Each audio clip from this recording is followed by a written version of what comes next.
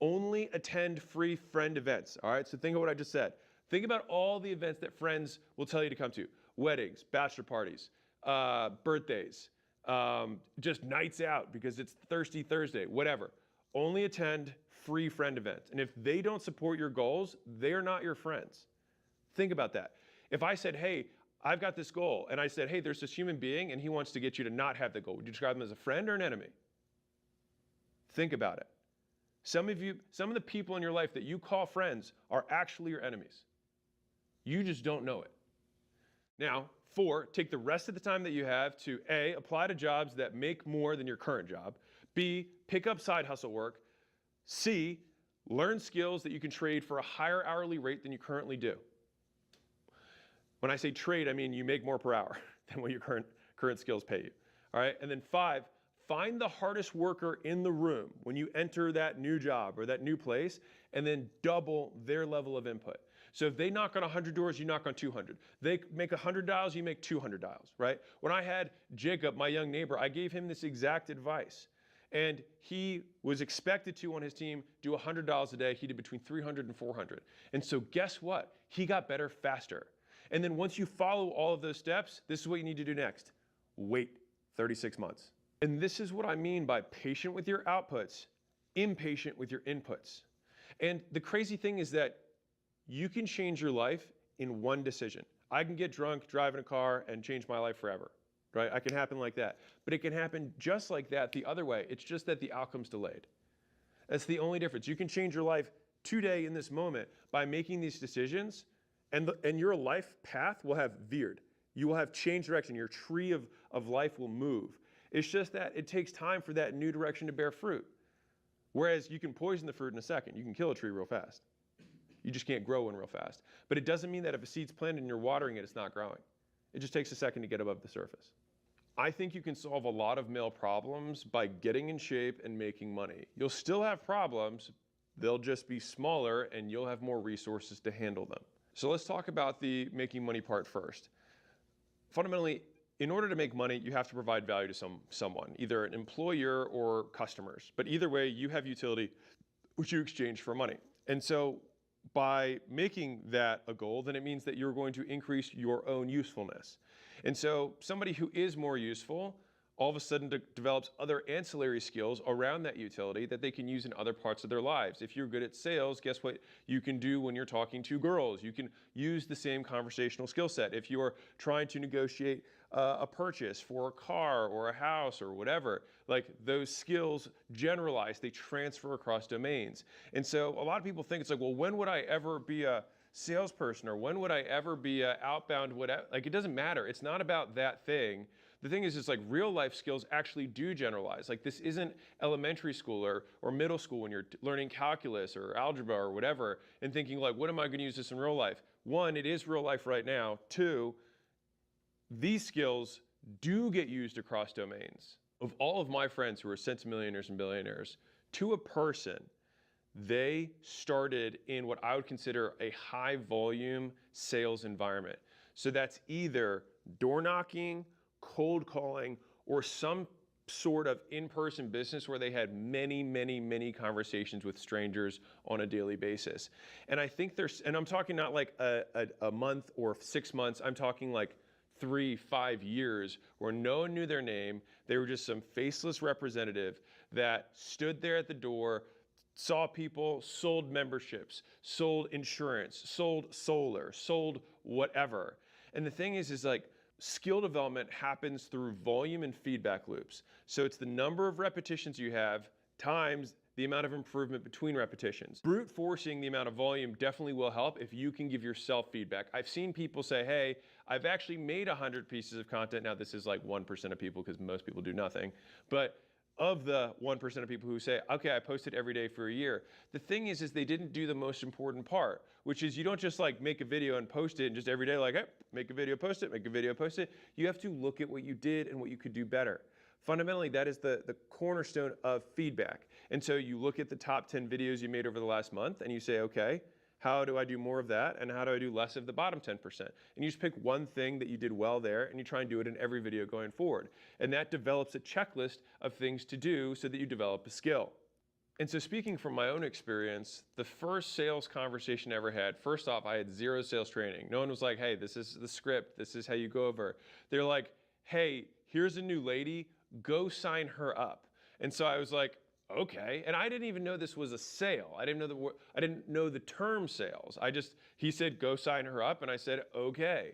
And so I walked over and she was like, hey, I want to know more about the gym. And I said, well, what do you want to know? And she was like, well, I mean, like, how much is it? And I was like, oh, it's whatever, $150 a month. And she was like, okay. And I was like, you want to sign up? And she said, I left my credit card at home. And I was like, okay. And she was like, I'll be back with the credit card. And I was like, cool. And so I walked out, and it was like 2 minutes, right? And I walked out, and the owner, Sam, was there with a few of other gym owners. He had brought a few gym owners, and so it was like 3 or 4 gym owners there. And he was like, damn. He was like, that was fast. And I was like, yeah. And he's like, you closed her? And I was like, yeah. And he was like, with a credit card? And I was like, oh no, she's going to go get it and she'll be back. And they just looked at each other and then looked back at me and then just started laughing at me uncontrollably, like couldn't breathe at how dumb what I had just said was. And the thing is I had no experience. And I tell that story because so many people assume that, like, I walked out of the womb closing deals. You know what I mean? Like, hey, nurse, what are you doing later? You know what I mean? Like, but it wasn't like that, right? Like, I didn't know. I didn't even know the term. And so, over time, I just started developing, like, okay, well, what do you do? And I watched other people. So I was like, okay, they start with asking them why someone's there, ask them about their goals, ask them things that they've done in the past that didn't work. I started like, okay, that seems to work okay. And then when they ask them to buy, then if they don't want to say yes, they ask them more questions rather than just saying okay. And so I started to develop at least an understanding of the framework of how sales occurred. But I still wasn't good, right? And so then I went through like that rocky cutscene period where this is where I'm very grateful for this, is that Facebook ads is when I started running them in 2013 were super cheap. And so it actually gave me so many repetitions, because not only was I taking 15 to 20 consults a day in person, I was also working leads. And so I'm talking to strangers over the phone to set the appointments. And so all I got was just names on a list. And I would call them, set the appointment, like, who is this again? All of that. And by the way, if you are local, you just say the name, pause with a question mark at the beginning. You're like, John? And then they'll be like, yeah. And you're like, this is Alex. I'd pause, and they're like, who the fuck is Alex? And I'd be like, from Facebook, you signed up for a blah, blah, blah, blah, blah, our thing? Yeah, I'm just calling to make sure that you're not a crazy person from the internet, and neither am I. I was like, we're actually on the corner of X and Y. I was like, right next to the 7-Eleven. They're like, yeah. I'm like, okay, cool. Well, I just wanted to see what time you want to come by. I was like, we have the sweetest facility in the world. Not really, but it's at least pretty decent for this area. But we have 5 out of 5 coolness.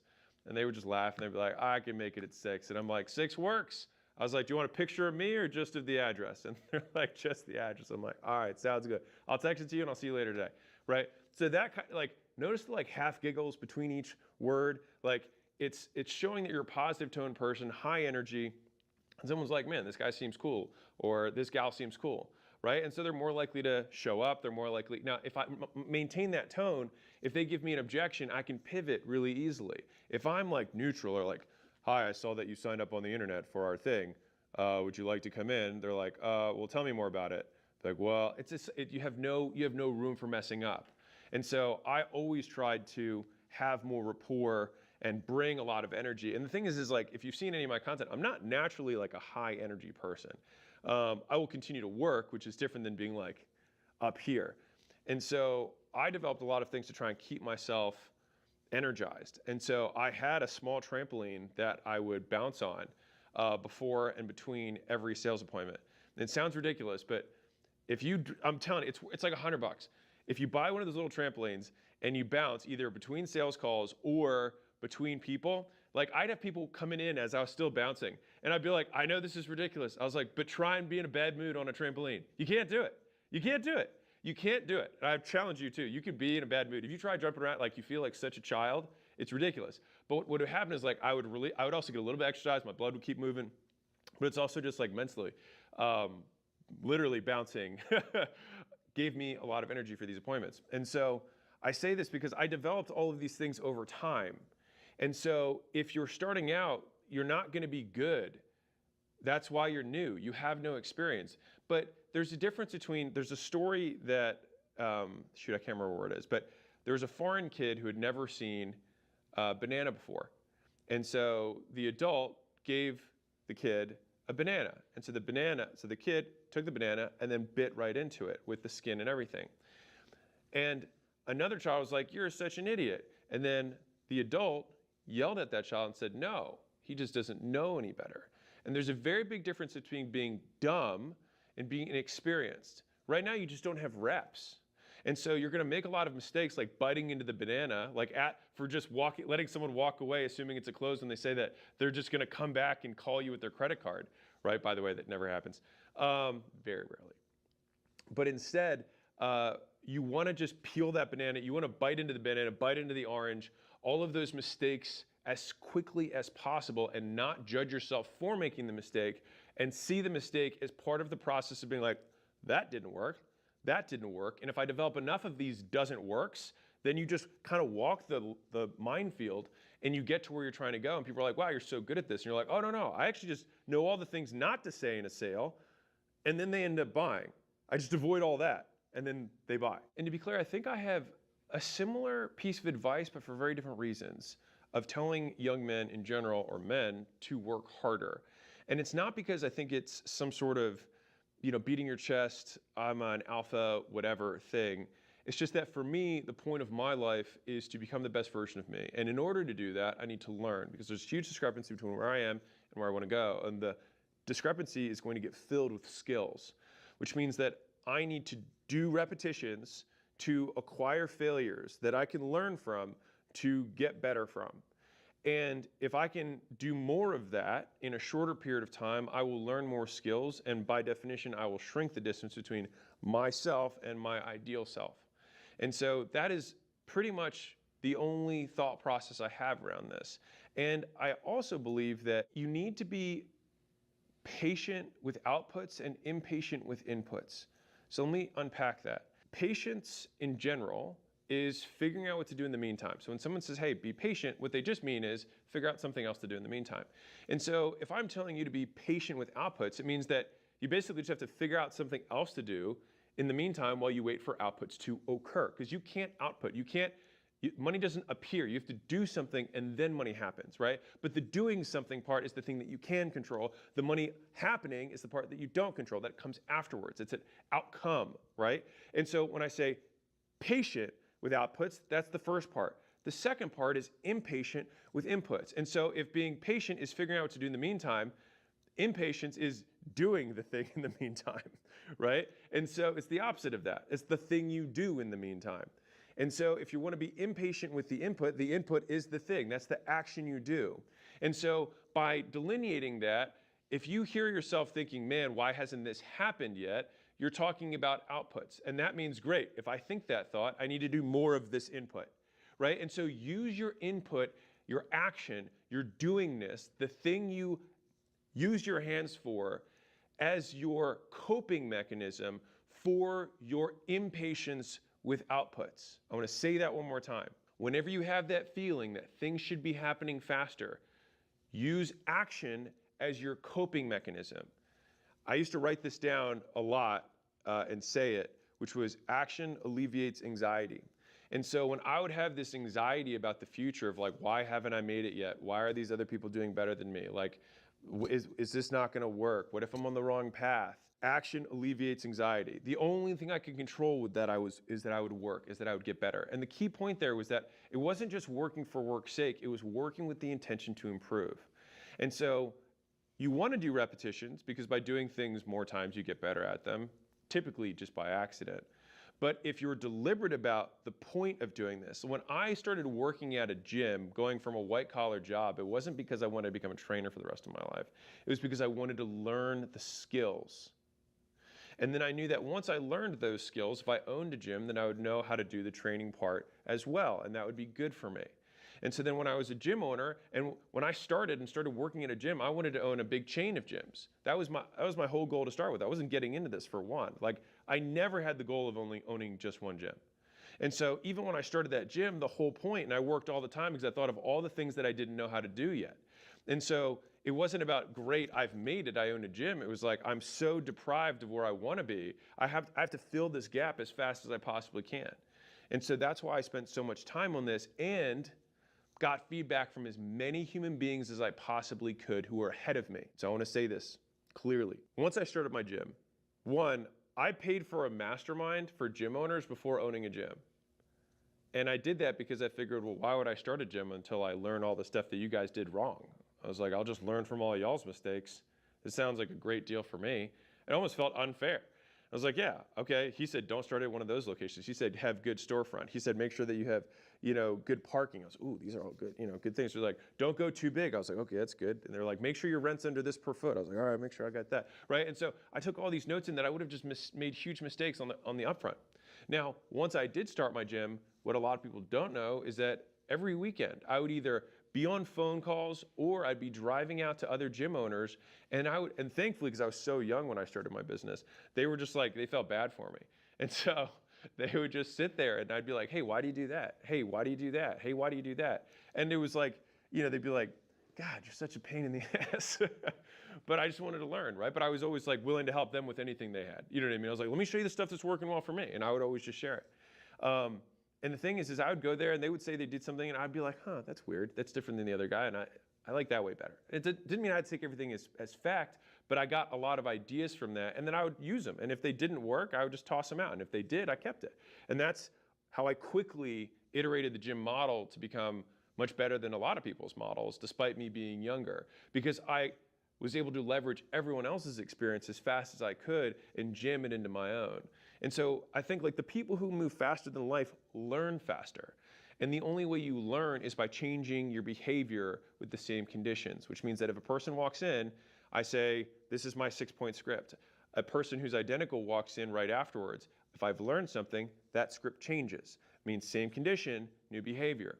And so if you keep doing the exact same thing every single day, then you may not be learning. And this is a key point. It's good to work hard, but it's good to work hard and smart, which means that the work you do gets better because you tweak things. And so if you're not documenting the process that you have, and I'm not saying you're making content about it, but literally looking back at game footage, looking at the calls you did, looking at the content you did. I do this today. People ask me like, what are the masterminds you're into? What are the courses you learn from? I have now broken apart the learning process that I have that works best for me because I see the biggest gains and improvement haven't come from advice for me, for the most part. They came from looking at data, which was, let me look at the last 2,000 ads I made. Let me look at the top 50. Let me look at what these ones have in common. Let me look at what they don't look like compared to the bottom 50. Okay, these ones have these characteristics, these don't. I'll do more of this and less of that. And then I do another 100 ads and I look at the top 10 again. I say, what do these ones have that these ones don't? And I do that for sales calls, I do that for content, I do that for meetings, I do that for businesses in general when you start zooming out. And so that process of do a lot of volume, then look at the outcomes that were good, look at the activities that led to those outcomes that are positive, do more of those activities, look at the bottom percentages, look at the things that led to not having that happen, and do less of those. And if you're younger, and this is specific for everyone who's listening to this video, if you're probably sub 30, sub 28, maybe, right? If you're in your 20s or less, you can probably get away with this, which is that people ahead of you are more willing, believe it or not, to feel like they have status. So you can give them status by saying, be a mentor. And the thing is, a lot of young guys have a lot of ego, right? Because you're trying to prove yourself, trying to be a man, whatever. The thing is that if you humble yourself, it's not like there's some fucking massive scoreboard where it's like who humbled themselves to whom across the whole US. It's not exist. It's just within one dynamic, right? And so if you go and say, hey, I don't know anything, I'm happy to learn. If you do that, then a lot of people are like, oh, well, he humbled himself. Well, yeah, I'm happy to teach you. And the thing is they'll give you advice that's worth thousands of dollars, years of your life for free if you just say, you're better than I am at this. But the thing is that at the end of the day, none of it matters, but scoreboard would be the thing that matters in business, right? And so the only thing that precedes the scoreboard is your learning. I've spent ego points, I've spent dollars, I've spent time, I've spent social capital. I spent every resource that I had to get more learning faster. Because fundamentally, the only thing, and I think this is probably one of the biggest gifts my father gave me, is believing that I am the asset I am investing in. And the cool thing is that you are the permanent hold, right? You can't sell you. Like, you're you until you die. And so this is the one asset you've got, because you compound. Skills compound. When you get really good at sales and really good at finance, guess what? You can raise $1 billion, because you know how the finance world works and you know how the sales world works, right? If you know how to code and market, then guess what? You can build software and sell it to gazillions of people because you have the product and the acquisition. Like, skills stack disproportionately. If you only know one, you might not be able to make a tenth as much as if you know two. Now, obviously, those are big bucketed terms that have many, many, many skills underneath of them. But fundamentally, when you think about it that way, you become a weapon. So let's tackle the second part. I said you can solve a lot of male problems by getting in shape and making money. And so let's talk about the getting in shape side. So you can avoid tons of problems in life by doing one thing: going to bed on time. And so instead of setting alarms to wake up, set alarms to go to sleep on time. It's hard to wake up late when you go to bed at 9. Right? And so the thing is that one simple behavior actually can eliminate a lot of the things that derail men, especially young men. And so Charlie Munger talks about this a lot, which is like, all I'd want to do is find out where I'm going to die and never go there. The whole point is he thought so much more about avoiding stupidity than trying to be intelligent. It's kind of like the stupidities are very easy to identify, the intelligence is hard. But if you avoid all stupidity, you just become intelligent by default. And so if you define intelligence the way I do, which is rate of learning, so how quickly you pick things up, that is intelligence. If you can avoid all of these things that make you look like an idiot, right, then you become more intelligent. And so let's talk about this from the getting in shape perspective. Show me a situation where you have two groups of men. One group of men that is really out of shape and fat, and another group of men that's really in shape, that are going to outperform one another. And this is generalized, so you have to take random sampling of the population, a bunch of in shape guys, a bunch of overweight guys. Who's going to do better at any task over and over again? If we pick 10 tasks that are completely different, the in-shape guys are going to do better than the out-of-shape guys, period. They're going to have more energy. They're going to be more focused. If it's anything interrelated, like interrelations-based, like those guys are going to close higher percentages. If you're better looking, you will close more. If you're better looking, you get paid more. If you're better looking, you get more promoted. If you're better looking, you do better in content. Period. Fight me. And so the thing is like, if you have this one thing that affects every way that people see you, and the only thing you have to do is control what you put into your mouth, then don't you think it's worth developing that most basic skill of discipline at this point in your life? Because the thing is that you want to get in shape young, because if you're not in shape, guess whose fault that is? So get in shape now. Thing is it costs time, not money. And right now, you've got time and not money. And time only becomes more expensive as you age. So buy it now while time costs you the least and you have the fewest responsibilities. It'll help you no matter what life path you choose. The thing that no one recognizes is that drinking costs you 2 days, the day you drink and the day you recover, and sometimes the weeks afterwards for the stupid thing you did while you were drunk that everyone else saw. It reminds me of this quote from Muhammad Ali, and I asked my team to pull it up because I think it's so good, also because he was the greatest of all time and just a cool dude. What's the central part of your training? Is it running? Is it sparring? Or Central part is dodging the nightclubs and the parties and the girls. You want the truth? And being in the bed by yourself 9 o'clock at night. And if you can get by that, you'll make it. Yeah, that's the truth. Now, I'll tell you the truth. You talk all that running and hitting the bags and jogging and vitamins you won't. And dodging ladies is the main thing. Especially when you're pretty like me. And I'll speak to myself personally. When I had my intense periods of work, I would take off for a long, long time. So the longest stint I took off was 2 years while I was scaling Gym Launch from, the 20 months where we went from 0 to 4.5 million a month, 4.4 to be technical. I didn't drink that whole period. Again. And right now, acquisition.com is scaling like crazy. And so Layla and I both said, let's just stop drinking for the foreseeable. Then same thing now. So that was when I was in my 20s. This is now when I'm in my 30s. And I'll probably continue this until I feel like I'm at a place where things feel chill again and then like maybe I'll partake again. But the thing is like if you're hungry, argue me the opposite, which is me drinking more will make it more likely for me to hit my goals. I think you'd have a tough time making that argument. And so right now, everything's compounding is amplified, right? The stuff you do now amplifies throughout your career and your life. And so I would want to stack as many advantages as I can to my favorite, which is like, I'm going to go to sleep on time. I'm going to not drink, right? I'm going to get in shape, right? I'm going to do as many repetitions as I can. I'm going to humble myself with people who are more experienced than I am. Even if I think I'm smarter than them, they still know more. And there's a big difference in this. What I think is really tough for younger guys is that your brain at 25 to, like 25-ish, 25 to 30 is like peak processing power. But I'm way fucking smarter now than I was then because I've still learned more. And that's the thing is that you may be smarter than someone in sheer processing power, but they still might know more than you. And so you can't live their life. And especially if somebody is further ahead, then it still means that they have knowledge that you don't. And so listen, and humbling yourself to somebody, even if you think you are smarter, will teach you more. Because again, argue the opposite. I will learn nothing from no one. How does that help you? It helps you if your ego feel good. But at some point, your ego's gonna have to rectify its good feeling with reality, which is that you're broke as shit and no one cares. And so I would rather humble myself rather than have the world humble me. This is a Bible quote that I just really like a lot. It's Matthew 23:12. It said, those who are humble will be exalted, and whoever exalts himself will be humbled. I actually told that to one of our team the other day because I felt like his ego was getting a little bit bigger than it probably should have been. And I said, listen, man, I was like, if you want to get humbled, keep doing what you're doing. I was like, but if you want people to talk you up, I was like, humble yourself, let your work for you, and then everyone else will exalt you. And so I think most men want to be respected. They don't have respect, and so they compensate by exalting themselves because it makes them feel better in the short term, but you look like an idiot in the long term. And think about it like this, like for some reason, I don't know why we're wired this way, but we say nice things about ourselves and we feel good, but everyone else feels bad, right? If everyone else says nice things about you, it doesn't make them feel bad to say it, but it makes you feel good. Think about those people in your life who always like talk themselves up. It's like, what do you see? You're like, this guy's so insecure. It's obvious. And you look that way. You don't feel that way, but you look that way. And some of the things that you develop as you get older is the separation between how I look and how I feel, which is like, oh, even though this feels good, I look dumb doing this. Your feelings can lie to you in terms of how well this behavior is serving you with your goals in the long term. And while we're talking about your friends exalting you and your friends saying you're cool, how much do their opinions of you really matter? Because now this is going to take a completely different direction than you expected, which is you being humble is a description that other people would give to you, but it relies on you caring a lot of what they think, which is a double-edged sword. And the younger you are, actually at all points, it hurts you. It's kind of like the stock market. One person, two person, 1 day or 2 days in the stock market, it's just about sentiment. But how big the stock goes over a decade is about how good the intrinsic stock is. And so if a few people say you're an asshole, no big deal. If everyone says you're an asshole, probably a problem, right? And so it's understanding the nuance between that. But your friend group has a disproportionate sway over your behavior. And so your reference group is one of the number one correlations with how big your life gets, or rather, the goals you achieve. Now, they've done the studies in terms of finance because it's easy to quantify, but your reference group, the 5 people you compare yourself to, not necessarily spend the most time with, but compare yourself to, are the ones that determine your future.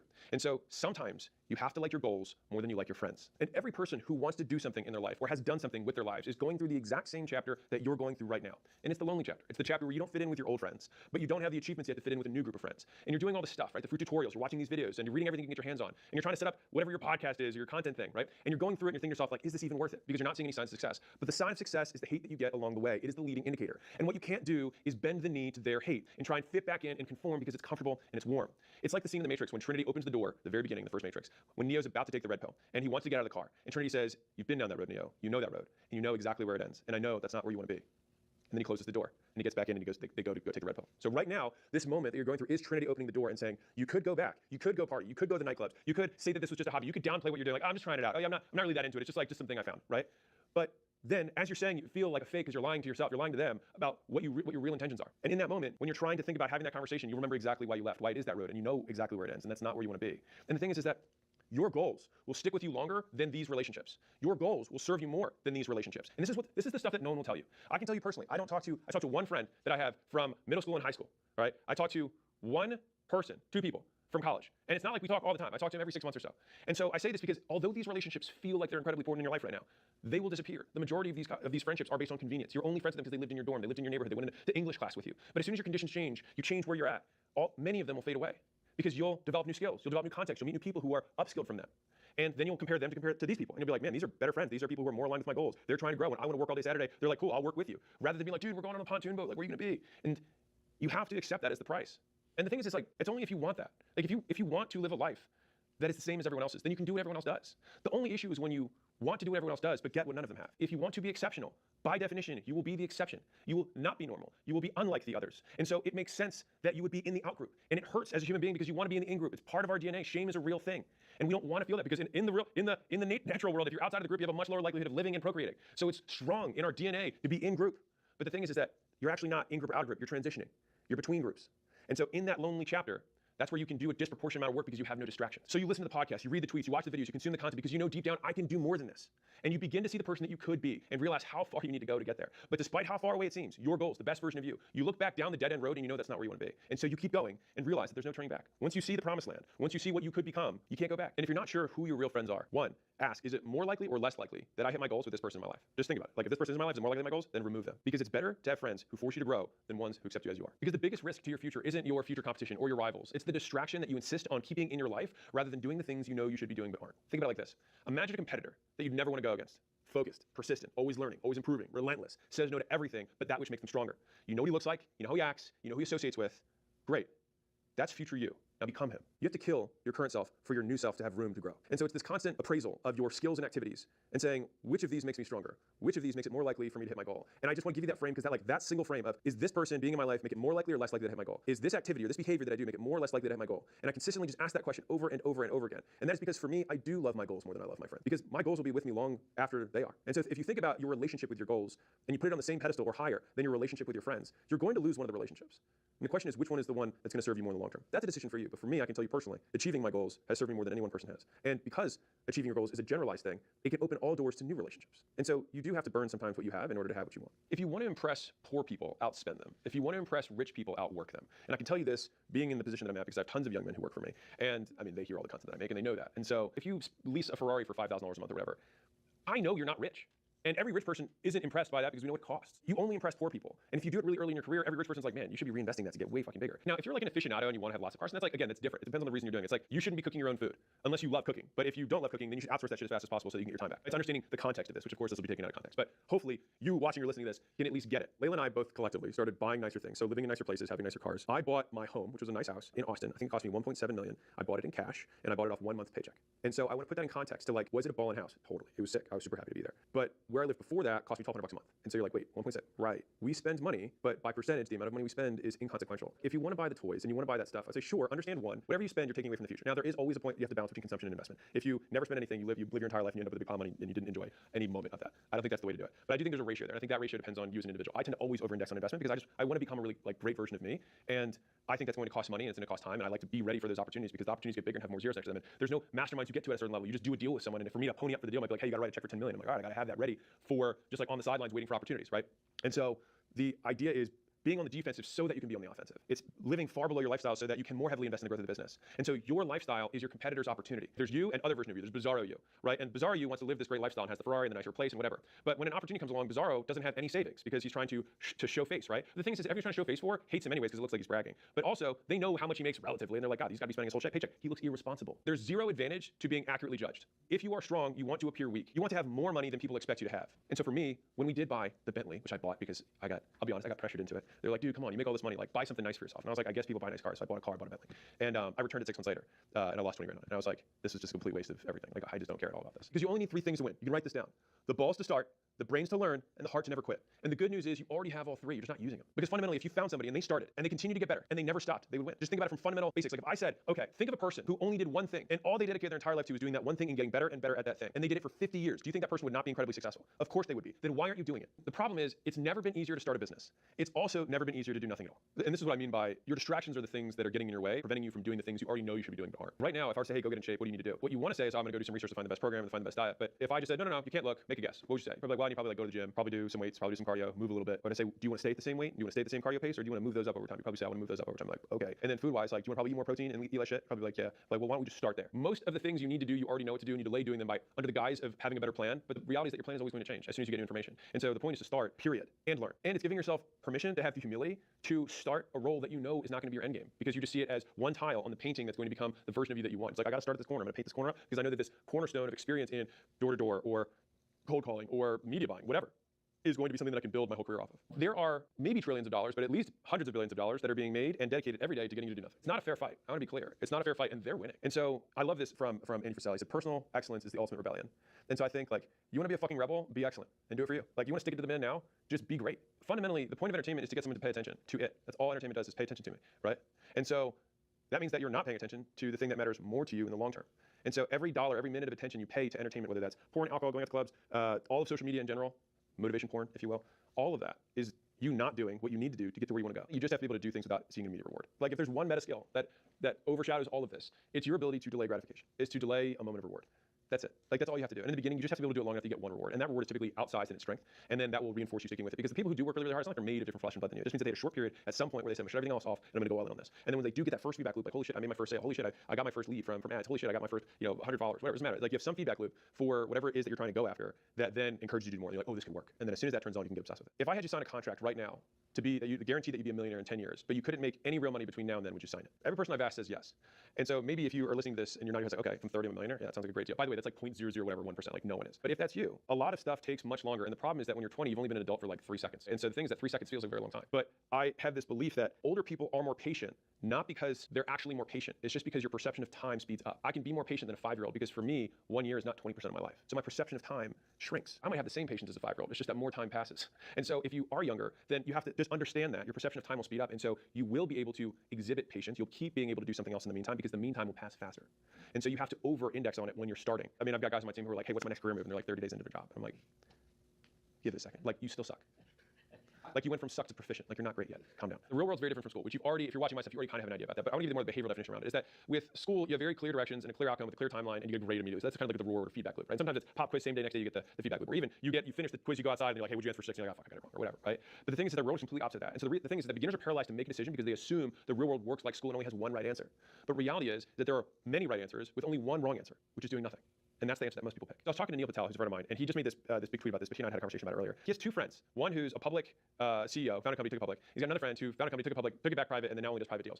The guy who does public and made all his money public is like, you gotta go public. And the other guy who took his company public and it was a big mess and then took it private again is actually richer than the guy who made his company public. Both those guys are billionaires, and both gave advice, and they had differing advice. And so I don't see it as one is right or wrong. It's that there are many right paths, but only one thing will prevent you from achieving all of it, which is the only thing I'm trying to conquer in this video is getting you to not do the one wrong path, which is fear. Fear of not making it work, fear of other people's disapproval who don't matter anyways, that you aren't cool anymore, or because you don't show up to social events, or because you don't blow money on stuff that doesn't matter anymore, or you're not wearing the brands that they think are cool. Is all of that worth you for the rest of your life having the crushing feeling of mediocrity knowing you could do more? And I say it, and I can describe this because I've lived it. That's why I say it. I'm not saying that stuff's not going to happen. It absolutely will happen. It might even be worse than you imagine. But you will not die. And if you use the frame, does me losing all of these relationships and having more time increase the likelihood that I get to my goal, or decrease the likelihood that I get to my goal? All of a sudden, when you use the goal frame of the best version of you, all of a sudden it starts to make things a lot clearer. It's like, no, me going to this bachelorette party does not increase the likelihood that I hit my goals. And I'm not saying that you have to make that sacrifice every time. But the thing is you're making a sacrifice either way. You're either sacrificing your goals or you're sacrificing that relationship. And so some of you guys are like, oh, Alex, that sounds unbalanced. I'm going to get a couple comments from the fucking online therapists of like, I think emotional well-being and mental wellness is super important. Well, first off, the pendulum's swinging back. No one gives a shit about the soft stuff anymore. Thank fucking God. But at some point, everyone who wants to achieve great things realizes that balance is a myth. And once they realize that, they become someone who achieves great things. At some point, every person who wants to achieve great things realizes that balance is a myth. And once they realize that, they become someone who achieves great things. And so there's this whole misnomer, this whole idea. Think about what mediocrity is. It's about being in the middle. It's the medium. It's being right in the middle, right? Balance. But anybody who is imbalanced is another way of saying more focused on the one thing will be better at that thing than you. And the question is just whether or not that thing that they choose to be better at will give them more leverage over all that other stuff later. And so if you work very hard and you create something that's very valuable for society, I promise you, you will be able to find a hotter wife. I promise you, you will have the money that you want. I promise you, you can buy the time that you want to have. You'll have all of that at your disposal. But if you choose the balanced life, there's nothing wrong with that. I just see that there's balance over a lifetime rather than balance at every moment of life. And so you might have seasons, like I took basically a year off during the last year of gym launch. I just didn't really do a lot. So I had more time than anybody and money, right? But I had seasons before that where I didn't take any time off. And so I think if you expand your time horizon for what balance really means, so this is a softer way of explaining it, then I think that will, make you sleep well at night. But real talk, I work all the time because I like to do it. And I think that once you get a fast feedback loop with the work that you like that also propels your goals, then you're not going to do anything else. And it's not like I or some of the people that, it's not like the people that you look up to have some sort of Herculean work ethic or discipline that you don't. They like things that happen to also bring them status. And that means that they went through a small period where they started doing that thing when they weren't good at it and it didn't bring them status, but they were able to make it through that bridge until it eventually did start working and did bring them status, and then they just kept going. So you just need enough gusto to start and just get through that period, to just get through your friends saying you suck for a little bit. And everything you start will not be fun because you'll suck, but getting good is fun, getting better is fun. And so I get excited a lot of times when I see how bad I am at something that's new because I have enough generalized reinforcement for learning how to get better at things that you learn the skill of getting better. Like that's a meta skill. You learn how to learn. And so just see it as an opportunity to learn how to do anything better. So if you have a first thing, then that's the first thing that you get better at. And then you learn the skill of getting better and you can apply it all over the place. Some of you guys are listening to this and you're like, okay, this is great. I'm feeling awesome. The thing is that people, maybe it's you, are waiting for this perfect moment, but it doesn't come, right? It happens the moment you decide that you're fed up with waiting and decide to take action. And it only becomes the perfect moment when you look back on it, because today it just looks like now. I had a conversation with a young man yesterday who said, listen, I have demons. And I was like, bro, you don't have fucking demons. I was like, shut up.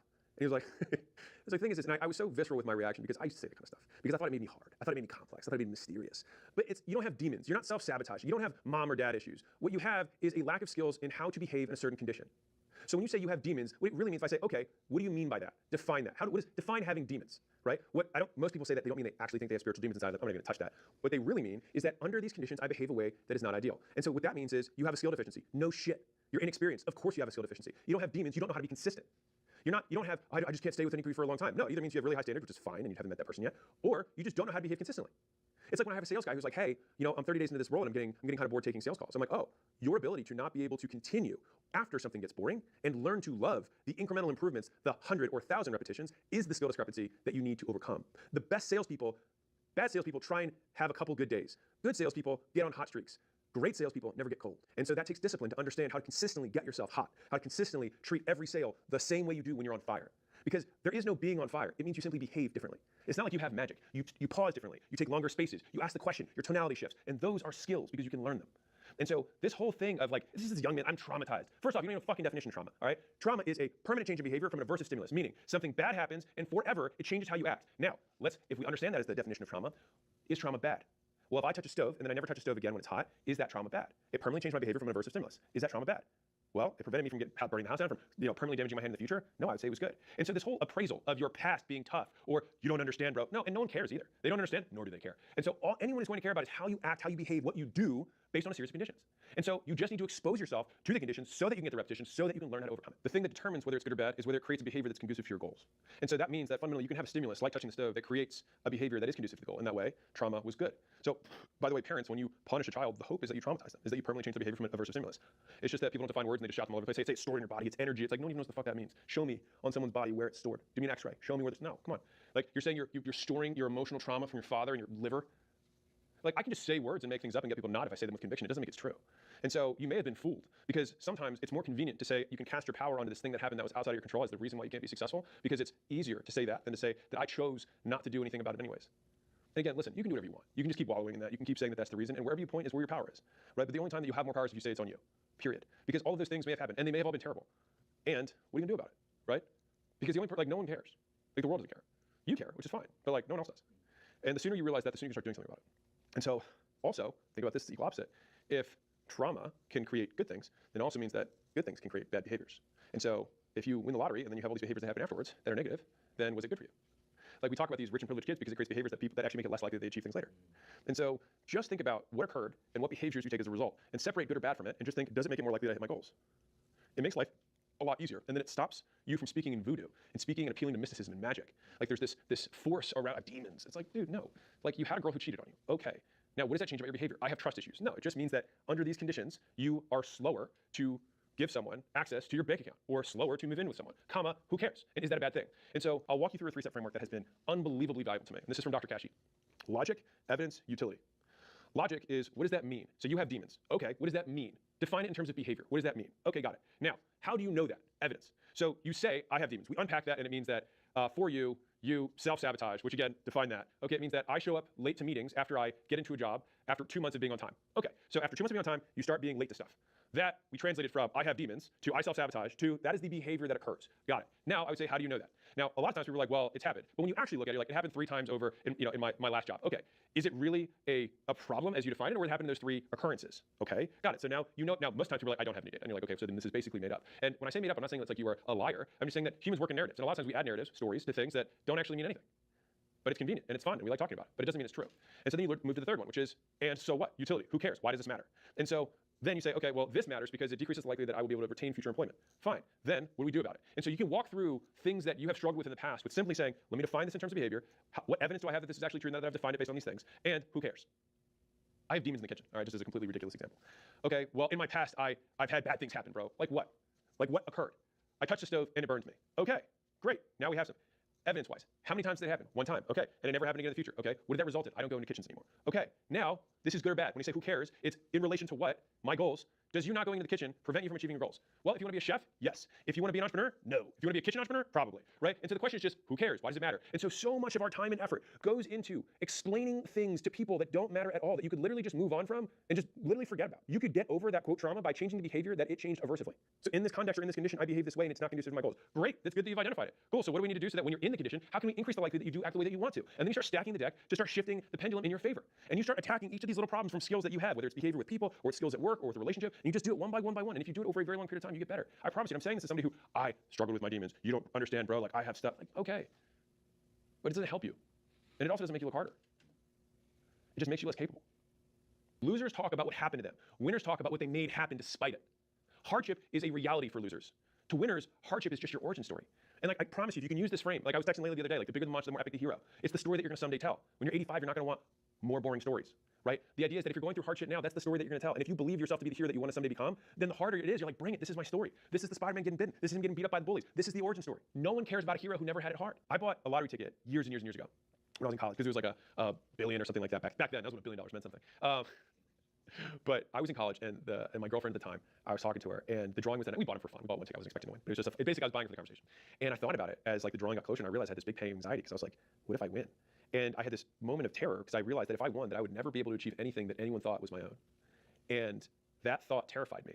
And thankfully, I didn't win the $1 billion, and I got to make the life that I have. And so I think Epictetus says this, but it's something to the degree of what a shame it would be for someone to never encounter hardship because they would never be able to see who they are. And so I think that if you have gone through hardship, or you are going through hardship, this is the opportunity to prove to yourself, not anyone else, that you are who you say you are. And you are made of what you say you are made of. And you can choose to allow that hardship to make you harder, to make you more resilient, to make you more persistent, to make you more relentless, to make you more driven towards whatever you want to do or whoever you want to be. Or you can allow it to be an ankle weight. You can allow it to be your trauma, right? That is your demon that you're fighting every day. But the thing is like, everyone has demons. Everyone has hard shit. And I want to tell you this frame that'll hopefully change someone's perspective, which is that your hard stuff may have been harder than other people's hard stuff. But if I take a human being who's never encountered anything, and then I poke them with a needle, that will be a 10 out of 10 hardship for them. And so I believe personally that humans experience pain the same way. It's why when a man feels disrespected, it hurts just as much as someone else going through another crazy hardship. And you know what? Even if that guy's white, a 10 out of 10 pain still feels like a 10 out of 10 pain. Now, could that pain be less on the absolute scale of worst scenario? Yeah, it could be. But also, who cares? And so my point here is that every single human being on earth has gone through their version of 10 out of 10 pain, which normalizes pain across the spectrum, which then leaves you with the only natural thing you have left, which is, what do I do now? And if you wanted to design the perfect version of you, the savage competitor, the gladiator at the end of the life that has the scars and the scraggly beard, but has been through shit, has done things, and has realized their potential, what would you do to maximize the likelihood that you become that savage hero? Would you give them the padded lifestyle? Would you give them the immediate win? Would you give them the easy life? Probably not. You would probably put you through what you're going through right now to become that person. And so why would you resent the chapter you're in because it's a requirement for becoming who you say you want to be? Let's say you've gotten over your little demon thing. And when I say gotten over, you just stop giving it power by saying it now is the reason that you can't be successful. Awesome. So what do you do now, right? So you got to start figuring things out. And that figured out muscle is probably the most powerful muscle you can build. It's just like, oh, I don't know how to do this. I will figure it out. Why? Because I figured out things in the past and I can do it again. And if that person can do it and they're no smarter than I am, they have 2 hands and a brain, I can do it too. So the next time that you say you can't figure something out, just set a timer for 20 hours and actually try for 20 hours before you quit. What you'll often realize is it's not hard. You just haven't even tried yet. If you can shrink the time between saying you want to learn something and beginning to try the thing and extend the time before you say, hey, this is hard, then you will be able to accomplish way more than you think. You can learn most things in 20 hours. The problem is that most people delay the first 20 hours by years. And if you really measured yourself by the amount of action you take, not your desire, not your deservingness, or even your effort, you might actually be embarrassed because what you're looking at is reality. It's about what you do, not what you say you're going to do, how much you want the outcome from what you're doing, how much you think you deserve the thing that's going to happen after you do it, or how hard you try. Because 1, no one cares. 2, reality doesn't care either, because the only thing that matters that you can control is input. And you would be absolutely astonished at what you can accomplish when you give yourself no choice. Every third time I do a Q&A, I get asked the question, what keeps you going when things were tough? Like, what did you think about? And I could come up with something that was really compelling, but the honest truth is I just never considered quitting. It was just not on my choice of options at the table. Because for me, the idea of going back to Baltimore as a failure was so much worse than anything else that I could encounter that it just wasn't even a consideration. And so the only natural option I had was to persist, was to endure, was to continue. And so I think if you use that frame as, there have been people who have gone through significantly worse than what I'm going through right now. And for those of you who claim the demon card of like, I've been through shit, then prove it. Was it worse than this? Great. Then you can prove that it was so hard by being hard now. Across timeframes in history, across countries, across cultures, across age groups, across race, gender, everyone respects the man who works. Because as men, we are always judged by what we can do. And if you are doing things, then people know that you are contributing. That is how you prove utility. Work ethic is the currency of respect. If you want to earn respect, you earn it through work. And sometimes that's working on yourself, that's sometimes working on a skill, working on a product, but it is all through work, through effort. I'll tell you something that shifted my life, which is that entrepreneurship is not a game of best man wins. It's a game of last man standing. And there's a lot of games that are like this. And fundamentally, that's an infinite game frame versus a finite game frame. And I will read you the quote that Layla had framed and put in my office. Ask the girl, shoot the shot, launch the business, run the ad, quit the job, take the risk. Because when you're 85 years old and on your deathbed, you're not going to wish you a few crazy stories.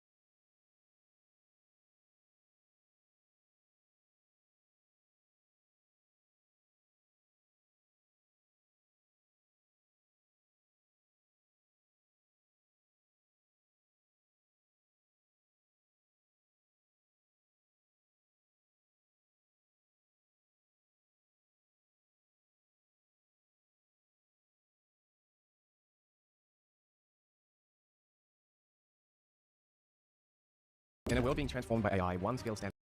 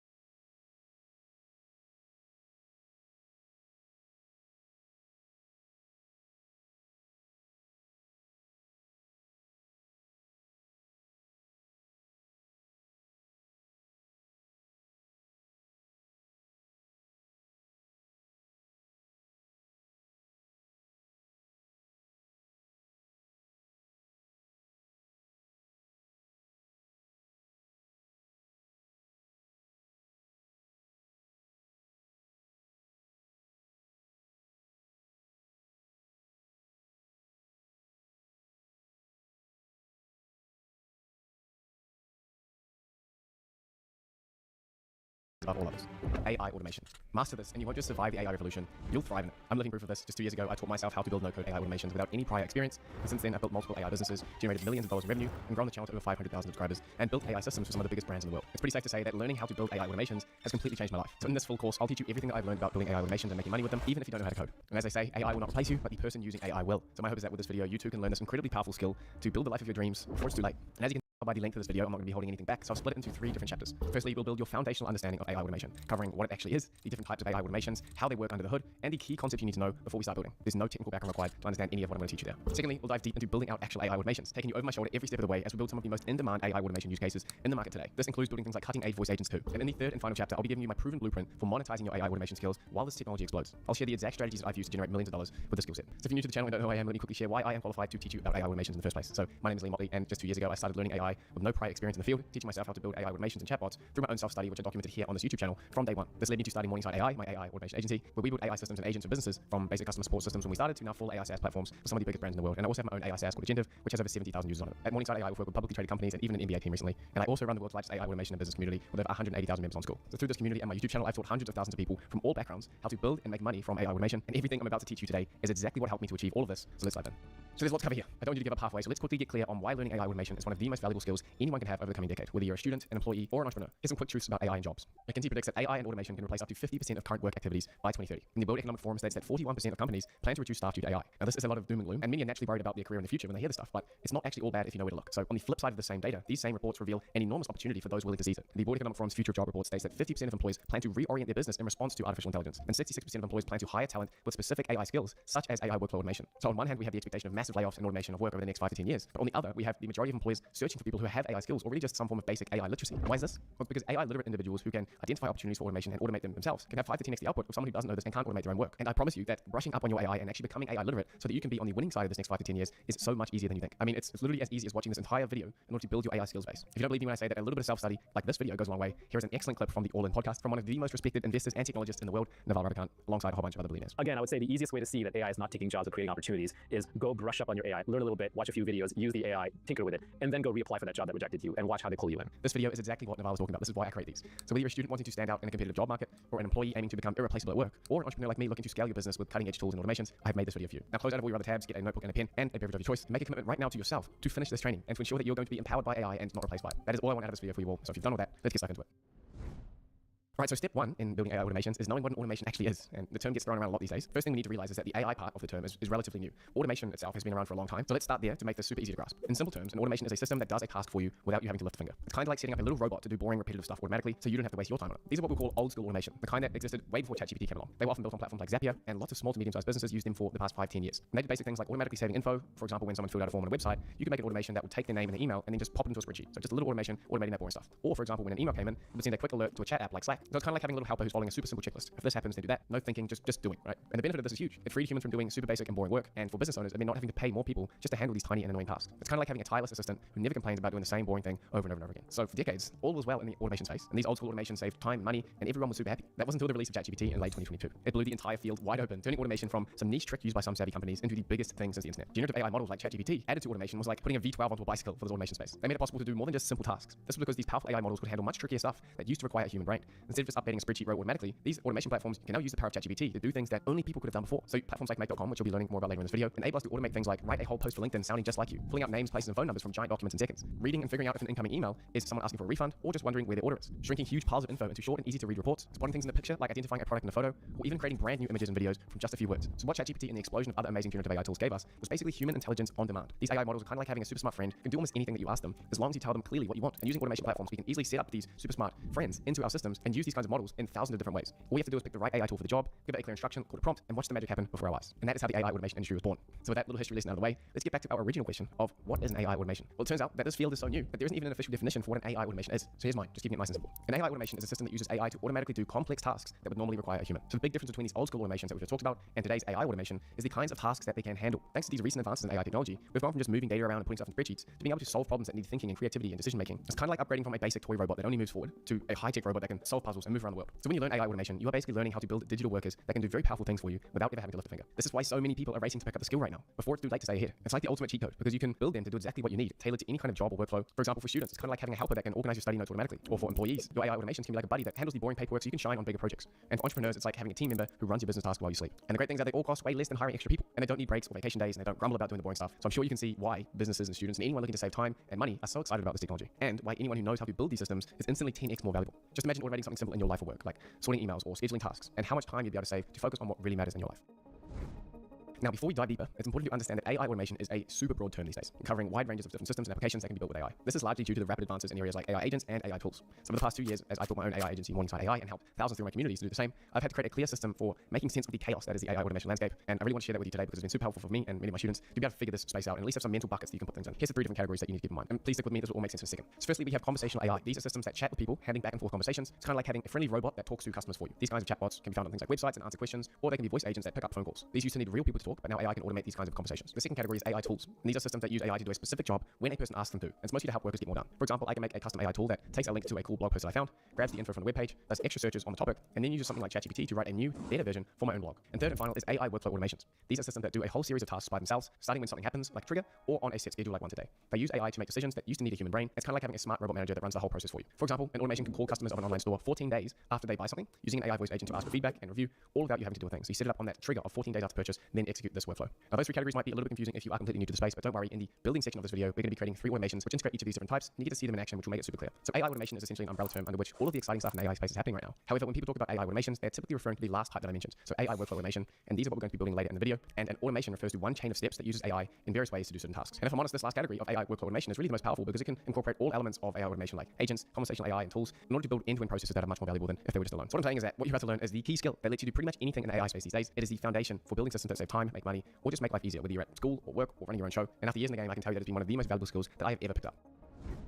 So now that you understand what AI automations are, let's take a little peek under the hood and see how they actually work. So don't worry if this sounds tricky. I've been breaking down this kind of complex AI stuff for years now, so I'm going to make this super easy to understand for you. So you can think of an AI automation like a factory's assembly line, right? There's different stations, and they're all working together to build something awesome from start to finish. It's kind of like having a team of little robots, each with a special job, passing the project along until it's done. So let's go through the 5 key parts that make this magic happen. Firstly, we have the trigger. This is the very first step of an automation. You can think of it as the factory's start button, or the whistle that says, let's go. It's what kicks everything into gear. It could be something like a new email popping into your inbox, a form being filled out on a website, or even a specific time of day. This is more of a schedule. Secondly, we have a filter. So not everything that starts in the automation should keep going through it. So a filter essentially checks if what came in is the right stuff to work on. It's like how a factory worker does some kind of quality control and checks if the materials that they've received are good enough to use in the final product. If they're not, then they get tossed out, and if they are, then they move forward to the next part of the sequence. You can think of it kind of like a bounce rate club, where only the important stuff and the good things that you want inside the club or in your automation are allowed through. Thirdly, we have actions. So this is where the real work gets done. Actions are the steps your automation takes, like the different stations in a factory, where each one does a specific job. So for example, your automation might send an email, update a list, or create some kind of report. Often there are going to be several actions, one after another, just like a product moving down the line, getting built bit by bit, in order to achieve one of these outcomes. Next, we have the intelligence layer. So this is where the AI magic shines. This part is like having a super smart robot on the assembly line that can think, analyze, and make decisions on the spot, and you can tell it how to think using prompting. The AI inside your automation can look at each task, figure out what's needed, and adapt based on the context you provided. Like deciding how urgent something is, writing a custom message, or pulling out key info from a big mess of data. These intelligent steps can go way beyond just following some kind of preset rules that we saw with old school automations. Next, we have the formatting. So just like items in the production line may need some sanding or trimming before another piece can be added on top, the data and automations often need some kind of adjustments along the way. And this is where we use a formatter to prepare things for the next step. And finally, we have the output.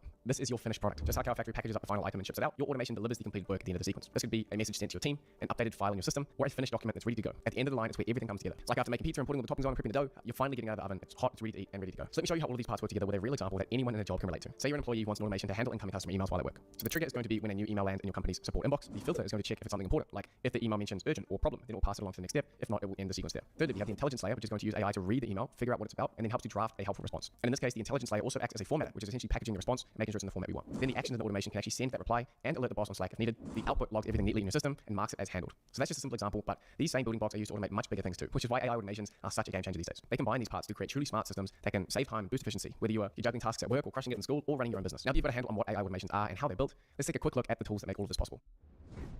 Now don't worry if this sounds a little bit too techy, soon these tools are going to literally be second nature for you and it's going to feel so easy to do. Creating automation starts with picking a main automation platform. These platforms are typically called workflow builders and they are the command center of your automation factory. They give you a blank canvas to design your automation on using the building blocks we've talked about, some of which are going to be powered by AI like ChatGPT. Popular workflow builders include make.com, which we're going to be using later in this video in the tutorial section. We have Zapier, which is great for quick setups, and we have Ideate, which is perfect if you want a bit more control. They are the brain of your operation and they're really just controlling how everything fits together. So workflow builders don't work alone. They're essentially a place to hook up all sorts of other tools to get the job done. So these are the categories of tools which you can connect to your workflow builders. Firstly, we have databases and spreadsheets. So for storing information and data, you can use things like Airtable or Google Sheets. You can think of them as basically the filing cabinets where you keep all your data neat and tidy. tidy so that you can save new things to the database. We can pull it into your automations as needed. Secondly, we have communication tools for sending messages, things like Slack or Google. They're like kind of walkie-talkies that can pass information around automatically for you. Then we have AI models, and these can add that smart human-level thinking like OpenAI's ChatGPT, which you can think of kind of like a genius buddy who solves problems for you when you give him the instructions that he needs. Then we have scheduling tools, which can handle time and meetings, things like Calendly or Google Calendar. And these are essentially like your personal planner to keep things running on schedule. Then we have forms and intake too. So this can collect information from people. We have things like Typeform or Tally. These are essentially input forms and triggers for your automations when someone fills them out. So as your automation goes through, it's like calling up all your friends on a group project. Each one is bringing their own special knowledge or capabilities to the table in order to help you to get to the end of that sequence and finish off the automation to create the final product. By building out a workflow, you are basically the boss at the factory. Once you know what each tool can do, you can mix and match them to work together smoothly along this assembly line. It's kind of like building with Lego blocks. You can just like snap the right pieces together to make something awesome. You get to decide which tools you connect, in what order, and how AI can make the whole system smarter as well. Which AI models do you use? Gemini? Do you use OpenAI? Do you use Perplexity for searching? There's so many different decisions you have to make, but it's really cool to be able to flex your kind of creativity in order to solve these problems. It's really like a new age form of problem solving, which is why I love it so much. I know I need to take this and get to this. How can I use AI to do that? And really force you to explore what's out there in terms of AI tools these days. So what kinds of workflows can we build? So for students, for example, you could build a study material organizer that automatically summarizes lecture recordings for you, creates flashcards from notes, and schedules review sessions based on your exam dates. An employee could improve their workflow with a meeting assistant that records and transcribes their meetings, and then generates action item summaries off that and update project management tools. Entrepreneurs could design a lead qualification system which automatically qualifies leads, calls them with an AI voice agent, and then sends them a custom proposal to automate that whole process. And that is exactly what you'll learn how to build by following along with me in this next section. So I'm going to show you how to build out a lead qualification automation step by step, starting simple and getting more complex as we go. We're going to be focusing on this business-based workflow because these kinds of business systems offer the best opportunity for monetizing your new skills, which I'll go into depth on at the very end, so stick with me. And you're going to be learning how you can start to make money immediately with these kinds of skills. So before we get into that, let's do a quick summary of this section. So firstly, an AI automation is a system that uses AI to automatically perform complex tasks that used to require humans. Secondly, we build them inside of workflow builders that incorporate integrations with tons and tons of other tools. And every automation has 6 key components. Firstly, a trigger, what starts the workflow, a filter, conditions that need to be met, the intelligence layer, which processes info and makes decisions with AI, the actions, which are the tasks that actually get performed, formatters, which clean things up, and the output, the final result or deliverable. So if you're feeling unclear about anything we've covered so far, feel free to go back and rewatch some of those sections and be ready to join us in the next step when we begin building. So it's really, really important that you do understand everything that we've gone over there because you're not going to have a solid foundation to build your technical skills on top of, which we're doing in the next section. So please, please, please, I've taken a lot of time to put all this information very, very gradually together. So you must understand everything that I've gone over just here before we go into the next phase. If that's all good, then let's take a look at what we're going to build together. Okay, so now that we have the foundational knowledge built that you need, we can now get into the second chapter of this video. We're going to be building 3 AI automations from scratch. We're going to be starting off with something super beginner friendly to get you started, and then working our way up to a much more advanced and valuable one by the end. Now, a very important note is that each of these automations build on each other. So you have to be able to do the first one in order to be able to make the second, and so on. So you cannot skip ahead. I've planned this out very carefully to gradually layer on your skills, so it's all very intentional. So please just trust the process. So over the next chapter, you'll learn almost all of the key skills you need to start building your own AI automations from scratch and be able to tap into this enormous opportunity that is AI automation. The system that we're going to be building gradually over the next 3 sections is an AI lead qualification and proposal generation system for a business. In the first tutorial, we'll be setting up the base, using AI to automatically qualify leads after they submit a form on their website. In the second tutorial, we'll improve that qualification ability by implementing an AI voice agent that can call the lead for more information. And finally, in the third tutorial, we'll implement an automated proposal generator that can instantly create proposals for qualified leads using the information collected on the phone call and in the lead form. The whole point of this is that as soon as someone's interested in contacting the business, they can kick things off for them immediately by getting a proposal in their hand. This process of qualification is a crucial part of running any business at scale because at the end of the day, not all people who come to a business are going to be a good fit for their services. So for example, someone may run an accountancy business, but they only choose to work with doctors. They are specialized in helping doctors with their finances. But if a builder fills out their website form, then that lead would not be qualified, right? Taking a call with them would be a waste of time because they are not a doctor. Therefore, to stop wasting time, almost all businesses need some kind of qualification system. And for qualified leads, most businesses need to make some kind of proposal for them in order to kind of look at it and see what they're proposing and then agree to that proposal. Since most proposals don't lead to a deal, maybe 20% if you're lucky, this is a huge waste of time and resources for the company. So long story short, what we're about to build will solve a number of key problems for basically any business, making it extremely valuable for you to be learning how to do it. And in fact, this is something you'll be able to go and sell directly to businesses when you're done. Here's what this process looks like without AI automation first. So a human sales rep must constantly check for new form submissions from the website, review each lead's details and evaluate if they're worth pursuing, research the company to understand how to help them, make phone calls and deliver competent pitches, and then manually create custom proposals. That is hours of repetitive work per week, and it could lead to potential leads slipping through the cracks if maybe they get the qualification wrong, they don't understand what the business is doing, they don't properly research it, or they're just too slow at getting back, and they have to wait a whole day for the lead to hear anything back. So decreasing the time it's going to take for a qualified lead to hear back from them is going to drastically increase their conversions. With AI automation, we can transform this tedious process into something much more efficient, which is exactly what we're going to be building together. So here's how it works. It's going to start as usual with a lead filling out the form on the website. Then the system is going to automatically qualify them using AI. Then it's going to further research the company using AI also. Then it's going to send an automated phone call to pitch your offer using an outbound AI voice agent. The system then saves the call outcome, summarizes the conversation, and generates a personalized proposal for them, all without a human having to lift a single finger and in a super scalable way. This is the power of AI automation. We're taking tasks that used to demand hours of manual work and turning them into workflows that run all by themselves. And we're going to build it all using several of the most popular tools from the automation ecosystem. So if you're as excited to learn this as I teach you, then let's get started. And everything that you need to follow along with it, including all resources, template, prompts, etc., is going to be available for free on my school community. You can find it in the first link in the description. You need to request a join. It will take 1 to 2 minutes to be accepted. Once you're in, you can just search for the title of this video, and you'll be able to find all the resources attached to it. So that is how you can get all the resources to follow along. Let's get stuck into it.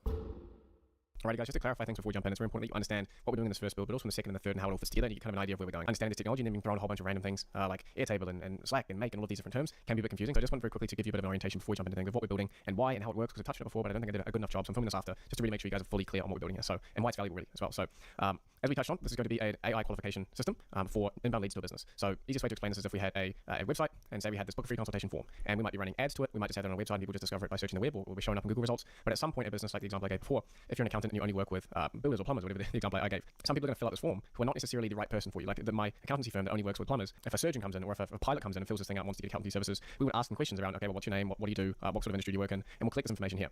And as I mentioned before, not all of the people who fill out your forms, particularly if you're running ads or doing content and it's driving traffic to this landing page as a business, not all of them are going to be people that you actually want to get on calls with. Because if you get on calls with them and they're not your ICP or the person that you can potentially work with, then it's going to be a complete waste of time. So qualifications is a very essential part in pretty much any business. And what you're going to build is a very, very powerful system starting off with something basic like this, and we're going to progress to something a bit more advanced like this, and then finally something extremely valuable and powerful that you guys are all going to be able to build along and ultimately sell this to someone if you want to afterwards. So that's going to be covered in the monetization section. But just to clarify sort of what we're going to be doing here in this first build, you'll start off with building a form on Tally. So we're essentially replicating this kind of website form, but we're just going to build it in Tally in this case. You can embed these into different websites, etc. But just think of this as a form that people will get sent to. So maybe they click on an ad and then they get sent to this, how can we help? We're going to build out this form, and then when people click submit on this form, it's going to send them into this basically a fancy spreadsheet. And in this case, we're using Airtable. Airtable's like a really awesome platform you're going to get to use a lot within this build. But Airtable, you can think of like a fancy spreadsheet, and we're going to be able to map each of these answers to a row in this database here. So every time someone fills this form out that we create, it's going to load it and add it as a row into this database. And the cool thing there is that Airtable allows us to, within make.com, our workflow builder, it allows us to set up events that when things happen in Airtable, like, okay, let's watch for new records that arrive. And that's what this here is doing. So this trigger of our automation is going to be watching for new records that arrive in this, and then it's going to take anything that arrives in here, say this first row, and then it's going to put it through this automation here. So this is going to be a very basic one where we've taken actually the AI component out of this. Before Airtable really got advanced with the AI features, what you're doing here is take the information from the Airtable, you do some ChatGPT step here, and then you've got to do things afterwards. But in this case, I'm making it extra simple for you guys, and that we're actually just using Airtable's built-in AI features. So down here you can see in the tutorial that you're about to go into, we will use Airtable to create an AI column here that's going to take in information like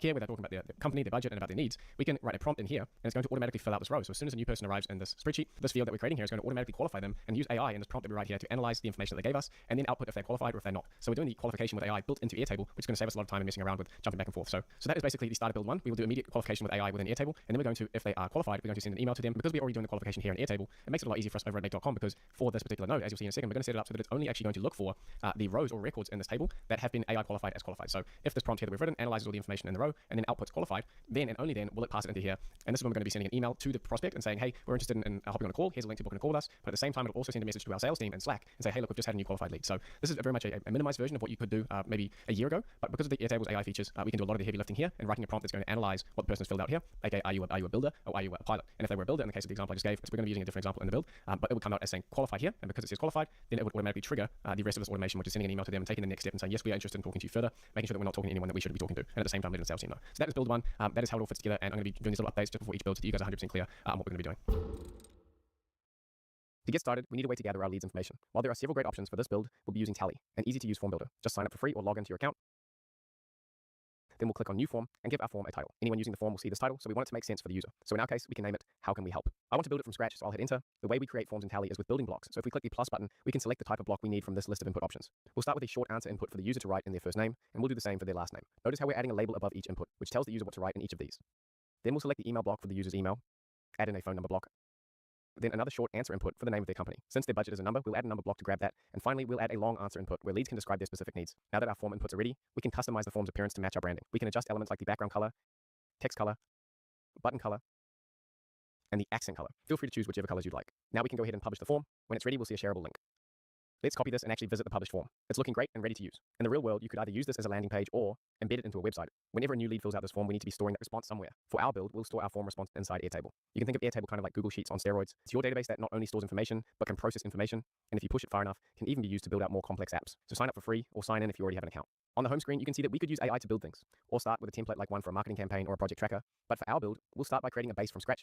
Base is just Airtable's name for a database. Again, it's really similar to a Google Sheet or Excel sheet, but can be layered with complexity. We'll name it lead base. We'll reference this name later when setting up the connections between our Tally form and Airtable, and later between Make and Airtable. For every field in our form, we need a matching field in Airtable. So we'll add fields for our leads: first name, last name, email, phone, company, budget. We'll reference this to determine a lead's qualification. Notes, details they submit about their needs created on when the lead was added to this base. Importantly, we need to know if our lead is qualified or not. Ultimately, lead qualification can be more nuanced, but for our needs, we'll qualify leads whose budget is 10,000 plus. By using Airtable's AI assistant, we can prompt it to create a custom field for us by asking it to create an AI field called qualification that sets the lead as qualified or not qualified based on whether the budget field is greater than or equal to $10,000. Now, Airtable will use the power of an LLM, OpenAI at the time of this recording, to help with creating this custom field. After processing, the AI field's modal will appear. Since we want leads to be auto-qualified, we'll enable the automatic generation option. If you encounter errors about missing or invalid fields while saving your AI prompt, it's typically because the system can't clearly identify which fields you're referencing. Double check that all fields are valid and properly linked to the correct data in your base. We want our database not just to auto-qualify leads intelligently, but also to generate a descriptive message about each lead that we can share with our sales team. So we'll use the AI assistant again to create a field that generates this message based on the lead's information. After double checking that this new prompt looks good, we can save it and move on to the final field. We'll add a date field called contacted on that will store the date when we contacted the lead through our automated email in the make workflow. We'll add the date to the field from make at the very end of our workflow. Finally, we'll clean up the space by renaming the sheet to lead contacts and set up each record or row to be called a lead. Now that we have all the necessary Airtable fields that match our form fields, we can connect Tally to Airtable via Tally's Airtable integration. Just name the connection, select the database and table you're syncing to, and map each of the Tally fields to their respective data fields in Airtable. After saving this connection, we'll see a confirmation that the integration was successful. Now let's test the connection by filling out the form with some dummy data, making sure to set the budget to $10,000 or higher. When we submit, we should see the new lead record populate in our Airtable database, and voila, it's showing up perfectly. Since the budget is over $10,000, it's automatically marked as qualified, and we've got an AI-generated message ready to send to our sales team for a make. With our lead form synced up to our database, we're ready to start building out the automation workflow. This is what we're about to build out. We'll have a module that watches our Airtable database for new leads, and when it finds one, it sends them an email via the Gmail module, then updates that same lead's Airtable row with the time we contacted them. It also formats and sends a message into Slack channel. If you're not familiar with Slack, it's a professional group chat with channels dedicated to specific topics like marketing. With this plan in mind, let's head over to make.com. Remember, this is our workflow builder, the assembly line where we'll be constructing our automation. You can get started for free or log in if you already have an account. Once inside, you'll see your dashboard, which displays info about your workflows, which are called scenarios in Make. You'll see how busy they've been and how much data they've used. This helps you monitor your Make plan usage, which is particularly important if you're on a free plan with usage limits. You can also see if any of your scenarios require attention due to things like bugs and errors. The scenario tab is where you'll spend most of your time, and you can organize your scenarios into folders like you see here. Before we start creating our own, I want to bring your attention to the fact that you have a bunch of templates to get started from and adapt to your own use cases. And over time, you'll be managing the connections here in this tab, which shows you which external apps like OpenAI and Google you have connected to from within Make. With that brief tour out of the way, let's get into it and create a new scenario. We'll start by setting up the trigger. After selecting the Airtable module, we'll configure it to watch records. Since Make doesn't yet know which records to watch, we'll need to establish a connection between Make and our Airtable account. We'll do so with a token because, as you see in this warning, keys are deprecated. So we just need to create a token and paste it here. To get that token, go to your Airtable account settings, navigate to the Developer Hub, and create a new token named something descriptive like Make Token. When configuring the scope, set it to allow both reading and writing records with full database access for read and write operations. I'm granting access to all current and future bases, though you may want to restrict this depending on your specific needs. Now click Create Token and immediately copy and store it somewhere secure. You'll never be able to see the complete token again. Once we paste the token back into Make, our connection to Airtable should be successfully synced up. Now we just select the base and table we want Make to be watching, and set the trigger field to Created On. The trigger field tells Make which field to monitor for changes in order to determine when a record is new. By setting it to Created On, Make will only pull records whose timestamp is later than the last time it checked for new records. That way, it only acts on newly added leads and doesn't rerun on old ones. As for the label field, we'll set it to the company. This field is just for display purposes inside Make's scenario logs. It helps you identify the records that are being pulled in, but it doesn't change how the automation works. The formula field lets you write an Airtable style formula that filters records before they're passed into your automation. Make only processes records when this formula evaluates to true, so if a lead qualification field is equal to qualified, they'll be pushed through to the next step of the automation. If they're not qualified, they don't pass the step. If you ever need help writing these filters, you can ask an LLM like ChatGPT, or even have a chat with Make's built-in AI. Once we hit save, we'll choose to start from now on. That way, Make only looks at new leads created after this point, and skips anything already sitting in Airtable. If we hit the run button, it should successfully find the newly created qualified lead and display that record's details. Once you run the scenario, any qualified leads that were found will not be found again on rerun due to this Created On field. You'll have to add a new lead each time you want to test the scenario. Again, the automation is filtering for only new leads. Since we want to send qualified leads an email to schedule a call and notify our sales team about this lead via Slack, we'll need to set up two actions. This is where a router comes in. It allows our scenario to branch into these two separate tasks simultaneously. Without a router, setting up tasks sequentially means if the email step fails, the Slack step won't run at all. We want to avoid these waterfall effects where one failure blocks other actions. Using a router prevents this issue while making our scenario easier to troubleshoot and expand over time. On the first route, we'll add the Gmail module and select the Send an Email action, which requires us to set up a connection to our Gmail. If you're using a non-personal email like mike@edge.ai, the setup is very simple. You just log into your Gmail account here. But if you need to use a personal Gmail, one that actually ends in gmail.com, the process is more involved. So I'm going to ask you to be patient because there are quite a few steps involved to connect a personal Gmail account here. If you're just watching and not building along yet, feel free to jump past this section. Same goes for those of you who are using a non-gmail.com email. But if you do need to connect your personal Gmail account, here's what that looks like. As you can see, if we pop open these advanced settings, this requires two key pieces of information, a client ID and a client secret. These act as the key that allows Make to unlock access to your Gmail account. Make provides instructions for how to generate these, which you can find by clicking on this guide link. At the time of this recording, it links to the Help Center. From here, click into Apps Documentation, then click on Communication, and scroll down to Gmail. If you're wondering why Make didn't just link us to this page, so am I. From here, we'll click on Create a Custom OAuth Client, and now we need to log into the Google Cloud Platform. Once you log into Google Cloud with the Google account you want to send emails from, you'll click Select Project at the top left. From there, click New Project, then give the project a name like Make, and hit Create.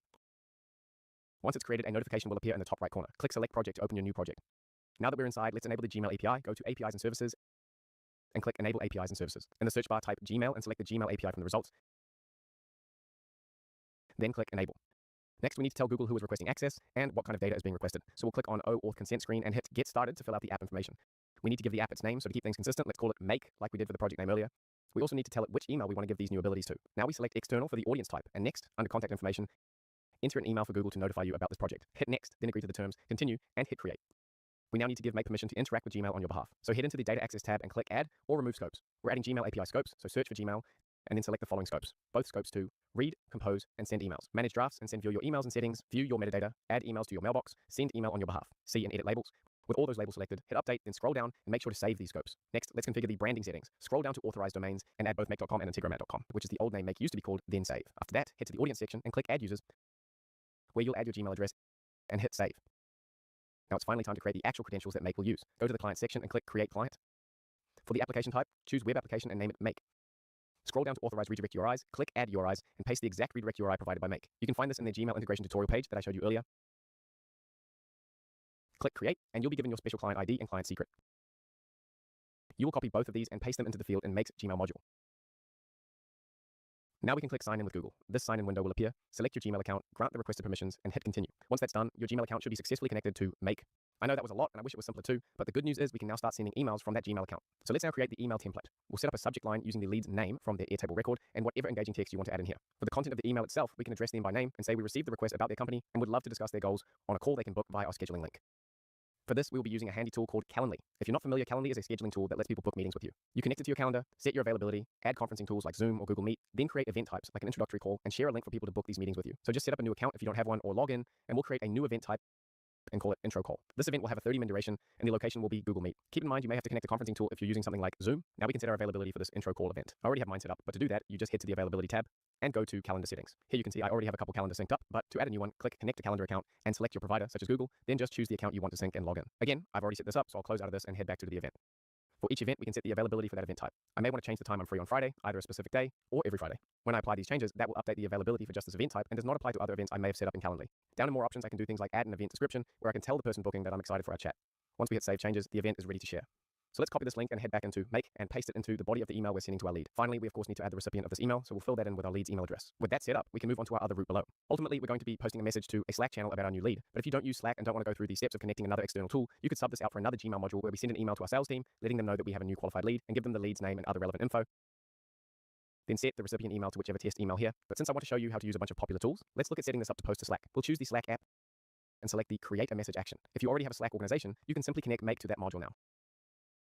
But if you don't, let's quickly walk through creating a new one. You'll head to and sign in with a new account, then click Create a Workspace. Give it a name. Here I'm just adding the name of our mock agency that we're qualifying leads for, then just run through these steps to confirm your name, skip adding new members for now, and start with the free version.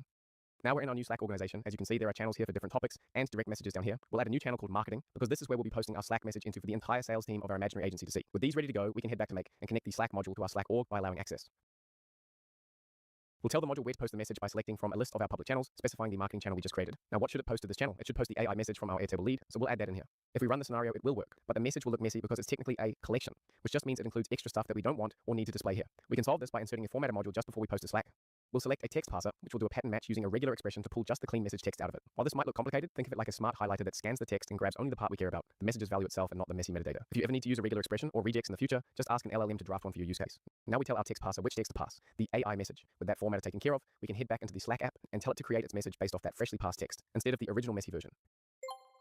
As a final step, we want to circle back to Airtable and update our lead record with information about when we auto-contacted them. After the Gmail module, we'll add an Airtable module and use the update a record action. We'll configure it to return to the same lead base and contacts table, targeting the ID of the record that just pushed through this scenario. We'll set the contacted on field to the current date and time by using the now expression, which simply tells Make to insert the exact moment the automation runs. If we run the scenario and head back into Airtable, we'll see the date was successfully added to the contacted on field, giving our sales team context about when the lead was auto-sent that email. Our scenario is all set up and working great, but up until now we've only been running it manually by clicking the Run Once button. By toggling on the schedule, we can configure our scenario to run on autopilot. At regular intervals, such as every 15 minutes, or on a specific day of the week or month, you can even set a custom schedule using advanced scheduling, using time ranges with start and end dates if you only want it to run during a certain window. Once you're confident it's working, just flip that schedule toggle on, and your automation will run in the background while you focus on more important things.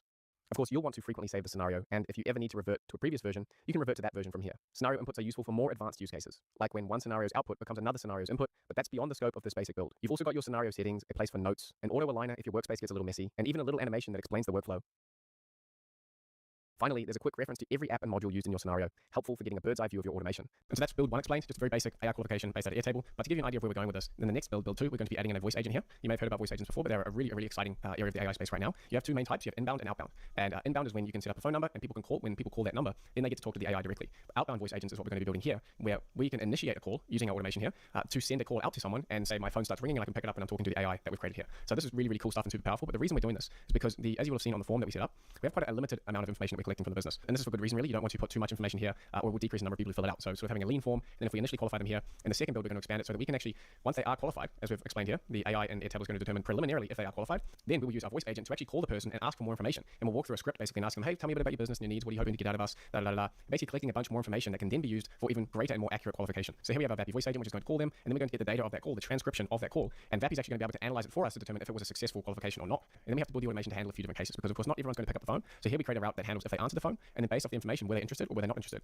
And if they didn't answer, we have some other things that we can do to handle it here, and update the Airtable and things like that. So it's essentially build 2 is adding on top of what we've already built on build 1, where we have just a basic qualification and sort of send them an email to book in a call or to let the sales team know. Here we're trying to do even deeper qualification and making sure that our sales team really isn't getting on any calls they shouldn't be by sending out a voice agent to collect more information for us, to do an AI pre-qualification for this business's lead. So let's take this automation to the next level by adding AI voice calls to qualify leads even more effectively. We've already built a strong foundation, a system that identifies qualified leads, follows up via email, and notifies your team. This alone puts you ahead of the curve. But what if we could make the system even more responsive, more conversational, more human even? That's where an AI voice agent comes in. By weaving it into our workflow, we can automatically call leads, gauge their interest through real conversation, and tailor our follow-up based on their responses, all without lifting a finger. This is where automation becomes more than a task runner. It becomes a teammate. It's the closest thing we have to a human conversation at scale. And when it comes to leads, timing and tone matter. Research shows that responding to leads immediately increases success rates by 7 to 9x. In this next section, we'll integrate Vappy, a popular AI voice agent service, into our workflow. First, we'll set up our voice agent, then we'll configure Make to have it call our leads. Finally, we'll enhance its effectiveness by feeding it custom research about each lead, enabling more targeted pitches. So what exactly is an AI-powered voice agent? You can think of them like a version of Siri or Alexa, but one that's specifically designed to have natural phone conversations with people. Depending on your needs, it can either make calls for you or answer calls. These agents can do amazing things like follow up with potential customers, schedule appointments, answer common questions, collect feedback, or conduct surveys. There are several platforms that offer AI voice agents like 11 Labs, great for highly realistic voices, and Vappy, known for being fast and affordable for our automation. We'll be using Vappy because it's beginner-friendly, cost-effective, and integrates well with other tools. If you haven't already created an account, go ahead and do that first. Once inside, we'll go to the Assistants tab and click Create Assistant. This starts the process of configuring our assistant. You can start from a template like a lead qualification specialist, but we'll create our own from scratch and name it Ben. When choosing which provider and model to use, you'll want to balance ability with speed and cost. So keep the price in mind and the time it takes to actually respond, which we call latency, which you can see next to the model options. For now, we'll go with the cheapest and fastest option, which is GPT 4.1 Mini at the time of this recording. The most crucial element is the prompt, which defines your agent's behavior and objectives during the call. First, we specify the opening greeting message that the agent will use when calling someone. We'll open up the call asking if it's a good time to talk about the lead's business needs. The actual prompt is much more detailed, and I'll paste in one I wrote earlier. You can find this prompt and everything else you'll need to follow along in the first link in the video description. Let's take a look at what it includes. As you can see, we start off by defining its identity and role. A voice assistant representing Edge AI, an AI automation agency. Then specify its goal, to pitch our services and determine whether the lead would like to receive a proposal. We then set its tone and behavior. A knowledgeable rep who is curious but not pushy, and who uses casual natural language with words like and mhm. This section helps humanize your assistant. Finally, we outline the structure of the call that it should replicate. The conversation flow starts with introducing our AI services, then moves to understanding the prospect's needs through targeted questions. After acknowledging their responses, we pivot to offering a proposal. If pricing comes up, we defer to the proposal for details. The call ends either by confirming they'll send the proposal over email or with a polite goodbye if they decline. It's best to outline the steps as clear bullet points like this, but keep them focused. Too many steps can overwhelm the AI system. In our prompt, we included context about the company the assistant is representing. For our needs, this is sufficient, but if our call was more involved, like a customer support agent who is receiving hundreds of nuanced calls, we could add files into its knowledge base that it can reference, like all of our policies and procedures. But keep in mind, this will increase the response latency since the assistant will need to make round trips to these files as it generates its responses. So if you can get away without adding supplemental files, your agent will be more performant. Our assistant is almost ready to start making calls on our behalf, but before we publish it, let's add some extra configuration. As we scroll down, we'll see that we can tweak the transcriber settings, which we'll leave alone for now. We can also select different voices depending on the personality we want our agent to have. For our agent, we'll go with Vappy's Elliot voice, but feel free to try out different options to feel out which one is best for your use case. You can also add background noise to the call. Adding ambient sound makes conversations feel more natural and helps mask any brief delays that occur while the agent generates responses. Instead of awkward silence, callers will hear realistic background sounds. Next, you'll see the tools section, which unlocks powerful ways for your agent to take action during a call, like sending data to your CRM, triggering external workflows, or running custom logic. This is where Vappy really shines for more advanced automations. However, since it's beyond the scope of this tutorial, we'll leave it untouched for now. What we will be using is the call summary. Vappy automatically transcribes the call, and the prompt inside here tells it how to summarize the call based on that transcript. If we open it up, we'll see there's already a built-in prompt that tells the assistant how to create its call summary. While this default prompt works decently, we can make it even more valuable for our make scenario by customizing it to capture additional details. Here I'm pasting in a new prompt, telling it to summarize the call in a couple sentences with details that will help out with creating a proposal later on. Since we'll add this call summary to our lead's Airtable record, capturing detailed insights here is valuable. We also want to tell Vappy how to judge if a call was successful or not. There's already a decent default prompt here, but we'll customize it for our needs by telling it to judge success solely on whether the lead wants to receive a proposal. We'll evaluate success with a pass-fail, which simply gives us a true or false value that we can use in our automation workflow. While there are additional advanced options here, the final step we're concerned about is the voicemail detection. Let's make sure we toggle that on. With Vappy as the provider, this is helpful for our make scenario since we need to accurately track whether the call was actually answered or if it just went to voicemail. We're now ready to hit publish and test our newly created voice assistant. Hey, it's Ben from Edge AI. Is now a good time to talk about your business needs? Yes, it is. Great. I'm following up on your submission because we build custom AI agents and automations for companies like yours, anything from customer-facing bots to internal workflow optimization. I'd love to understand a bit more about what led you to reach out. What sort of processes or tasks are you looking to automate? I'm looking to implement custom AI agents to facilitate learning on an e-learning platform. That sounds really interesting. So you're looking to enhance the learning experience on your e-learning platform with AI agents. Are there any specific challenges or bottlenecks you're facing right now that you hope these agents could help with? Yeah, just streamlining the learning of the content library on my platform. Got it. So you're looking to streamline how users access and learn from your content library. That makes a lot of sense. Thanks for sharing that. Would it be helpful if I sent a quick proposal your way showing how we can support your goals? Yeah, that'd be great. Perfect. I'll send that to the email we have on file. Thanks again for your time, and I look forward to helping you with your project. Great. Thanks. Bye. You're welcome. Have a great day. Bye. Great. Our assistant is working as intended. It's now the voice of our lead outreach, standing by, ready to make calls on our behalf. Before integrating this assistant inside of Make, let's walk through the new path a lead will take through our extended scenario. We left off here, but we're going to extend this. For the trigger, nothing changes here. A new Airtable record marked qualified still kicks things off. Then our voice agent will call the lead using the number from their record. We'll add a short pause to wait for the conversation to finish before we analyze what happened. We grab the call record from VAPI, then we check if the call was answered. Answered? Great. We log the call summary and mark the lead as interested or not in Airtable. No answer. No problem. We fall back to emailing them a link to schedule a call and alert our sales team. Since we're going to be logging call summaries and interest level about our leads, we'll just need to head to our lead base in Airtable and add those. We'll add a long text field called call summary, a checkbox for interested, and while we're at it, let's add a new date for when a proposal was sent on, since in the final phase of this build-out, we'll be generating and sending proposals to these interested leads. Back over in Make, we're ready to extend the lead qualifier scenario that we built earlier. To keep things clean, let's just clone what we built and extend from there, name it lead qualifier plus voice agent, and now we're ready to continue building. The beginning step remained the same, where we watch for new leads. Then we'll add the VAPI module to create an outbound phone call. We will need to set up the connection to our VAPI account, which means we'll head back into that dashboard, click on API keys, then copy your private key. If you don't see one in there, just go ahead and add a new one, give it a relevant name, decide if you want to restrict it to only work on certain sites, or if you only want it to work with specific assistant, then create the private token. You'll see it pop up here, then just copy it. But make sure to save this somewhere safe, since you won't be able to view it again. Pasting the key into the VAPI module should set up our connection. Then we can configure our call. We'll just fill in these fields, giving it the assistant's ID, which you copy from the top of the VAPI assistant page. We provide the assistant with the lead's phone number pulled from their Airtable record. But what number is our assistant calling from? If we head back into VAPI and click on the phone numbers tab, we can create a new free phone number with VAPI, specifying the area code to call from. Note that at the time of this recording, only US area codes are supported by VAPI. Since we're building this assistant for learning purposes, we can simply use a US area code, like 223. However, if you plan to deploy an assistant for production use and you or your client are located outside the US, you'll need to import a number from something like Twilio or Vonage. Okay, once that number is created, we can copy its ID, not the number itself, and paste it into the Make VAPI module. And with that, our voice agent is set up and ready to make calls triggered by our Make scenario. Once the call is sent, we need to wait a bit before we check what happened. Calls take time to connect, ring, and potentially have a conversation. If we try to fetch the result too quickly, we could just get an empty response or an error. So let's add a short pause. Insert a tool's sleep module. Set the delay to 300 seconds. This little breather, 5 minutes exactly, gives VAPI time to do its thing before we peek in to see how it went. To ensure things are working so far, let's add a new lead to our Airtable base. We could add them via the form, but it's quicker just to duplicate an existing lead in order to create a new one. Now we'll head back and Make and run the scenario to test that it's all working. Hey, it's Ben from Edge AI. Is now a good time to talk about your business? Yeah, it is. Great. I'm following up on your submission about exploring AI solutions. We build custom AI agents and automations for companies like yours, anything from customer-facing bots to internal workflow optimization. I'd love to understand a bit more about what led you to reach out. What sort of processes or tasks are you looking to automate? Yeah, so I'm just interested in seeing how we can build out some maybe AI-powered workflows to help the operations of my company. That sounds interesting. AI-powered workflows can really streamline operations. Are there any specific bottlenecks or manual tasks you're hoping to reduce? Hoping to help my learning management system run more smoothly. Got it. Optimizing your learning management system can definitely enhance efficiency and user experience. Thanks for sharing that. Would it be helpful if I sent a quick proposal your way showing how we could support your goals? Yeah, definitely. Perfect. I'll send that to the email we have on file. Thanks again, and I look forward to your feedback. Thank you. You're welcome. Have a great day. Now comes the part where the automation becomes observant. We're not just automating calls, we're building a system that pays attention to what happened. Did someone pick up? Did the assistant get the job done? Was the lead interested? To answer those questions, we need to ask VAPI for the results of a specific call, and to do that, we'll use an HTTP module to make a request for that call record. To better understand this module's function, let's explore what an HTTP request is and how it fits into the broader workings of the internet and how APIs fit into all of this. I know it sounds complicated, but let's break it down with a simple analogy. Remember earlier we learned how an automation workflow is like a factory's assembly line, where each module is like a machine performing a step in the process? Well, factories don't operate in isolation. Sometimes your factory needs supplies, information, or services from outside its own walls. A real factory might call a supplier to order more raw materials, ask a logistics company where a shipment is, verify parts, meet quality standards with lab testing. Request a maintenance crew to check the temperature of a remote machine. Simply put, a factory coordinates with external partners to handle tasks outside its own expertise. Just like real-world suppliers don't take factory orders shouted over a fence, external services need a structured way to receive requests. That's what an API or application programming interface is. In our factory analogy, the API is like the official order form that your external partners use to process requests, which you would fill out to order some special machine parts to use within your factory. Online services like VAPI, Airtable, or Slack all offer APIs that follow the same principle. They give outside entities like Make.com a structured way to send and receive information. APIs give us a clear, consistent way to ask for something and get a predictable, reliable response. There are several types of HTTP requests that serve different purposes. So you could be saying, get me this thing, post or add this new thing, put this info where it belongs, replace the whole thing, patch just this one part of the info, but don't replace the whole thing, delete this thing.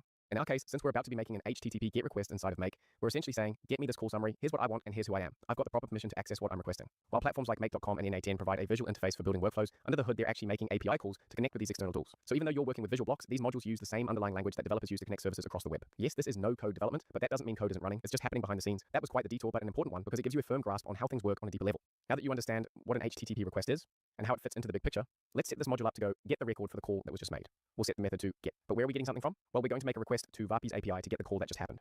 If we check out the VAPI documentation, we can see that we need to send our request to this URL, where the last part of the URL is the ID of the call we're fetching. So let's copy that URL and paste it into the HTTP module, adding on the call ID from the VAPI module's output. In the header section, here's where we add instructions, like putting a label on a package. By putting authorization in the name field, this just means we're saying we have the authorization to get this info, and the proof is the value of the header itself. Another way to think of that proof is that we have a key to unlock this special box that contains the information we're requesting. That key is the API key that we generate from VAPI. So in the value field, we'll type bearer, then paste that key next to it. This roughly translates to the person who possesses or bears. This key has permission to access what they are requesting. Finally, we'll say yes to passing the response. This means the module will break apart the response into structured fields that we can easily use later in the scenario. Let's make sure this is working by running this module only. Here at the bottom, it's asking for the call ID that we want to get, which we can just grab off of the last time the VAPI module made a call. Placing that call's ID here and hitting save will now cause this HTTP GET request to fire off, and we quickly see that it was a success. We now have access to all of this data from our call, including the summary, which, as you recall, is the result of that prompt we added into VAPI to summarize the call for a sales team. We also have access to the analysis, which tells us if the call was successful. This is perfect since we'll use both pieces later in the scenario to update the lead's Airtable record with their call summary and interest level. So now that we're monitoring the call results, let's start implementing those next steps. First, we want to determine whether the call was answered, so we'll set up a router to create paths for both answered and unanswered calls. When someone answers the call and engages with your voice assistant, it's a valuable interaction that your sales team needs to know about. Let's set up a filter to check if someone answered the call. On the first route, we'll add a filter with a condition that checks for calls where the data.ended reason equals customer ended call. Among all the data points available, this is our most reliable indicator that the call was answered and didn't go to voicemail. On the second route, we'll do the opposite and set the condition to filter for cases where data ended reason does not equal customer ended call. On the answered route, we want to know if the lead was interested in being sent a proposal or not. So we'll add another router that splits into two paths based on the call analysis, specifically the success evaluation. Remember earlier when we told VAPI to evaluate if the call was a success based on whether the lead wanted a proposal or not? That evaluation is contained in this data here. Since this data is simply true or false, we'll check whether the analysis is equal to true, success, or false, failure on each route. For both routes, we want to update the lead's record with the call summary and note whether they were interested in a proposal. So on each route, we'll add an Airtable update a record module. On the interested route, we'll target the lead contact space by this lead's ID and update the contacted on field 2 now, add the call summary, and check yes on interested. We'll do the same for the not interested route, but check no for interested. Now our sales rep can instantly see when the lead was contacted and what transpired during the call. The system automatically documents each interaction, just as a human rep would take notes after speaking with the prospect. By the way, in case you're curious, this process technically performs a put request under the hood, where it puts or updates something about the record without replacing it altogether. Of course, not all of our VAPI calls will be answered. This happens, people are busy, or they screen unknown numbers. That's why we build in a backup. On the not answered route, we'll keep the steps from our initial build, where we send that lead an email to schedule a call, and we let our sales team know about them. With this all locked in place, let's run the scenario to make sure it's working. Hey, it's Ben from Edge AI. Is now a good time to quickly talk about your business needs? Yes, it is. Great, thank you.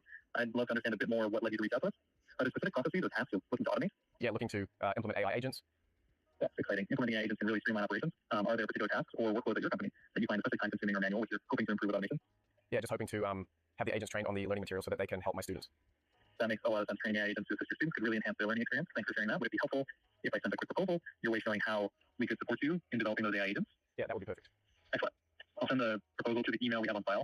Thanks again. We've done a lot. Let's zoom out for a second to recap. With our current scenario, we now have a system that detects qualified leads, places an AI-powered voice call with no manual effort, waits, listens, and reacts depending on whether someone answered and whether they were interested or not, logging the outcome accordingly. As of now, the voice assistant works, but it's not as capable as it could be. Without knowing our lead's name or anything about their company and needs, the agent's ability to pitch is pretty limited. Our next step is to enhance our scenario by researching our lead with OpenAI and passing those insights to our VAPI assistant, allowing it to personalize each call. Essentially, we're going to have a search feature that is going to not only just use the voice agent for doing the research and getting more information, we're going to use OpenAI's search models. So when people fill out that form we made, then we're going to use OpenAI to research the internet for that lead and get some information on that. Then we're going to send a call to them again using VAPI. This time, it's going to be personalized with the information that we got from that web search. So it's really, hey, we know this about you, but what else? We're looking for this information on you. You can really get a complete picture of who this person is before we even book them in for a call with our sales team. So with the VAPI module we're currently using, unfortunately, we're not able to feed anything into it, at least not at the time of this recording based on the VAPI module's current setup. But we can solve for this by switching out the VAPI module with a more custom approach using an HTTP module. So let's drag it out of the workflow and unlink it. And since we'll be borrowing some of the values from it soon, inside a new HTTP, make a request module. Since we're making a manual request out to the VAPI API, we need to specify the URL just like we did in our existing HTTP module. So we can go ahead and copy that URL from the GET module. Since we're simply placing a VAPI call and not retrieving an existing one, we won't need the call's ID, so we'll leave that off. And we'll change the method type to post. The header remains the same, but we need to add a second item where the name is content type. The value is application/JSON. Content type is like labeling the envelope you're sending. Application/JSON means inside this request, the data is structured like a JSON object. It's like writing English or Spanish on the outside of a letter so the recipient knows what language to expect when reading it. Continuing down the module, we'll then set body type to raw, which means we're manually writing out the data we want to send to VAPI, and we set content type to application/JSON, which, again, tells VAPI to expect data formatted as JSON. And I know many of you don't know what JSON is, but it's less intimidating than you might think. It's really just a pair, the key and the value. Just like in a spreadsheet where you have the keys like phones, name, and email, then you have the values, the actual data that goes with each key. It's an easy to read way to structure and share data. In JSON, everything sits inside curly brackets. This is called an object. Both the keys and values need to be in quotes, with commas separating each key value pair. Don't worry if you're not a JSON expert. Many free online tools can help you check if your JSON formatting is correct. So back in Make, down in the body of our HTTP call out to VAPI, we're going to add some JSON. To save some time, we'll grab some values from the VAPI module we were using earlier, including the assistant ID, which we'll paste into the JSON, and we'll also grab the VAPI phone number ID off that old VAPI module and reuse it in our new HTTP module. We're just doing it a bit more manually. The main difference here is in this assistant override section. As it sounds, we are overriding the assistant within custom variables. These are essentially placeholders that will be replaced by the lead's name, company, and the research we perform for each of them. This way, when we say, hey, Vapi, call this lead, we're also saying, and here's info about them to use on the call. Now that we're going to be sending these variables into the assistant, we need to head back over to the Vapi dashboard and tell our assistant, Ben, to be expecting that information and instruct them on how to use it. In the first message, we can add the first name variable so our assistant can greet our lead by name. In the updated prompt, we'll inform Ben that he will receive custom data via variables such as the lead's first name, company, and company research, and to use these details to personalize everything on the call with the goal of pitching more effectively. With our assistant ready to receive all that custom info, we just need to perform research on our lead, and for that we'll be using OpenAI. Let's add an OpenAI, create a chat completion module inline just before we make the Vapi call. You'll need to set up the connection with your OpenAI account, and make sure you get an OpenAI API key, and also have some credits to use for this. To do this, you can log into your account at platform.openai.com, login, and click on API keys, then create a new one, making sure to copy and save it in a safe place. Then you'll click over to billing and add some credits, making sure you have an active credit card set up. With that connection set up, we'll select the model. Since we're doing research, I'm choosing GPT 4.0 Mini Search Preview. By the time you watch this, there may be other options. The important thing is to choose a model that can do search. In the messages section, we'll set the role to user, which just means this message is coming from a user, you in this case. The text content is where we place the prompt. Essentially, we're telling it to serve as a research assistant that uses our lead information to generate a summary of how an AI automation agency could help them with their needs. Let's see how it works by running this module only, giving it an example company name and notes for testing purposes. As you can see, it's running and performing research for us. But notice how the result is formatted in paragraphs. While that might look fine, it actually causes a problem. Because when we try passing this result into our HTTP module, it needs to follow strict formatting rules. Those paragraph breaks can quietly break things behind the scenes and cause the system to reject it, since it won't be valid JSON. There are a couple ways to fix this. We could either demand that ChatGPT gives us our summary in JSON, or we could add a text parser in between the GPT and HTTP modules, which removes those line breaks for us. Since there may be other situations when you need to transform data in your future workflows, it's helpful to get some practice passing text. So let's add the text parser replace tool. For the pattern, we'll add this regular expression. This essentially finds any line breaks, so we can replace them with a new value, which we'll leave blank. In other words, instead of the line break, it will be replaced by nothing, aka removed. We want global match to be set to yes, so that it finds all line breaks, not just the first one, then no for the rest of the options. Finally, we'll select the text we need to pass, the result from OpenAI's research. With this reformatting in place, we can now reference that clean text inside the company research field of our HTTP body. Finally, we'll say yes to pass the response and close out this module. Notice how we still have this red error icon on the second HTTP module. It's broken because it's trying to reference the call ID from the original Vapi module that no longer exists because we deleted that module. Instead, it needs to reference the call ID from our new HTTP module, which manually makes that Vapi call. Since we haven't yet run that new Vapi replacement module, we'll run it in isolation, feeding it a phone number and whatever info just to get it to run. Once it runs, we can now access and reference the ID field from it for future run-throughs of this workflow. We're now ready for the big payoff. Make sure you add a new lead to your Airtable with a valid company it can research. Let's run the scenario to make sure everything is working properly. Hey Mark, it's Ben from Edge AI. Is now a good time to talk about your business needs? Yeah, sure is. Awesome. I'm following up on the form you submitted. We build custom AI agents and automations for companies like ViewMastery, anything from customer-facing bots to internal workflow optimization. I'd love to understand a bit more about what led you to reach out. What sort of processes or tasks are you looking to automate? I'm looking to implement AI agents to facilitate the learning journey on my e-learning platform. That sounds like a great initiative. Enhancing the learning journey for your students can really make a difference. Are there any specific bottlenecks or manual tasks you're hoping to reduce with these AI agents? Just hoping to increase the effectiveness of our content by supplementing it with these AI agents. Got it. So you're looking to enhance the effectiveness of your content by providing real-time support to your students. That's a smart approach, especially with the extensive library you have of ViewMastery. Thanks for sharing that. Would it be helpful if I sent a quick proposal your way showing how we could support your goals? Yeah, that would be perfect. Perfect. I'll send that to the email we have on file. Thanks again, Mark.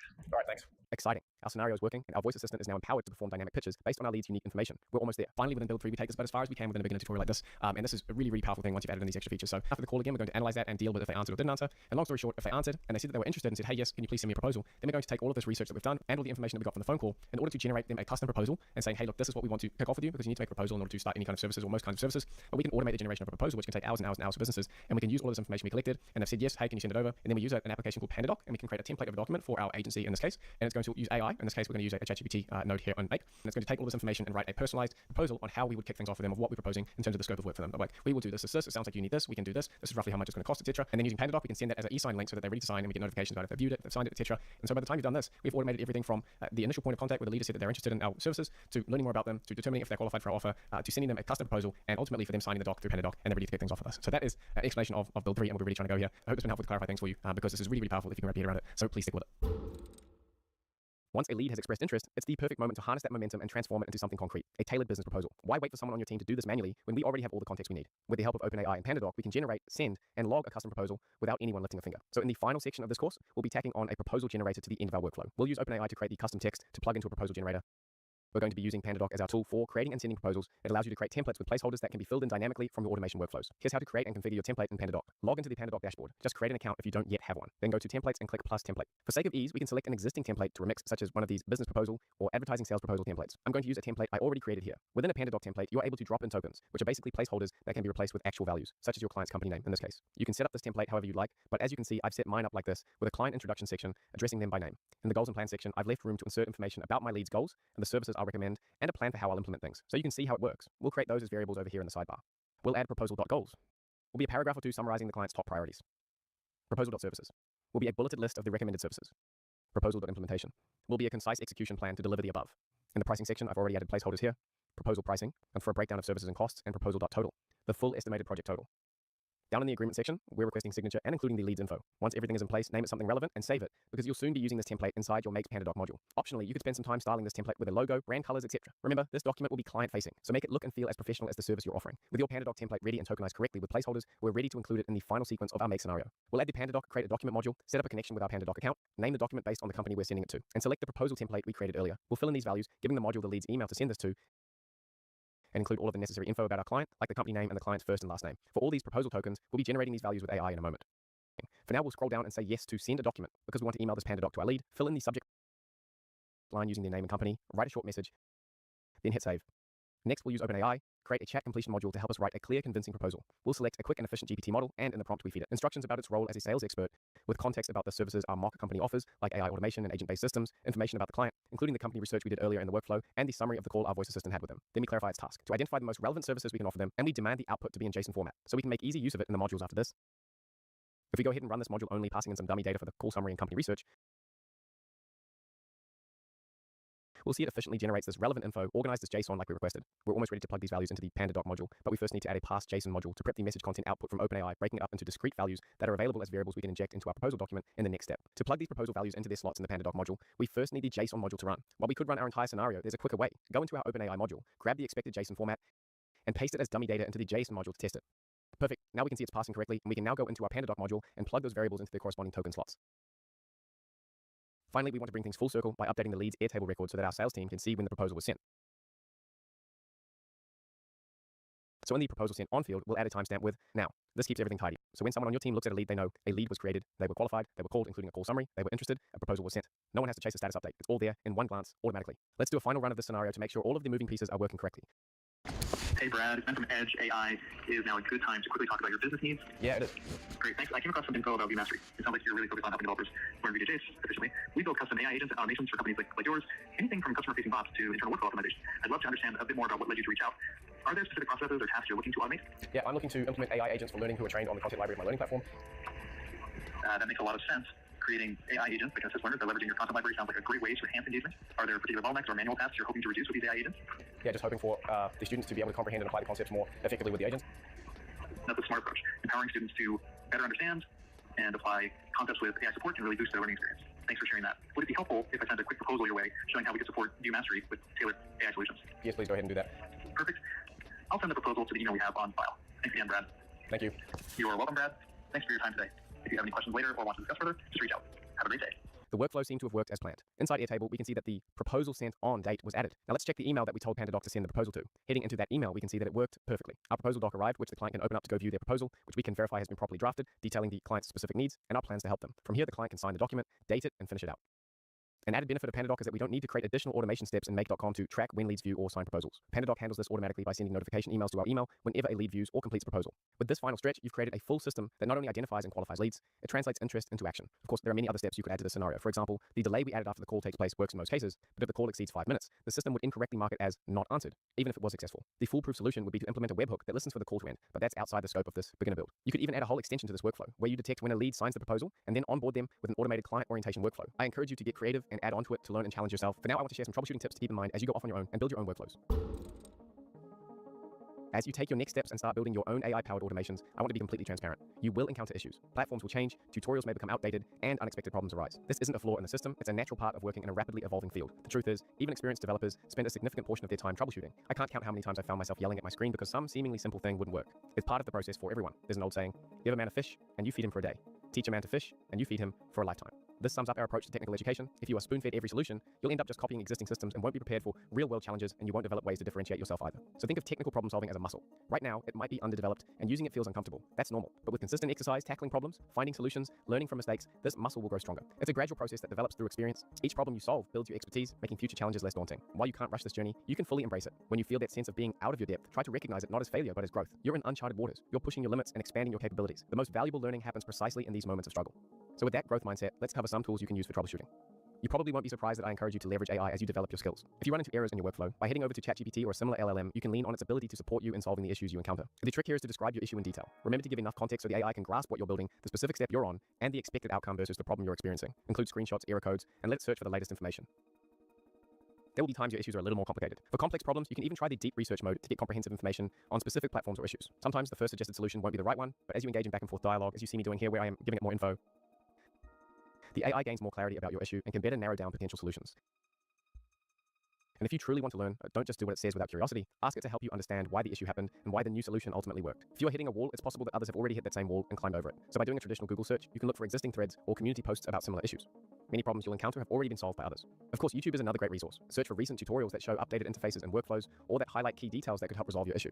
We now have access to tools like Google AI Studio that can watch your screen and provide real-time support as you work. Think of this as an experienced guide peering over your shoulder and helping you step by step. This eliminates the need to manually type out your problem and provide screenshots to ChatGPT, since you can give the tool permission to observe what's on your screen and guide you through solutions using voice assistants. Take a look at how powerful this is, as it helps diagnose what's causing this error. I'm getting an error on this HTTP module where I'm trying to make a post request out to the VAPI API. Any idea where I should start looking for a solution to this error? I see the workflow you've created and that you are receiving an error when trying to make a post request to the VAPI API. Are there any error messages that you can share? It's a 400 bad request error. Do you see the information here in red? Okay, I see that it's a 400 bad request error. The message indicates there's an issue with the JSON formatting of your request body. It seems like there's an unexpected character, either an expected or after array element in JSON at position 1167, line 12, column 51. Would you like me to help you review the JSON structure in your request to identify any syntax errors or missing commas or brackets? Yes, can you notice anything in here that is wrong? Looking at the JSON, it seems like the error might be in the company research field where you have an array containing a single element, and that element seems to be an expression. If you're trying to pass a single string there, try removing the curly bracket. Also, can you double check that all your keys and values are properly formatted as strings? Learning to read and apply documentation is a critical skill. Each platform has detailed guides that are regularly updated. Often you'll find information there that can help solve your issue. If it feels overly technical, you can circle back to asking something like ChatGPT to help you understand the documentation and how it applies to your specific issue.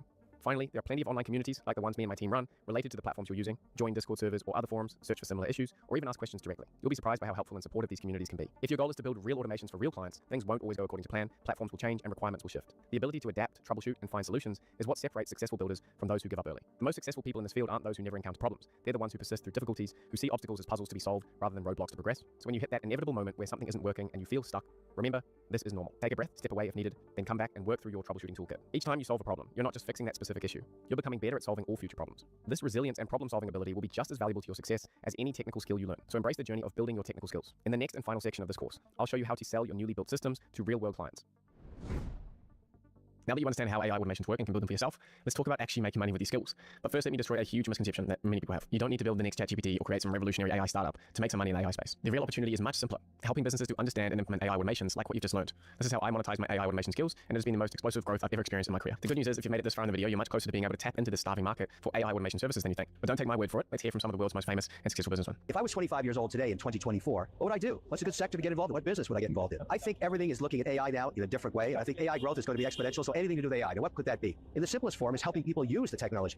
There's going to be a massive amount of people wanting to use it that don't know how to, and they're willing to pay to solve that pain point. So, is that consulting? Not really. It's implementation and execution. And so helping a business do that transfer into a world where they're controlling their data and getting information from it. Now, the majority of businesses in America, for example, are between 5 and 500 employees. So they're small businesses. They create 62% of the jobs. They want to use AI. You should help them solve for that, and they'll pay you. Mark Cuban is saying the same thing as well, that the biggest opportunity right now is helping small to medium-sized businesses who don't understand AI and automation yet, but desperately need it to survive. And they're right. Here's why. According to recent data, there are 1.7 million businesses in the US alone, making between $500,000 and $10 million per year. These are small businesses, which make up 62% of all jobs in the USA. These businesses know that they need AI automation to stay competitive, but they don't have the time to learn it themselves, and there's basically no one there to help them at all. All of the big consulting firms are looking at other big businesses, and no one's serving this small business market who still need AI automations just as much as anyone else. So basically, almost all small businesses are starving for AI automation services like education services in order to help them to understand what AI and automation is and why they need them. And there's consulting services, which help them to identify where AI automation can help them the most. And finally, there's actual implementation services to help them build and maintain the AI automation systems. Right now, based on data I've collected in my community, for every person offering AI automation services, there are over 1,100 businesses in the USA alone that need help. 1 to 1,100. The market is completely untapped and will be for a very long time. And that's where you come in, which is helping these hardworking small business owners to understand and implement AI automations so that they can keep up and survive through this AI revolution just like you. We've seen this exact same pattern happen when the internet came out. The companies that help businesses to adapt to the web made fortunes as the companies that they helped. I personally spotted this opportunity in early 2023 and started Morningside AI, my AI automation agency. And since then, I've generated over $5 million selling AI products and services. And as a company, we're only just getting started. And the best part is that, as we've proven in this video already, that you don't need to be a technical genius to understand AI and even to build your own AI automations. You just need to be one step ahead of the businesses that you're going to help. Let me show you the 3 specific ways that you can start making money with your AI automation skills. So there are basically 3 services that you can provide to help businesses with AI automation. First is education. This is teaching businesses about AI automation, running your own workshops or presentations, or training the teams and creating courses. Businesses are desperate for someone who can explain this stuff in simple terms to you, just like I've done for you in this video, what the hell AI is, what automation is, and what it can do for them. And after watching this video and a few others that I've made on this channel, you'll know more than enough to start educating businesses and helping them to sort of move from where you were at the start of this video to where you're going to be at the end of it. I'll be covering which videos those are in a moment. Secondly, you have consulting services. And this is where you analyze a business's operations and show them where AI automations can help them save time or make extra money. You're essentially being the AI automation strategist. For example, you could recommend a lead qualification workflow like the one you just made to help a struggling sales department. And third is implementation. This is where you actually build and deploy AI automation solutions for businesses. Or better yet, like my agency, you can do all three of these. You can do education, consulting, and implementation, but you don't have to do it all at once. It took us like over 2 years to get here, so there's no rush. And believe it or not, there are people with only a few months of experience in the AI automation space selling all of these kinds of services right now, education, consulting, and implementation. And the demand from businesses is increasing insanely fast right now because they're all switching on and realizing they need to do something about this right now. But here's the thing, you still have one problem, which is that you still don't really know enough. You're close, but you're not quite there. The way to make money in the AI automation space or with any services really is to create what's called a knowledge gap between yourself and the people that you're trying to help. Your knowledge gap is your moneymaker. Businesses will pay you in proportion to how much more you know about AI automations, workflows, and their business applications than they do. So now while this video has taught you a lot, your knowledge gap is still fairly small, but we can fix that. Let me break down exactly what you need to do to extend your knowledge gap so that you can start monetizing this skill. This video is step 1. As long as you've been taking notes and followed all of the tutorials, by building the automations alongside me, you're already far ahead of most people who have no idea about how to build AI automations. Step 2 is building even more experience with AI automation so that you are more familiar with the platforms and better understand different ways that they're being used to help businesses. I've only given you a taster here. This is foundational knowledge is the point of this video. But to do this and extend your knowledge gap, you can take my free course on School, where you'll build another 5 to 10 automations, and the link to join will be in the description below this video. And this will further expand your knowledge gap without paying a dime. Once you've done that, you'll have what I call foundational knowledge. So you understand the core AI concepts, you can build basic solutions yourself, and you know what's possible for businesses right now. And then comes the big decision. Do you want to go deeper technically, or do you want to start monetizing what you already know? As we've already covered, building and implementing AI automations is only one of the services that you can sell. Naturally, the technical skills needed to make money in implementation, actually building AI automation systems, are far greater than just having a foundation. So you need to be a lot more skilled in terms of experience and be hands-on with the technology to deliver high-quality services for your clients. However, with a good foundation, you're basically ready to start having a crack at selling AI automation, education, or consulting. So this decision of whether you go to education, consulting, or actually building it depends on what you're really interested in. I'll use myself as an example. I've always loved making things, from like block houses when I was a kid to like brewing beer with my granddad to tinkering with engines. So when I hit this foundational level in early 2023 with my skills, I naturally kind of just dove deeper into the technical side. I kept building more and more complex AI automations, which led me to starting Morningside AI, where we now build AI solutions for clients. But here's the thing. A lot of people aren't like me, and chances are you aren't either. They don't get much of a buzz out of the building side of things. And because of this, many of you are going to be better at teaching and actually working with people to help them understand and get value out of this technology than actually building stuff. That doesn't mean that you can't make money in the space. For you, using the foundational knowledge that you'll have after you finish that free course to actually sell AI automation, educational consulting makes way more sense. So the key is being honest about your strengths and your interests and setting real expectations on how technical you want to get in your career. By picking whether you want to sell educational consulting or development services, you have a hard stop on how much you need to learn before you start taking action. So this essentially prevents you from getting stuck in an endless learning phase. I see it all the time where people just keep, I don't know enough, I need to keep learning, and they're forcing themselves to do something they're not really good at, what they don't want to do. And they're procrastinating when they could be out there making money. So in summary, your options from here are, if you love building and want to learn more, then just keep going, keep following that interest and that energy. Watch my free course tutorials in the description on my free school, and then after you've completed all of those, go on to build your own projects and then ones for friends and family. Just try solving your own problem or the people around you, solving their problems with AI workflow automation. And within 2 to 3 months of doing that, you'll be ready to start trying to sell implementation to the people around you properly. However, if by now you haven't fallen in love with the building process, then it's probably best that you just finish off your foundation by doing the builds in my free course and then get started on monetizing. Like, you don't need to keep forcing yourself to learn more and more and more and more. You already know enough because you have a knowledge gap between yourself and your clients, and you can start to help them by monetizing that knowledge gap.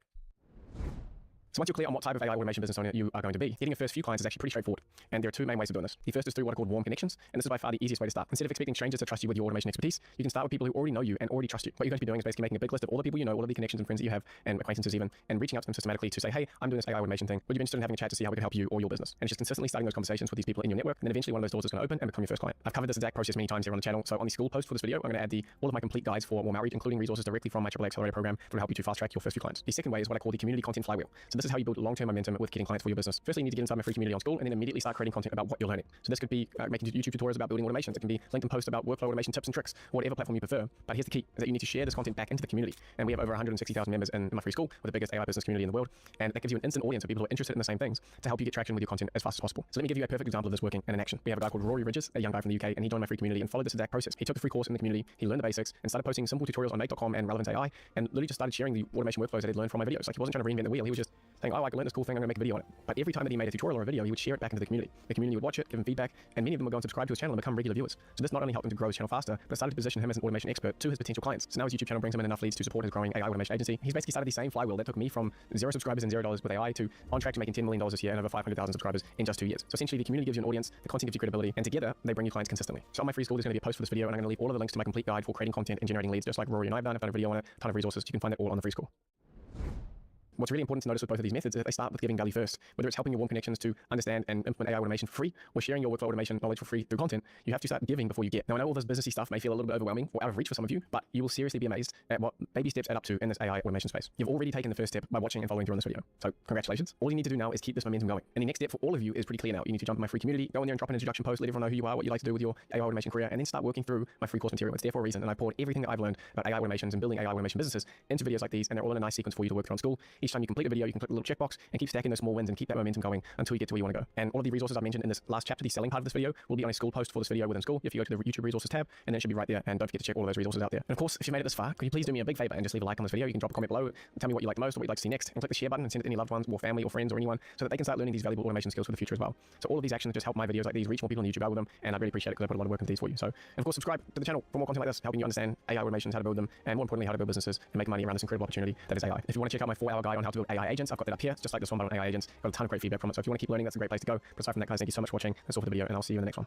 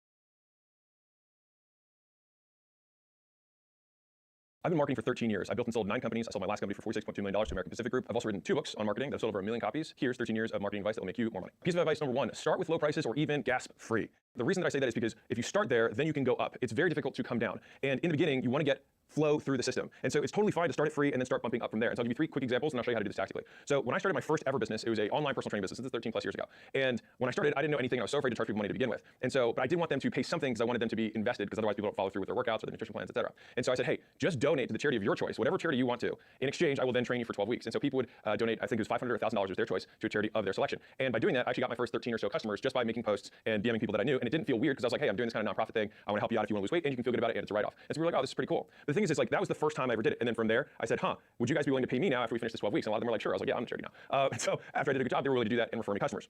The next business that I did this with was gym launch, when I actually started flying out to other gyms. So I used to do turnarounds, and I did that for 2+ years. So I'd fly out to a gym, set up all the pricing, do the marketing, all that stuff, and I did it all for free. And I did it that way because I didn't know how I could sell those gym owners. And the deal that I made was I only make money if I make sales, and I'll front the cash for the marketing. So like they took 0 risk on, and I would do everything, including pay for my hotel, my flights, my food, my rental car, everything. But being able to do that, it allowed me to get way more yeses quickly, test out the system in 30+ markets that I had, which then eventually led me to licensing that system to 5,000+ locations, and that was the company that I sold to APG.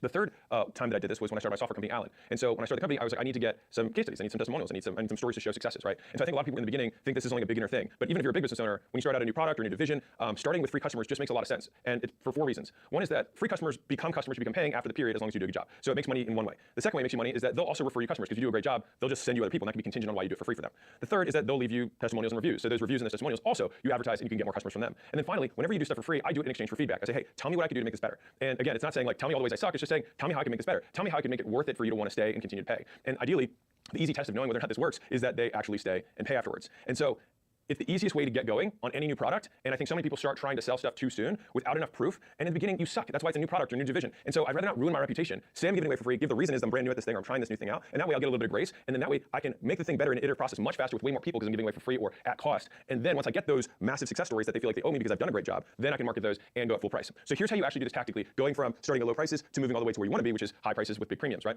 And so what I'd say is after you have your first test case study batch, so call it 10 or 20 people depending on the size of your product or your services, after that, every 5, I just go up by 20%. And so let's say, okay, I started at 0 and I have a marketing agency. I might say, okay, the next 5 I'm gonna do for $1,000, right? And then from there, I might say, okay, the next 5 I'm gonna do for $1,200. The next 5 I'm gonna do for $1,500. And so you just keep going up by 20% until the conversion rate times the price goes down. So that way you can just calculate the total amount of money made off of X number of sales calls. And by doing that, you'll be able to see, okay, here's the sweet spot where I sell the most amount of units at the highest potential price. So my company, Gym Launch, that I sold for $46 million, that company, at its peak before I was selling it, we were taking home over $1 million a month in personal income. But that's what a lot of people think happened the whole time, but it wasn't like that.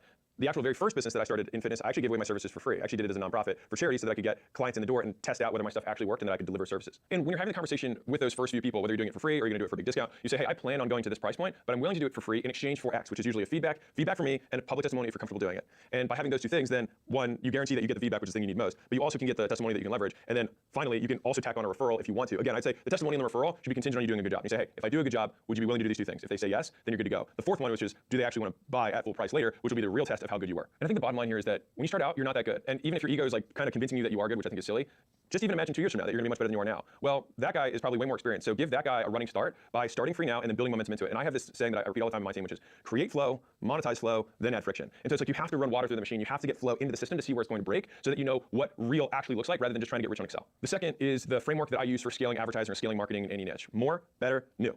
When you're starting out, more is almost always the answer. And so I remember when I was thinking about getting into content, I paid someone who had made a lot more content, had a much bigger brand. And I said, hey, what should I be doing? Like, what should I do to make my content better? And he's like, dude, you don't need to make your content better. He's like, you're just not making anything. And so what he did was he pulled up his profile on LinkedIn and he pulled up my profile on LinkedIn. He's like, I posted 5 times today. You haven't even posted. And then he pulled up Instagram and he pulled up my Instagram. And he's like, I posted 2 times today. You posted once a week. I was like, man. He's like, okay, let's pull up YouTube. And then my YouTube. And he just went platform by platform. And he showed that he was doing 3x, 5x, 10x the volume that I was. And he was like, dude, you just got to do more.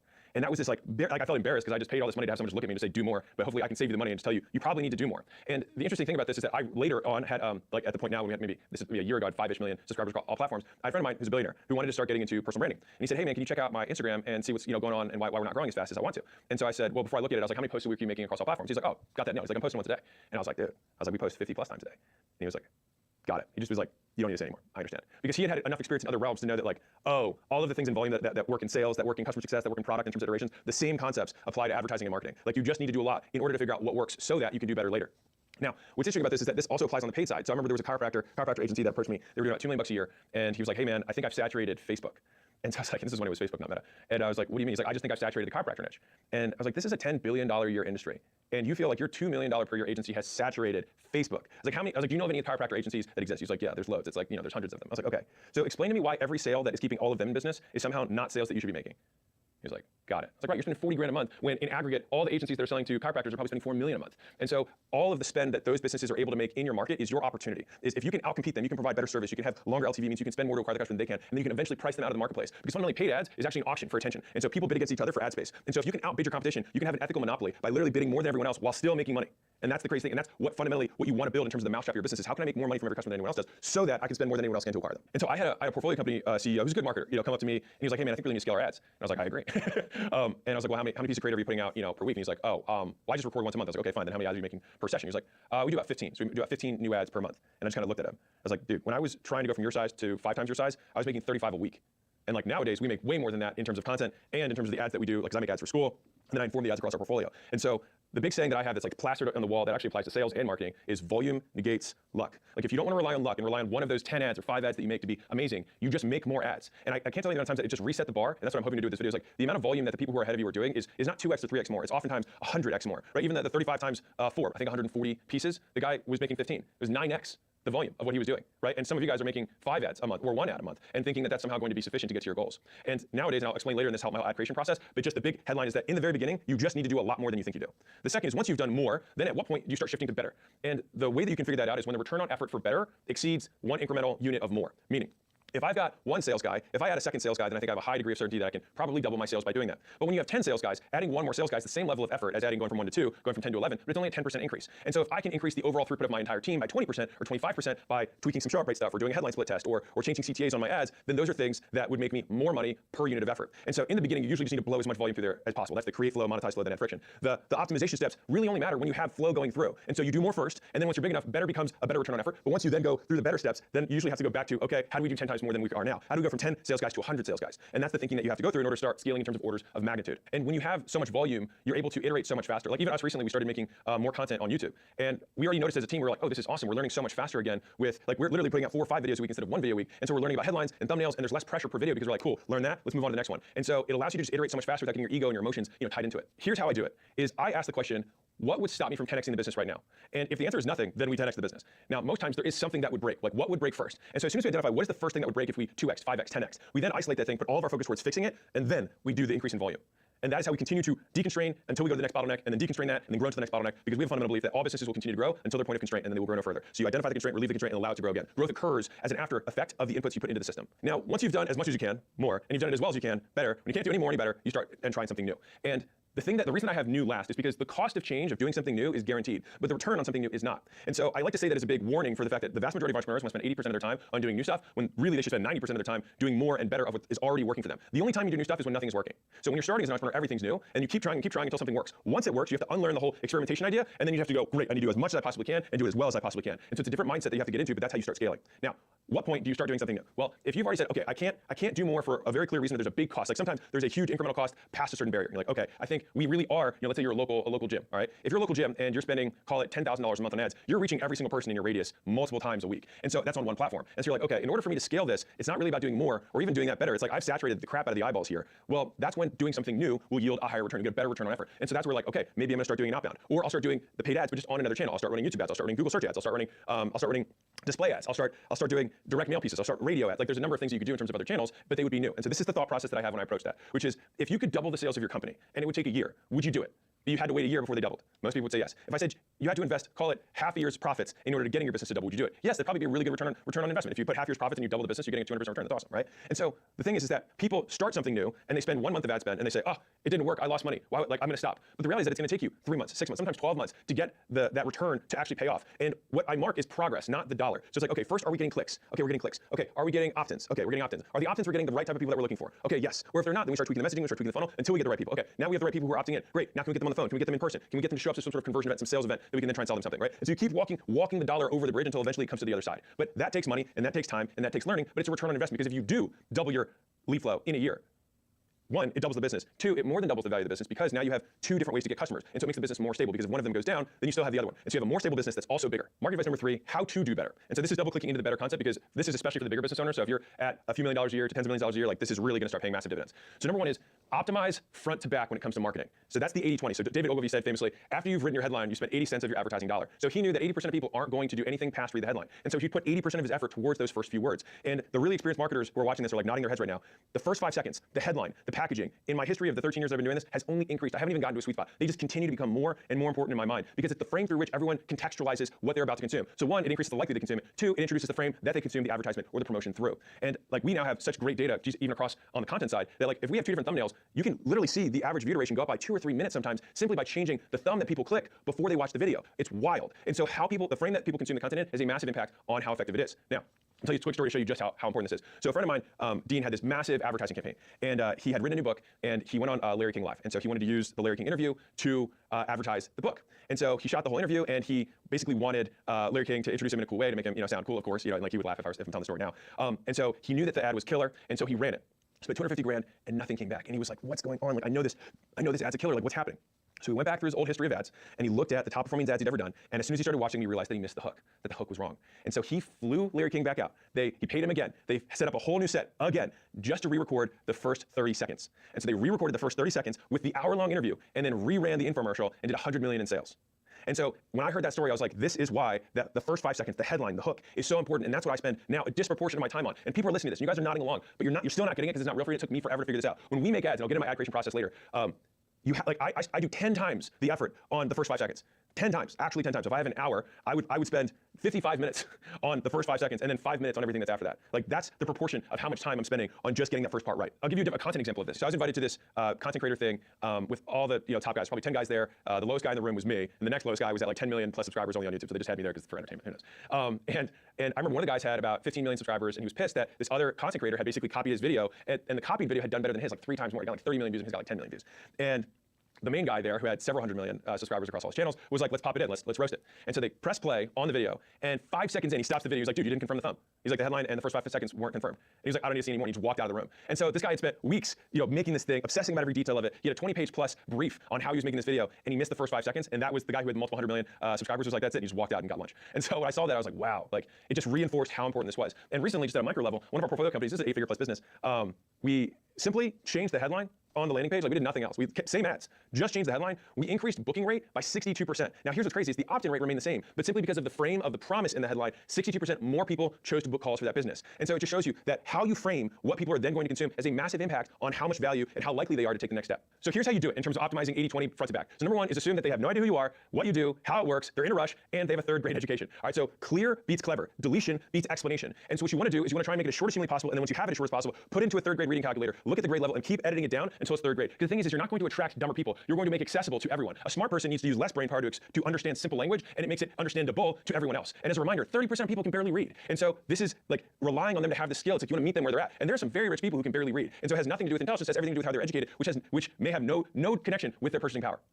Okay, and tactically, what I'll do is I'd make about 50 hooks every time I start recording ads. So I have 50 hooks that I've written down that I think are awesome. And then I have 3 to 5 meat pieces of an advertisement, and then I do 1 to 3 CTAs, meaning call to actions at the end. And so that means I have way more on the front end in terms of effort compared to the 3 to 5 and the 1 to 3 that I do on the back. And that's because I know that that's where all of the effort needs to go because that's where all the returns are. And here's the difference, and this is why I say you optimize advertising specifically from front to back, because it's very rare that you're gonna be able to double or triple or quadruple the amount of throughput you get in a funnel by optimizing the back end. If you have a 30, call it a 50% show up rate, okay, if you get to 75%, that's massive, but it's a 50% jump, and that'd be a massive increase in show rate if you did that. But I can absolutely get CTRs from 1% to 4% by just optimizing the hell out of the front end. And that's a 4x increase. That's 4 times the throughput that goes through the entire funnel. And so I put my effort there because you can achieve 100%, 200%, 300% increases on the front end, whereas it's much more difficult on the back end. Now, for sure, you want to optimize this thing, but if I'm going to allocate my effort, I want to get the biggest bang for buck. So when you're making your hooks, I call it call-outs. I'm reading page 136 from my book. A call out is whatever you do to get the attention of your audience. Call outs go from hyper-specific to get one person's attention to not at all specific to get everyone's attention. So let me explain. If someone drops a tray of dishes in a party, everyone looks. If a child yells mom, then the moms look. If someone says your name, only you look. But again, they all get attention. And so I try to make my call outs as specific as possible to get the right people, but broad enough to get as many of them as I can. So pay close attention to advertisers use call outs, especially the ones targeting your audience. And so what I'll do is I'll look at all the ads from other competitors who are targeting that same audience as me. And the ads that are running a very long time, I know that call out is working well. And so I will write down all the call outs that I see, and then I will write out the words that I know my customers go by. And I'll either start with a problem that I think that they're struggling from, or a question that I think that I know that they'll say yes to, or I'll simply say moms in Nevada, homeowners in Clark County, right? Very clearly calling out, this is for you. And that's exactly what you want the person to say when they read the headline or hear the call out, this is for me. And the more specific you get, oftentimes you'll be surprised. You think that going as broad as you can is going to increase the number of opt-ins, but when you get really specific about the type of customer you're really trying to attract, you will often find that they're like, oh, I wouldn't have responded to the broad thing, but this one's just for me. And you get more people in terms of qualified leads in the door by being more specific. Piece of advice number 4, LTV to CAC is the only thing that matters. And if I had only one metric that I could find out about a business, if I only had one that I could pick, it would be the LTV to CAC ratio. And let me tell you a quick story that would kind of drive this home. So a friend of mine owns a bow manufacturing business, and they do 23 million bucks a year, so relatively large business, established. And he was like, hey, we're trying to get into paid ads. Now they had all these distribution relationships, but they want to open up this new channel. And he said, hey, you're the marketing guy, right? So can you, what would you do here? And so as I was explaining the process the strategies I want to outline for him, he was like, well, what's the benchmark I should be looking at in terms of leads? And I was like, dude, the benchmark is irrelevant. Everything just comes back from what's gross profit. So it's like, okay, so what's the average gross profit on a bow? I'm making this up. Say it's $500. Okay, so if we get leads for, call it 20 bucks, and we know that we can get 1 in 5 leads to buy a bow, then it means it cost us, our CAC is $100, and our gross profit from selling each bow is $500. So it costs us $100 to make $500 of gross profit, 5 to 1. Awesome. And so fundamentally, is $20 a good lead cost? Well, yeah, he's getting 5 to 1. If it was at $10, then he'd be getting 10 to 1, and that's assuming the same ratios. And so it just depends on what percentage of customers you convert and at what price point you're converting them at. CAC to LTV or CAC to LTGP. So I use LTGP to be more specific. Lifetime value is just the amount of gross profit you make from a customer over the lifetime of them being a customer of your business. CAC is the cost to acquire a customer, which is the all-in cost, including sales, marketing, software, everything to get someone to give you money. And so the CAC to LTV ratio is simply how much money it costs you to make more money. It's the foundational economic unit of any business. And so making sure that you know how much money it costs you to make money, that fundamentally feels like a very important metric in order to scale the business. And over time, as long as you don't have some big capital expenses in terms of scaling your business, that fundamental return that you get will reflect the compounding growth of the business, provided you don't have other constraints to growth. So for example, if I have meals that I sell for $10 and it costs me $9 to package and ship them and deliver them, then I have $1 of gross profit per meal. And so if someone buys 10 meals from me, I'm not making $100, I'm making $10 in gross profit. And if the average person buys, call it 5 weeks of meals, then I would make $50 in lifetime gross profit. And so the only way that I would want to be able to acquire customers is that the cost to acquire a customer in this example, I want to have probably at $15 or less. Because you can't do that even, because then there's no money left over to do everything else in the business. And so the rule of thumb is that you want to have at least 3 to 1 on LTV to CAC. But again, LTV is not lifetime revenue, it's lifetime gross profit, right? And that's what people I think a lot of times mess up, is they don't even know what their gross profit is, and then they spend blindly. So I'll tell you a fun one. So if you've seen Starbucks advertise, now a lot of them, they just use their storefronts as their advertising at this point, but they make about $14,000 in LTV per customer. And so they can spend absurd amounts of money to get customers in the door. Like even if it costs them $500, they're still making 28 to 1 on the money they put in. And that is why that company's been able to scale to the moon in terms of the number of locations. And so I will say that all the money that I've made in my life that has been the crazy money has come from crazy LTV to CAC ratios. And so the smallest ratios that I've made crazy money on is 30 to 1, all the way up to 101 to 200 to 1 returns in some of the businesses I have. And so those windows don't stay forever. And when you do have one of those, you just want to dump as much money into that machine as you possibly can, because a lot of wealth is made in very short punctuated periods and then sustained by long periods of maintenance where you're getting 5 to 1, 8 to 1, 10 to 1. Those are fine numbers. But most of the time when you're at 10 to 1, as soon as you start scaling it, it might drop to 5 to 1. And so I actually end up seeing the bigger the ratio is at the beginning, the more indication it is that I can scale profitably. Because if I'm, let's say, spending $1,000 a day and I can get 100 to 1, then I know that I'm probably able to get to $100,000 a day and get 5 to 1, right? And so that's the idea, is like how can I scale this up? And I care about absolute return, not relative return, but the CAC to LTV ratio gives me an indication of how much room I have to blow this thing out of the water. The easiest way to calculate what your lifetime gross profit is look at all the customers that you sold over the last year, look at gross profit. And if you don't know what gross profit is, it's just the cost of goods sold, basically the price you charge minus the cost of goods sold, which is if it's services, then it's the labor that you use to provide the service. If it's a widget, then it's the cost of the widget and the shipping associated with it. So the cost of goods sold minus the revenue, and that left over is the gross profit. And so you say, okay, I had 100 customers this year, I made this total amount of gross profit this year, you divide that amount of gross profit by the total number of customers. That'll give you a broad brushstroke of what you make per customer. Now, that'll always underestimate it, especially if you have a recurring revenue business, because they're going to hopefully have some people who buy again and again over time. But I would always rather be on the safer side and underestimate my lifetime gross profit or lifetime value rather than overestimate and potentially lose money. If I want to then take that number and say, okay, well, what am I willing to spend per customer? Then at most, you want to have a third of that number. But for me specifically, I want to make sure that whatever I collect in the first 30 days, I want to make sure that I collect that back from customers. So if let's say I sell something for $10 a month, people stay for 10 months, and there's 100% gross margin, just to make this simple. So I make $100 in gross profit. I want to see if I can find a way to make $10 back, or get my CAC back in that first 30 days. And so sometimes it means having a one-time upcharge up front so they can offset the cost of acquisition so that the remainder of the customer relationship can be profitable. And if these concepts about scaling, like LTV to CAC, are interesting to you, we just opened up a new workshops division at acquisition.com for companies that we're not invested in. If you would like us and my team to help you personalize kind of applying this stuff to your business, you can go to acquisition.com, click the scale button, and you can see if your business qualifies. Otherwise, back to the video. Piece of advice number 5, my ad creation process. So I've been running ads for 13 years. And I'm saying, when I say running ads, I mean, like, I've been making ads or directly influencing ads that have been run across my portfolio or companies that I directly owned or founded for 13 straight years. And so I have this process pretty nailed. And I haven't really ever gotten too far away from it, partially because I like it a lot, and I've gotten just pretty good at it. And so this is how I do it. So number 1 is that at all times I'm collecting data. What I mean by that is, like, if I see ads on Instagram, I see ads on YouTube, like, I have no premium account on any platform because I want to hear the ads. I want to hear the hooks. I want to hear what they're doing to draw attention. And I like using that stuff because I'm also a business owner. So the people who advertise to me are the people that are going to try and hook my attention, and so I can still use that stuff to get to my avatar. And so if you are your avatar, the ads count double for you. And so I screenshot, I record the stuff that I find interesting, and I add it into one folder. Then when I get to my ad creation process, which I do once a week, I then sit down first thing in the morning, and I do these the same day I record. So that's just a piece of advice that has worked well for me, like cramming for the test. I cram for my ad sessions because then everything's top of mind as I go into the day. And so I pull up all my swipe files of all the things that I want, like, my inspiration from. The second thing that I pull up is all my historical best performing ads. So I look back 1 year, 2 years, 3 years sometimes at all my best ads, and I drink those back in, and I watch the first 10 seconds, watch the first 30 seconds, see, okay, how's it capturing, what was the angle, what was the hook here? And then I start the actual hook creation process. Now, 40 of my 50 hooks that I'm going to write out are going to be stuff that is tried and true. I'm not going to try and reinvent the wheel. We've already spent zillions and zillions of dollars. I know that these hooks, these entrances work well. Now 20%, the last 10 is where I get to use all my inspiration and other ideas to try and experiment on. But most people flip this. They try and do a little bit of stuff that worked and they have lots of new ideas. I'm telling you, I've done this a long time. It's way more efficient to just do more of what worked and then leave a little bit of experimentation so that if some of those things stop working over time, you have this fresh batch that you've been trying out that then can become the control that you try and beat. So citing back to the 80-20 concept of you put 80% of your effort into the hooks and 80% of your effort goes into stuff that's tried and true and 20% for the things that are new. All right, so I make about 50 hooks. So 80% of that is 40 hooks and 20% of that is 10 hooks. So 40 out of my 50 hooks I do for things that I already know have worked in the past. 10 hooks I save for my new creative ideas. And so that's for the inspiration stuff that I see or anything that I come to that cram session that I want to get out. From there, I then have my 3 to 5 angles that I'm going to write that's going to be educational or some sort of value that I'm going to deliver or some sort of belief that I want to break or some sort of list or steps or stories that I want to tell as the core meat of the ad, some sort of proof I want to demonstrate, and then finally just a quick CTA in terms of call to action. But the majority of my effort is all on the 50 or so hooks that I'm going to write, 40 of which being recycled versions of things I already know work, and 10 being net new. And this sounds boring, and it is boring, but it's also what works. And believe me, I have tried to change this process a lot of times. Like, this works.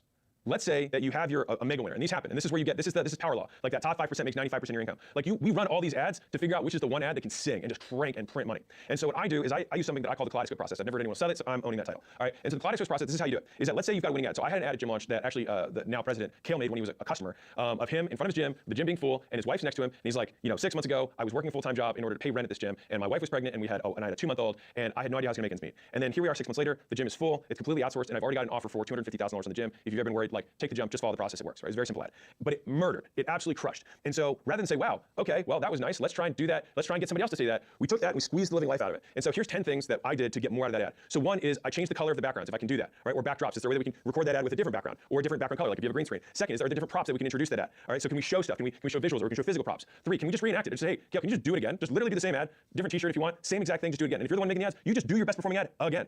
You can, 4, reorder it. So we took the ad that was already the original winner and we just rechanged the order of the ad and it's still converted. The next is we added visual filters. So think black and white, think sepia, think high contrast, low contrast. These are all different things that made the ad look different than it was, but still deliver the same message. The next one is visual effects, right? VFX like doodads and whiz bangs and things like that you can add again, make it look different. The next is changing fonts and captions. So it's like if we had a font style, that was one way, we just changed the way the font style looks. Another is you can change the pacing or the speed of the video itself. You can actually do it at 1.2 or 1.5 and have it go through, or slow it down at portions. You can add music to it.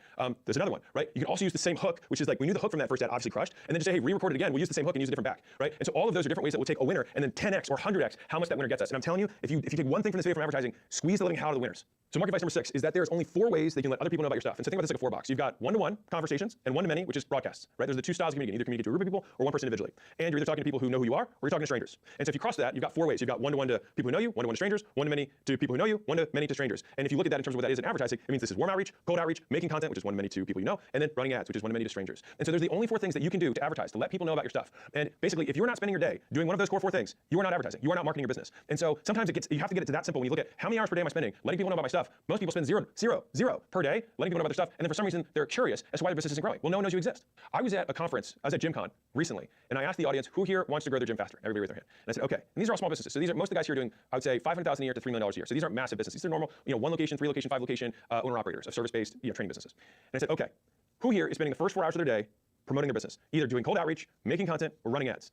Who is spending the first 4 hours every day on that? Literally, no one in the audience had their hand raised. And I was like, this is why you're small. Like, this is it. Like, it was mind-blowing to me that was what it was. And so if you're making less than, call it $1 million, maybe $3 million a year, like all of your effort, the first 4 hours of your day, which if you have to wake up early, awesome. If you have to stay up late to do it, awesome. I don't care. But you need 4 hours that you're dedicating because you gotta do the job of promoting and then you gotta run your business. But if you're just running your business, you're never gonna get ahead. So if you want it to grow, you gotta force it to grow. You have to force people to find out about your stuff, and you do that through advertising. I recommend this so violently because small businesses need to do more. And in the beginning, they just don't get enough leads. So fundamentally, like most businesses, if you just had more leads, you would make more money. Now, realistically, and I'll get to some of the specifics on this, is that in order to get more leads, you need to be able to do so profitably, which then comes back down to the business and building the business back to front. We advertise front to back, we build the business back to front, and I'll get to lots of details on that in a second. But big picture, you just need to get, especially when you're starting out, you're at 500, $1 million, less than 3 million. And those are big numbers. So I don't mean that to demean it, but I want you to build massive enterprises that make huge impact. You have to get more flow through the system so that you can learn how to improve the product, so that you can build a better back end. And then you promote and you stay at that level of promotion until you tweak this and nail it. Then you go back and scale it. And so one of our sayings internally is nail it, then scale it. So nail the back end, you do enough promotion to get flow in, right? Then you monetize, then you create friction. That's when you tweak the hell out of it, and then you can go back and say, hey, it turns out we can spend 5 times more to get customers. Then you scale. So I'll give you my quick back of napkin scaling framework for this. So when you're at 0 to 6 figures, you sell 1 product to 1 avatar on 1 channel. That's it. No shiny object, no multiple channels, no trying to scale yourself out of it. You're just selling 1 product to 1 avatar on 1 channel. When you go from 6 to 7 figures, you sell 1 product to 1 avatar on 1 channel consistently. Because in the beginning, you're super volatile, right? You're making a sale this week, not next week, and this week again, or the next month, whatever. It's super volatile. When you get to 7 figures, it's more consistent. You get to be reliable. So when you go from 7 figures to 8 figures, you go 1 avatar, 1 channel, 2 products. That means you have an upsell, you sell something else, and then you do that consistently. right? That's what gets you to 8 figures. That's what gets you to $10 million here. And if you want to go to, multiple 8 figures, then you start going 2 channels, 1 avatar, 2 products consistently. And so over time, this is how I've just seen this pattern. Now, can you find somebody who disobeys this pattern? Sure. AG1 has 1 product, 1 avatar, a zillion channels, right? So yes, there are ways to break this rule. But when I look at, by and large, the vast majority of businesses, they follow this structure and they mess up along the way until they follow the next step. And you'll notice that scaling up to 8 figures and even sometimes a little beyond that, you're still only focused on 1 avatar. And I'm going to talk about this in a lot of depth in one of the later advice points because it's super important. This may be one of the bigger unlocks you can have in the business. Marketing advice number 7, state the facts and tell the truth. This is probably one of the most repeated phrases besides volume negates luck that I have internally to my business. And so I remember when I was at that same little meetup with the super creators, and I was talking to the guy who had the most subscribers there, and I was like, yeah, we don't really like this whole clickbait title thing. And he looked at me with disgust, and he was like, you absolutely make clickbait titles. He said, you just back it up with truth. He's like, so it's crazy clickbait. He's like, but it also happens to be true. And I remember when he said that to me, and I was like, shit, that's real. And it's funny because that was a concept that I have in terms of paid ads, but I hadn't thought about it in terms of content. And so it's so interesting how some of these principles just apply across domains, but like sometimes you have to relearn the same lessons, which I hate doing, but I did it anyways. And so the problem is that most businesses don't track results. And it's because if you don't track, you don't care. Now, they don't track partially because it's kind of like ignorance. Like they know they don't deliver good results, and so if they track it, then they'll have facts and truth that they will be proven that they're delivering bad results. But the first step is tracking it, because once you start tracking it, you can improve it. And measurement as intervention is actually a scientifically proven method to lose weight, to improve sales, to improve anything you want. You can literally simply tracking it, not trying to do anything else, but simply tracking your weight, simply tracking your close rate, simply tracking your ad performance will improve it because you're just putting attention on it. And so if you don't track, you don't care. Now, once you do start tracking it, you can start doing things to actually improve it beyond just measurement as intervention. And so when you do that, lo and behold, your stats get better. And then you can state the facts and tell the truth and have that truth be wildly compelling. And so real talk, part of the reason that Gym Launch to this day has still not been beaten or dethroned as the largest company in that space is because we still have better stats and better results than anyone else does. The average gym who goes through 12 months of Gym Launch makes over $100,000+ a year in added profit by using the systems we have. That's just what it is. And so like if it makes sense for somebody to triple their money, then they make the purchase, right? I like to take a lot of emotion out of the sale. Like if this makes sense for you, if this return makes sense for you, then do it. If it doesn't make sense, then don't do it. Now, the risk they take on is what about the bottom 20%? And so the nice thing is that we track that. So the bottom 20% average $40,000 in additional revenue. So they basically broke even. And so it's like, that's the bottom. And so like if that's you, then it's like, yeah, you worked and you basically broke even. That kind of sucks. Now I'm not talking about the top 20% because those guys had $500,000+ per year. But the thing is that if you track the stats, then you can promote the stats and you can do so truthfully. They go from unsubstantiated claims to substantiated claims. Like one of the things that I'm most proud of in school.com, which is a platform for people who are trying to start the business. This video is mostly for people who already own a business, but if you're trying to start a business, 30.44% of people who finish their first month make their first dollar online. Like I'm super proud of that. And we just rolled out this massive new thing to basically make it even easier, even faster to do it. Right now we have 35% more people actually succeeding there. So I think we're gonna be a little bit over 40% now. So I'm super stoked with that. But like unless you measure, like if you don't track, you don't care. Here's the tactical steps. Collect data first. So you implement a data step where you collect data for people day 1, day 30, day 60, day 90, at the end of the program, or whatever your implementation is. You track data throughout. Number 2 is you keep improving things until the data becomes compelling.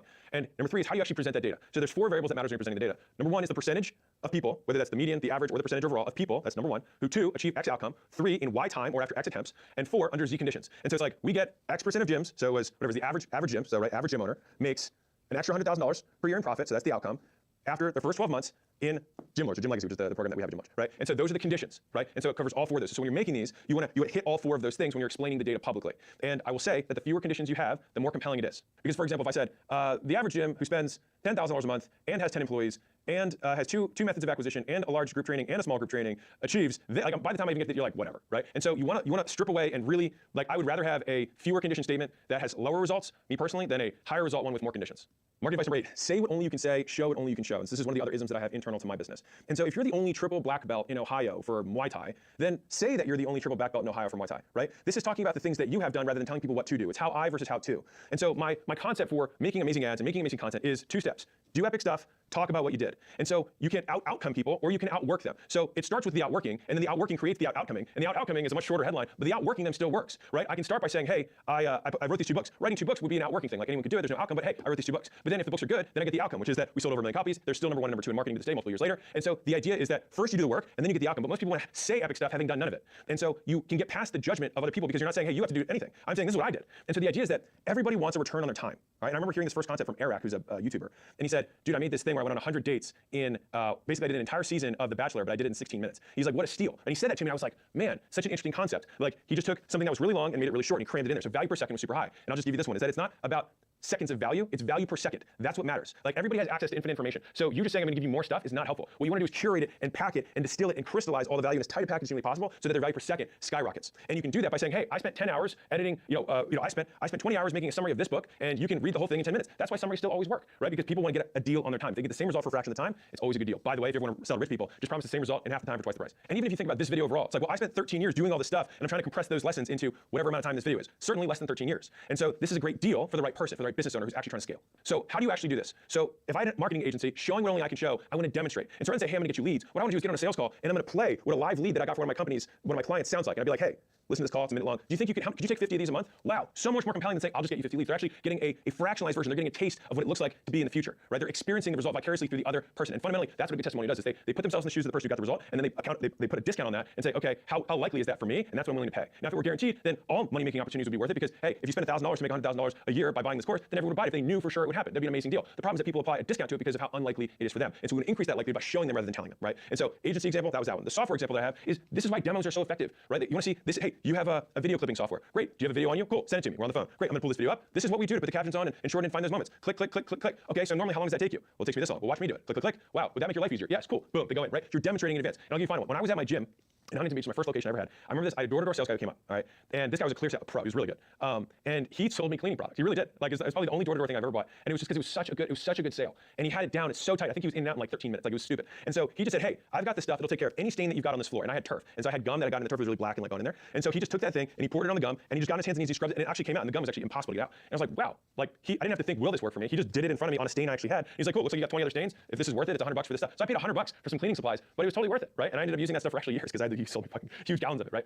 And so again, it's whenever you can, and don't say, oh, this doesn't work for my business. Try and imagine, how can I make this work for my business? Show them what they will experience and do it in a way that no one else can do it. And so for example, me, the reason I say like do epic stuff and then talk about it is that you continue to live life every day. And so things continue to happen. And so you can use the things that happen that you're doing as the content that you're making. And the content will always be shorter than the amount of time it took for the thing to happen. And so we have a portfolio of companies. And so I share case studies on this channel of like, hey, here's how we added 40 sales guys. Here's how we, increased, we cut refunds by 2/3. Here's how we XYZ. And it's because we're doing stuff and then we just talk about what we did. And so the key point, step one is do stuff, and then step two, talk about it. Everyone else is stuck in the step where they want to figure out what to talk about, but it's because they haven't done anything. If you do stuff, you have more than enough to talk about. Marketing truth number 9, how and when to expand your market. There's 5 ways. Now, big picture, the vast majority of people need to do way more with their current market. So just to give you context on this, I had a guy who came out to a workshop and he said, hey, I'm a coach who coaches, right? And I was like, all right, fine. And he said, I'm spending, I'm making $2 million a year. It's a really saturated space. I think should I go broader?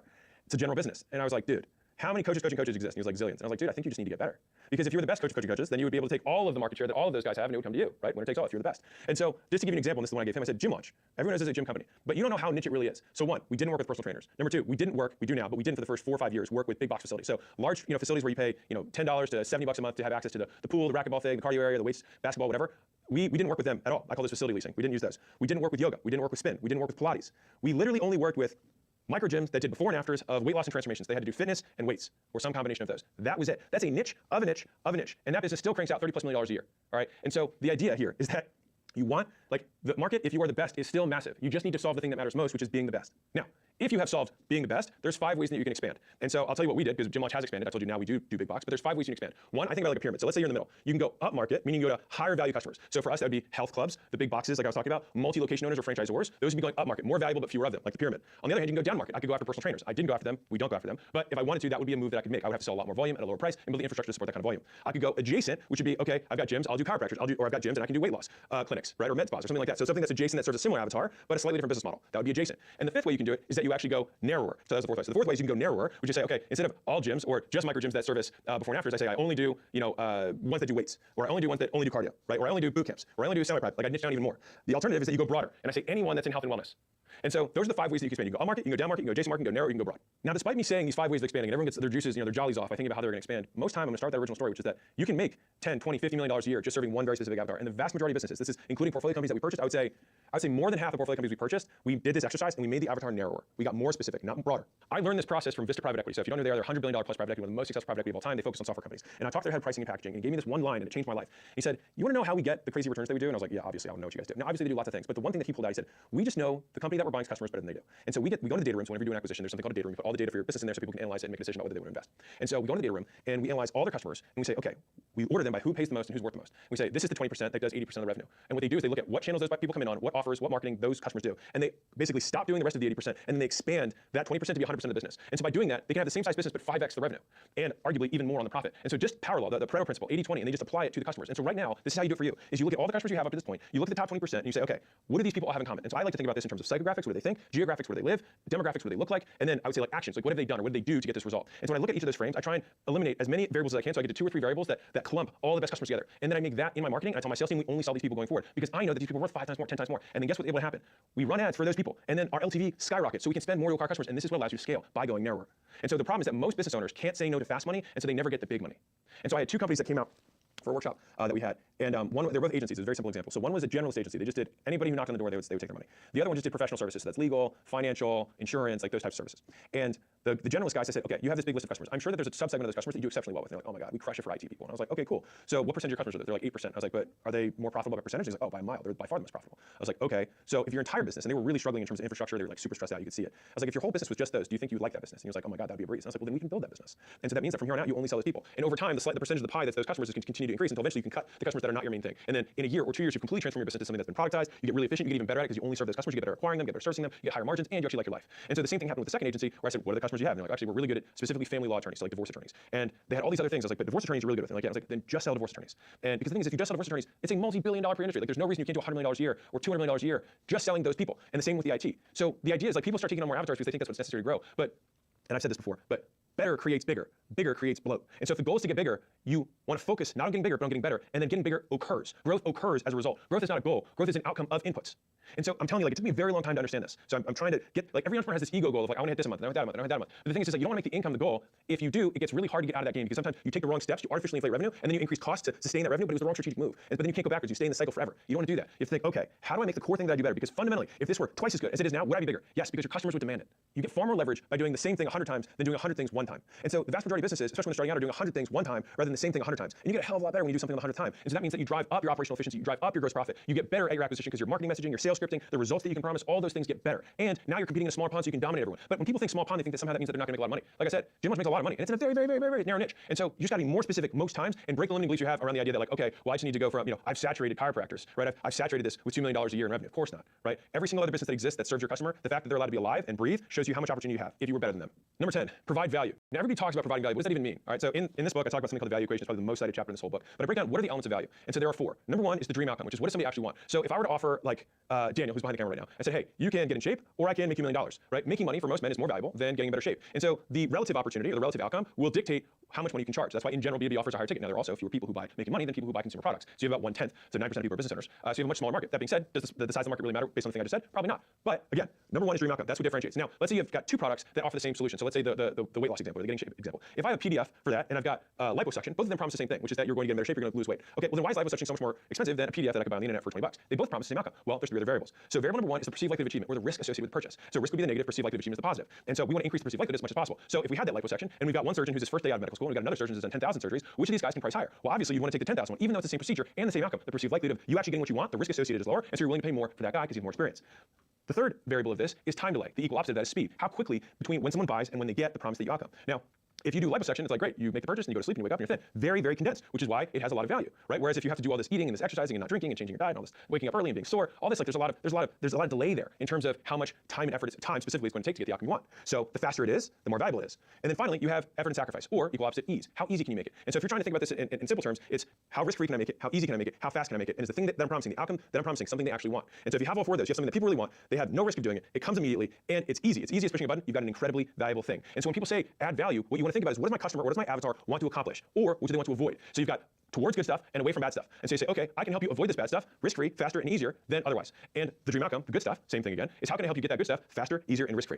And so every time you make content, or every time you make a PDF, every time you make a lead magnet, whatever it is, or you make content, the whole goal should be to be useful. The whole goal should be to provide value. And you do that by helping them achieve their goal, which hopefully with this video, helping you market better your business by making it risk-free, so you don't have to make the mistakes I did, get to your goal faster, and get there easier. So the easiest way to think, okay, got it. Well, how do I find the problems that people are suffering from so that I can make it faster, easier, and risk-free for them? Great question. So one is any comments that you get in response to content, that creates more content. This is the endless content wheel. It's like you make content, people have questions about the content, you make content about the questions, they have questions about those questions. The good thing is that problems never end and people never stop complaining. And so as long as people stop complaining, people have problems, you're always going to have problems to solve, which is one of the nice things about being an entrepreneur. You, like humanity, if you told us hundreds of years ago that we'd have the internet in our hands and we'd have air conditioning and Wi-Fi and all this stuff, we'd be like, oh my God, all of our problems are solved. But we have more problems now than we did before because we're more aware of the problems that we didn't know existed before. And so whenever you solve a problem, you create another one. It's the problem solution cycle, it never ends. And so one is you can look at that. The other is you can look internal to your business, which is what are the things that people struggle with internal in terms of implementation for whatever the thing that you do is. Whether it's a product that you sell or a service that you sell, there's some friction points along the way. And you think, okay, what are the friction points and how can I make it easier? Number 11 is a fairly well-known marketing saying, give away the secrets, sell the implementation. The way that I think about this is make your free stuff better than their paid stuff. And that's an easy ism to say. But the real is like you actually have to think, if I give away something for free, I have to be willing to charge for it. And if you were willing to charge $100 or $1,000 or $10,000 for the thing that you give away for free, my God, must that be valuable? Yes. And what that does is it increases the likelihood of conversion, increases the likelihood the person consumes the thing and then buys the next product. Because what a lead magnet is, or what content is, it's a complete solution to a very narrow problem. And that's fundamentally how I think about this. A lot of people are very afraid of giving away value, but you shouldn't be. Give away all the secrets, give away all the things that you do, and then if someone wants help with implementation, they can call you up. And this allows you to provide value to the masses, build your brand up, and then they use results in advance as an approximation of the results they're going to get after they purchase, right? And so even when you're marketing in terms of making content, I like to think of being okay with narrow because deep is where the dollars are. All right, so let me tell you a couple stories about this. So there was a lady who I just recently met who was doing just under $1 million a year in profit from 5,800 followers on Instagram. She had no other platform. She sourced 100% from Instagram. And this blew my mind. I mean, like, I say this stuff, but having that level, like, it was such an extreme example of tiny audience, big money. It broke my beliefs even further than I already had them broken. And when I looked at her page, here's what's crazy. It wasn't like she had crazy deep engagement either. It was like the post she would get, 1, 5, maybe 10 comments on a great post. And she would get, 10 likes, 20 likes, 30 likes if it was a crazy one. But 100% of her content was about how registered dietitians can more accurately bill insurance to make more money. It was a niche of a niche. It was literally like registered dietitians who bill insurance and how to bill insurance more effectively to make more per hour. That was her offer, and that's all she talks about. Her cheat sheets are on that, and she talks about different insurance companies and how to bill each of them, the codes that you plug in, like all this jargon. I had no idea when I went to the page. But for her avatar, I'll bet you that of the 5,800 people that follow her, 5,700 of them were registered dietitians who were trying to find out what they needed to do to make more money by billing insurance. And so she was selling 5 to 10 little cheat sheets a day, like $99, plus 2 to 3 high-ticket people per week into her association of registered dietitians that follow her process for billing. And so I say this because I've also learned this personally. We used to make some wider content for about 6 months. We did this experiment. We got the data back. It turned out we got lots of views, but we didn't get lots of business owners. And so we switched back to hardcore business stuff, which I love anyway, so I'm very happy about the experiment. And because of that, all of our stats are up. So we have more opt-ins, more people buying books, more people going to workshops, whatever it is, more people applying the portfolio so we can invest in their companies. All of those stats were up despite the fact that the general views per video went down. And again, I'm here for the money, not for the fame. And so I encourage you, if you can break your attachment to the ego metrics, like the likes and the views and things like that, and just focus on the bottom line, just get really specific on the avatar that you want to serve and make content only for them that's useful. So I've got a buddy of mine who runs a multi-9-figure per year marketing company. And he makes content online. He has a personal brand. And he was like, oh, dude, my personal brand makes no money. He's like, but, and he goes super in-depth tactical like stuff. He's an SEO G, and so all this stuff is like how to make SEO content, blog content, things like that. And his content gets like so few likes and engagement. And he has like charts and graphs and all this data support. He does. He's obviously really, really good at this. But the thing is his lead quality that comes from him, he's like, they're all Fortune 500, Fortune 100 CEOs, executives that are like, hey, you obviously know this stuff. Can we just hire you? And that's exactly what he wants. He makes it so complex. He gives away everything. And he says, he's like, you can just follow all my stuff and do it. Most people are like, man, this is too much work. And so they're like, can I just hire you? Which is an exceptional way to get customers. So here's how you do it in 3 easy steps. 1 is you just give away your best stuff. Give it all away. If you have a low-ticket thing that sells to lots of people and you have a high-ticket thing, I would encourage you, just give away the low-ticket thing too. You're probably not making much money on it anyways, and those customers are probably paying the butt. So just give it to them. And you can even show, hey, I used to charge for this, and give it to you for free because I love you. All right. And by doing that, you make an exceptional thing, and you put really heavy effort into follow-up and calls to action within the content itself. All right. So within the thing that you're giving away, you have CTAs, and you follow up with your team to try to send them in the next thing if they're qualified. And I'll give you a pro tip on this. When you want to make the CTA, make it about personalization, not about more. Instead of saying, hey, if you want more stuff like this, go here. Say, hey, if you want me to help apply this stuff to your business or apply this stuff to your body or this stuff to your life, then let me know. It's personalizing it because that is significantly more valuable than just more stuff. And what's crazy is a lot of people use the things they give away as an afterthought. It's the last thing they think about. But here's the crazy stat, is that 99% of people who consume your free thing will never buy from you, which means that your reputation is getting made by the 99% of people, not the 1%. And so if you want to improve your reputation in the marketplace, make sure the stuff that you give away for free is awesome. Also make sure the stuff that you sell is awesome. And if both those things sound like a 4-letter word, which is work, welcome to business. And so I talked earlier about going up market or getting narrower on the avatar that you want to serve. A lot of people have downsells, and I think over time I've gotten less and less into having downsells and more along the lines of like, if we have a lower avatar and we're downselling 10% of calls into this thing that's paid, if 10% of people are buying something that's 1/10 the price because it's a downsell, then it's going to change my revenue by 1%. I don't really care. It's not even worth the headache. I'd rather just give that away to hundreds of people for free because the cost is free, way more people consume it, and then get a high percentage of people to buy my next thing, and I allow my marketing messaging to attract the higher quality customers. So this allows me to go up market or narrower and give away all the other stuff so I can create my more qualified customers. The amount of businesses that I know that we've invested in or that we've helped simply make way more money by just giving away the thing that was their big headache, that was a low-ticket thing, just so that they could focus on serving the best customers. Most times you'll make money going up market. Market advice number 12. All advertising works. It's just a matter of efficiency. I want to drill this down people's throats. The amount of time I said Facebook ads don't work for us, Google ads don't work for us, TikTok ads don't work for us, direct mail doesn't work for us, radio ads don't work for us, content doesn't work for us, outreach doesn't work for us. Fundamentally, if you have a qualified person on the other side and you make an offer to them that solves a key problem for them, if you can get them on the phone, you can make money, period. So if you can rephrase the problem as, I don't know how to make Facebook ads work for us, I don't know how to make TikTok work for us, I don't know how to make content work for us, I don't know how to make outreach work for us, and that becomes a problem you can solve. Now, this is really important. So I talked earlier about optimizing your advertising from front to back, and that's true. But when you optimize a business, you optimize it from back to front. And so the back, the LTV, how much you make per customer, enables how much you can spend on the front end. And so you optimize the throughput on the front end, obviously because that's where you can get highest returns. But the engine that you can spend on that depends on how much you make per customer. And so you can either be really, really, really exceptional at lowering CAC or really, really, really good at increasing LTV. And if you do both, you have huge arbitrage, and that's where you make stupid money. And so let's go through a hypothetical. Let's say that you sold something that was $1 billion thing, okay? If you had $1 billion in gross profit that you'd make from one sale, you could reach a lot of people on earth. And just to give you context on this, if I wanted to become an A-list celebrity, I back calculated what I believe it cost to become an A-list celebrity. It was about $50 million. And the way that I calculated that was I thought, what person went from complete obscurance, so no one knew who they were, obscurity, to omnipresence, or some like that everybody knew. And so the simplest example are people who were no-name actors who become the star of a big Marvel hit. And so what I did was I said, okay, how many of these have I seen? What was the movie budget? Now you have to divide that by the other characters in the show, or in the movie. And between the big blockbusters, where we had to, you think about like the Hunger Games girl, right? I can't remember her name right now, but that girl. Like the marketing budget for those types of films, you think, okay, with $50 million, she went from no one knowing who she was to being famous. And so for $50 million, you can reach so much of America. And so I use this as hypothetical because if you had something that you sold for $1 billion, you could spend that in something 20 to 1. And so the idea is, yes, we optimize our advertising from front to back. We put our effort on the front. But in terms of where our LTV comes from, we work from back to front so that we can spend more on the front end. A big problem in terms of efficiency is that oftentimes if you do start running ads profitably, for example, you reach some sort of ceiling. You're like, hey, we can't get past $1,000 a day. Hey, we can't get past $10,000 a day. Hey, we can't get past $100,000 a day, whatever it is, right? Usually it's because the ads that you have aren't good enough to reach the next level of awareness. So Eugene Schwartz in Breakthrough Advertising talked about something called 5 levels of awareness. And so they go from unaware, somebody has no idea who you are, what the problem is, or anything, just unaware. The next level is problem aware. That's where you see ads that are like having trouble sleeping at night. Do you have back pain when you lean over? Like things like that. They ask open-ended questions that make someone aware of the problem. Underneath of that is solution aware. Have you tried this before? Have you tried this before? This is where someone knows the solutions that potentially exist. Then you have product aware, which is them you advertising your own product. Like, okay, have you tried like my product before? Let me talk to you about this. And then finally, you have most aware, which is usually past and existing customers. And so those are 5 levels of awareness. And so most times, smaller advertisers, beginner advertisers, get returns marketing to most aware, right? If you email your list, or you make a post, or you send out an email, right? Those are 3 most aware people. So you can make sales from that for almost no money. One degree above that is like, okay, well, are there other people in the market that's product aware? They're looking for something to solve a specific problem, right? And they're aware of the options that are out there, and you market them. So you have to be a little bit better to market those people than just your existing customers. Now, if you go one level above that, right, solution aware, is that they know that there are people who are solving this problem. They don't know how they're solving the problem. They know that there is a solution that exists. And so you have to have another order of magnitude improvement of your ads and the hooks to call out those people. And so most times, the problem isn't that your market isn't big enough, it's that your ads aren't good enough, and they're not specific enough to hit this next massive tranche of the audience. And I say this with our largest company in the portfolio is about $100 million a year, and we spend millions of dollars a month in advertising, and we go to the most unaware people. We go to people who have no idea that this product or this problem exists. We actually have to make them aware of the problem, and then we make them aware of the opportunity to solve, and then we have to make them aware of the problem. We have to take them through all the stages of awareness in a very short period of time, and that comes from a very well-crafted ad. And so I have this saying that I have internal, which is that the size of the plane is directly correlated with the length of the runway. The bigger the plane, the longer the runway. And so if you want to sell a very expensive thing, or you want to sell a very cold person, so the price and the coldness, or how aware the person is. So the longest sale possible would be someone who's completely unaware for a very expensive thing, right? The shortest sale possible would be someone who's very aware for a very cheap thing. And so the amount of runway, the amount of selling, the amount of advertising that you have to do to get someone through these stages is directly proportional to those 2 things. And if you're having trouble scaling, it usually means that this is mismatched. You're sending a warm message to a cold audience, or you're getting people on the phone who aren't prepared to spend a huge amount of money that haven't been warmed up enough. And so it's making sure that we're hitting each of these boxes for the audience that we're starting to target. And so as you go to a new tranche of, let's say you go from solution aware to problem aware, so it's a bigger area, right? And so think about these concentric circles like a pizza. Like the area of the pizza, like a pizza that's this big, if you could take an inch off, it's almost the same size as a 2-inch pizza in the middle, like the diameter, circumference, whatever that is. I probably failed geometry. The point is that it just gets bigger and exponentially bigger as you go out. And so this is a weird visual that I have for this, but if you think about a watermelon slice, and at the tip, there's lots of seeds. And as you go down, there's fewer seeds. But you still have to pay the same amount to reach all these eyeballs to find the few seeds versus in the beginning when you have lots of seeds. So your density of sales per 1,000 eyeballs goes down as you go to more unaware people, because you're going to go to people who just simply don't care and never will care. But you have to, and this is where the LTV matters so much and the optimization matters so much, but you still, if you can be profitable in a larger tranche that's 10 or 100 times as big, that's when you start really printing money, right? And so if you have, call it 20 to 1 LTV to CAC in the beginning, you have lots of little seeds, lots of density of potential buyers because it's really warm, really problem aware, or really solution or product aware, right? Like really high end.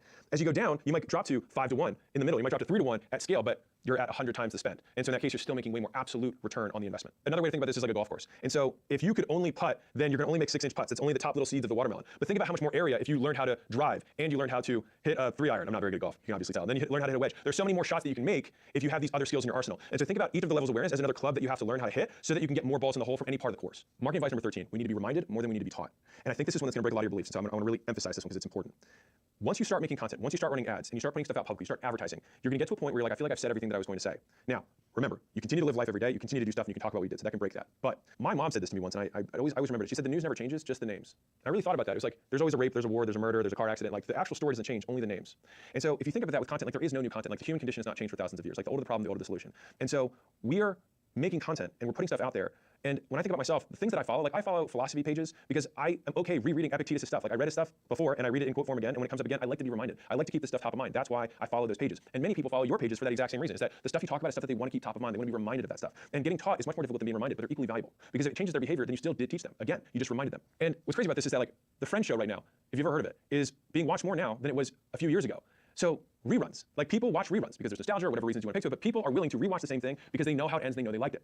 And so you can make the same thing again because also your audience who's new a year later hasn't seen that thing. And so if you make something new to them, even though it's quote old or a reminder to your existing audience doesn't mind the reminder, and the new people never saw it to begin with. And if you want to have different ways of creating variety, even around the same topics, I would encourage you, instead of thinking of getting into trend hacking and talking about the news, talk about your news. So it's about what are the new things that are happening now. This is the do epic stuff, talk about what you did. And so this is where we tell new stories to explain the same concept, because for that specific audience, you'll reach a different type of person, or different avatar that still might be within your market with a story about a mother and daughter versus a father and son versus a military vet versus a small business owner, right? There are different avatars, and you can tell the same story, but it happens to a different name, just like the news. And people still watch the news every single day, and then what we want is them to watch our news. You can tell the same concept, like the value equation. The value equation I explain in my book. I also have a course on my site that I explain the value equation in a different format. So think about it in terms of formats. This is written. I have an audio. I've got videos that are on my site that are in a course format. I'm mentioning it here now. I have it on whiteboards that I've explained it. I've applied it to services. I've applied it to education. I've applied it to physical products. I've applied it to software. And so you can take the same idea and think, how can I display it in new formats, new mediums, and new contexts? And so when you have that, and then you extrapolate on top the news of your life, even though you feel like it's saying the same thing, the amount that it takes to create something novel is very small. And so I'll tell you the story that I think will wrap this up. It's the story of Henry Ford.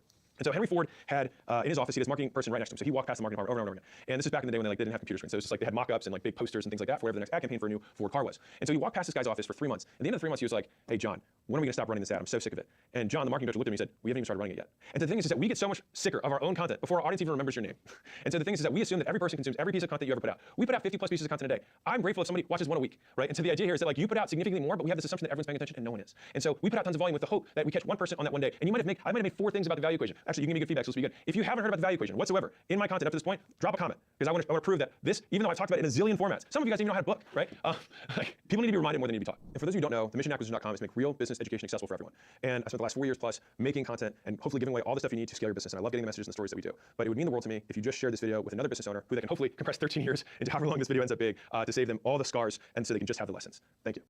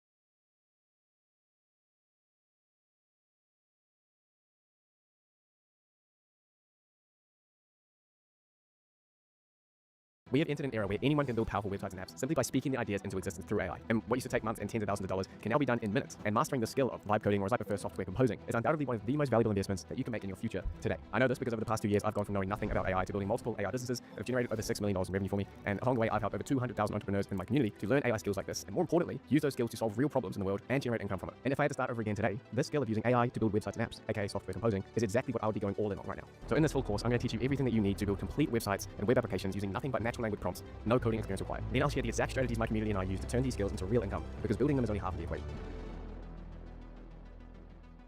And as you can tell by the length of this video, we get a lot to cover. So this is going to be unlike any other guide anywhere on the internet on this topic. So I'm going to be splitting it into 3 powerful chapters. In the foundation chapter, we'll master the essential theory behind web app building and the key terminology that will allow you to explain to the AI what you want and instantly put you ahead of 99% of people who are trying to build with AI. Then in the building chapter, we'll transform that knowledge into action by creating a fully functioning SaaS app step by step over my shoulder using an incredibly intuitive tool that makes the process dead easy. As we go, you're going to develop real hands-on skills and build actual projects that you can immediately customize and monetize for yourself. And finally, in the monetization chapter, we'll explore the massive market that is waiting to be captured, and I'll be revealing exactly how people in my community are converting these skills into $5,000, $10,000, $15,000 projects, and my proven method for getting your first few clients with zero social media and zero paid ads. And of course, if you're new here and don't know who I am, my name is Liam Otley, and as I said 2 years ago, I knew nothing about AI. I started my journey here on YouTube, which led me to launching Morningside AI, which is my AI agency, and then I built my own SaaS agency, which has over 70,000 users, and then grew my community, where we are now the #1 AI business community anywhere in the world. With over 200,000 people, I teach people like you, and non-technical people especially, how to learn AI skills and monetize them, build a business around them. And that's really my focus in that community. And everything I'm going to be sharing with you today comes from being in the trenches with the stuff every day at my agency, Morningside AI, and by working closely with students who are also doing it in their agency. So if you want more information about me and want to learn more about my story, I'll link my story video in the description below. But without further ado, if you are ready to harness the potential of this new software composing skill, let's get into it. Alright, so before we can get into the building, we need to lay a proper groundwork first. So welcome to Chapter 1, Foundations. I know how tempting it can be just to jump straight into prompting and building, and a lot of other guides out there that you may find on this topic will do just that, but it's a shortcut that leads to ultimately getting stuck when you're building. So they might show you how to build one specific thing, but you never learn why it works, which limits what you can create on your own after those tutorials. So we're going to be doing it differently. My promise to you in this course is that I'm going to help you to become a true software composer, someone who can build powerful custom applications because you actually understand the core principles of what you're doing. This foundational knowledge is what is going to separate you from 99% of people who are just blindly throwing prompts at AI, and this is going to be your unfair advantage in this market. So in this chapter, you're going to master the essential concepts that make up any web application. We're going to be exploring, firstly, what is software composing, this revolutionary new way to build software using natural language, and why it's one of the most valuable skills that you can learn today. Then we'll get into what a web app is. We'll get clear on what we're actually building and how it differs from just a simple website and how they're so much more powerful. Then we'll go into the front end versus back end, where you'll learn the 2 different sides of every app, what the user sees and the internet runs all of that behind the scenes. Then we'll get into databases. We're going to demystify how software remembers information from user accounts to product listings. Then there's a section on APIs, where you'll understand the magic of how different parts of an app and even different parts of other apps can communicate with each other over the internet. And finally, we'll be getting into authentication and authorization, where we'll cover the mechanisms that allows users to sign up, to log in, and how to control what they have permission to see and do within your app. So by the end of this foundation chapter, you'll have the vocabulary and the mental models to be able to build AI confidently and effectively. So let's get started with the big idea that makes all of this possible, which is software composing. So now that you understand the incredible potential that we're dealing with here, the ability to be able to translate your ideas into code and build real revenue-generating software, let's dive into what this transformation actually means and why it represents such a massive opportunity for anyone who's trying to not only get into AI, but to build a career for them in the AI era. And this skill in particular is going to be one that will change the trajectory of many lives and careers, whether you're a student, an employee, or an entrepreneur. It was Andre Karpathy, one of the founders of OpenAI, who coined the term vibe coding. And he was describing a fundamental shift from writing software from scratch to building it with natural language and speaking into computers and using AI to do that for you. But I actually prefer the term software composing, since the creative process that you go through that I'm going to teach you is a lot more like composing than coding necessarily. You can think of traditional coding as like being a construction worker, and you need to kind of build everything yourself, mixing concrete from scratch, pouring the foundation and building up the walls, laying the plumbing, wiring, electric, etc. Software composing is more like being an architect who kind of describes the vision to expert builders who can handle all the complex stuff for you. So you're not just getting help with code, you're stepping into a creative role, and where you describe what you want the software to do and how it should feel and how to use it, and then the AI handles all the behind the scenes tech work for you. This isn't just about speed, it's about who gets to participate in building the digital world. So here's how software used to get built. Someone had an idea for an app, they write detailed specs about what it should do and how it should work, then designers create mock-ups and wireframes for the UI. That's 2 to 4 weeks right there, and then next, the developers are going to analyze everything, choose the programming languages and frameworks, another 1 to 2 weeks, and then comes months of actual development. And after all of that, then you've got testing and debugging for another few weeks after that. So finally, launching the app out to the world might take you another week or 2. So you're looking at 3 to 8 months, costing potentially $50,000 to $500,000 depending on the complexity of the software, of course. And all of this requires multiple software and design specialists. Now here's the new way that it works with the software composing revolution. You have an idea,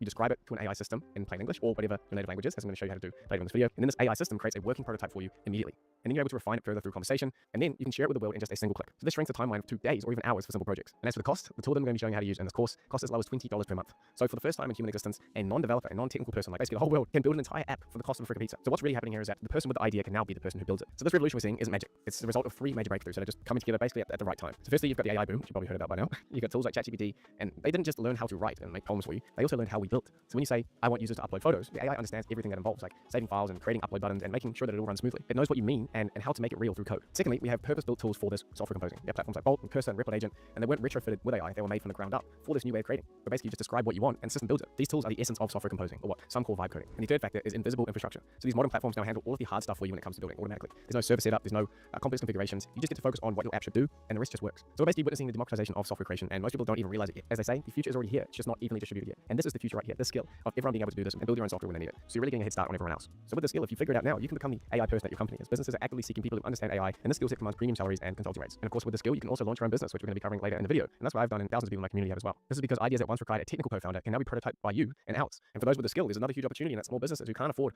$50,000 development projects. They are very eager for this affordable and custom-built tools that you're going to have the skills to do by the end of this video. I know this because there's early adopters in my community that we're going to touch on later that are selling $5,000 to $15,000 projects that take them a weekend. So at the end of this video, I'm going to be breaking down exactly how they're landing these kinds of projects and show you how to turn your skills that I'm going to teach you here into real income and momentum in your career. So the way I see it, this is like digital literacy, knowing how to use a computer. That skill opened doors for people in the 90s, and then understanding the internet became essential in the 2000s. Now knowing how to work with AI and build your own software is the next frontier that's going to give you an edge in your career. This is the new form of literacy that defines who's going to get to build the future and who gets left behind. And the shift isn't just about productivity, it's about survival. We are watching a split screen in real time. We have those who can build with AI and have learned these skills, and then those who watch from the sidelines and rely on others. If you can guide AI to create what you imagine, you can become exponentially more capable. This is the easiest way to put yourself on the front foot for your career. In this video, we're doing it differently and focusing on actual mastery based on deep understanding of the basics of building software. So first, you're going to learn the foundations, as I said, what web apps are really made of and how they work behind the scenes. You'll learn the essential terms that will help you to explain your ideas to AI clearly so that it can build exactly what you envision. This is really the most important part because in order to get the most out of these AI models, you need to be able to describe what you want. Knowing the key terms and having a useful vocabulary is really what separates these fumbling vibe coders from effective software composers. Then after the foundations in the building section, we'll build an entire web app together from scratch to fully functional. And it's going to be a real project, not some toy example. An event discovery platform where users can browse, manage, and create music events. And you're going to see how all of the pieces fit together from front end to back end. And we'll take it one step at a time, prompt by prompt, so that you always understand what's happening and why. The way I see it, you can watch others build the future, or you can start building it yourself. So if you're ready to level up, let's start understanding the basics of all of this. So when you sit down at a restaurant and order food, you don't just say, I want food. You give a very specific order, like, I want a medium rare steak with garlic butter and mashed potatoes, cold gravy. This same principle applies to composing software. The clearer you are about what you want and what you're ordering, the better results you're going to get from AI. But right now, you might not even know what's on the menu, so to speak, or even what you can order. So let's just unpack what a web application even is, so that you can better understand how to ask for exactly what you want from AI. Every piece of software you interact with falls into one of four categories. Firstly, we have mobile apps that you downloaded from maybe the App Store on your iPhone or Google Play on your Android, things like Instagram, Uber, your banking app, and they live on your phone. They can often work offline, and they're built specifically for iOS or Android. Then secondly, we have desktop apps. These are traditional programs you install on your computer, like Microsoft Word or Photoshop or Zoom. They're very powerful, and they often work offline and are designed for Windows or Mac OS. And while they're still widely used, they require installation, it can take longer to update, and can be harder to maintain across different devices. Thirdly, we have websites, and these are what you access through your web browser. So company landing pages, news sites, portfolios. They're mostly informational. You read them, but you don't interact that much, right? Just like a page for you to look at on the internet. What you see is what you get, and everyone sees the same thing. And then fourth, and this is what we're going to be focusing on, we have web apps. These run right in your browser, but here's the key difference. They're interactive, they're personalized and dynamic. You can think of like Gmail or Netflix or Airbnb. They respond to what you do and they remember your preferences and they adapt in real time. It's like an app, but on the web, right? A web application. And here's why they dominate and why that's what you're going to learn in this course. Web apps work on any device with a browser, and they don't require downloads. They can be updated instantly, and they don't need Apple or Google's permission in order to launch them. If you want to launch an app for your phone, then you have to go and apply through the App Store to get permission to be on the App Store. And here's why this matters. Web apps are the foundation of most SaaS businesses. So if you've heard that building a SaaS kind of the holy grail of the thing you should do with a founder, this is what they mean, building a web app. And it's one of the most versatile and scalable and easily monetizable software that you can create. And that's why you're going to learn how to build one today. What makes web apps so special is that they remember you. Your Netflix queue, your Amazon cart, or Gmail inbox all stay the same between visits, and they're personalized based on your activity. They also update in real time, like livestock prices, instant chat messages, or a constantly refreshing social feed. And unlike static websites, or just like a portfolio that displays information, web apps let users contribute. You can post and upload and leave reviews, and handle complex tasks like shopping or applying for loans or managing projects. So that's the difference between a simple $500 website that just displays some unchanging information and a fully dynamic $50,000 web application. When it comes to web apps, it's important to understand that there are two sides of this coin, really, the front end and the back end. And this is where we could overcomplicate things in technical terms, but I'm going to try to make this super simple for you because it's a really important concept to understand as you go into building your own software. It's actually simpler than you think. Let's use a restaurant analogy. So you can think of a web app like a restaurant. When a user arrives, they're experiencing the front end. They're in the dining room. The front end is like the table they sit at, the decor that they're surrounded by, and the menu that they're choosing from. And then you have the waiter in there taking their orders. The back end is the kitchen. It's what happens behind the scenes. You've got the food preparation, inventory management, order processing, basically all the work that the customers don't see, but makes everything function. And just like the restaurant is useless without ingredients, our web app runs on data and needs somewhere to store and manage it as well. And that's where databases come in. What you can think is like a walk-in freezer or the pantry or the wine cellar for the restaurant. It's where the ingredients, or for web apps, the data, are stored, organized for quick access, kept fresh and available for use. So basically, if you understand how a restaurant works, you now understand how web apps work, really. So when you sit down at a restaurant and a waiter hands you a menu, that menu is like the front end of your application. It shows you what's available and lets you make a choice. You decide on the salmon and place your order, the waiter notes it down, just like the front end captures your input through something like a button you click or through filling out a form. The waiter then brings your order to the kitchen. This is the front end sending your request to the back end of your app, along with all the details. And in the kitchen, the chef reads the ticket, salmon, they check the fridge to see if the ingredients are in stock, and that's what we call back end querying the database. And then once it's collected those ingredients, the chef gets to work. So it's like seasoning and cooking and plating up the dish. This is the back end doing the heavy lifting of turning your request to the front end into a finished product. And then finally, the waiter brings the salmon to your table, and that is the back end sending a response back to the front end in order to fulfill the user's request. This whole dance from menu to meal mirrors exactly how web apps work.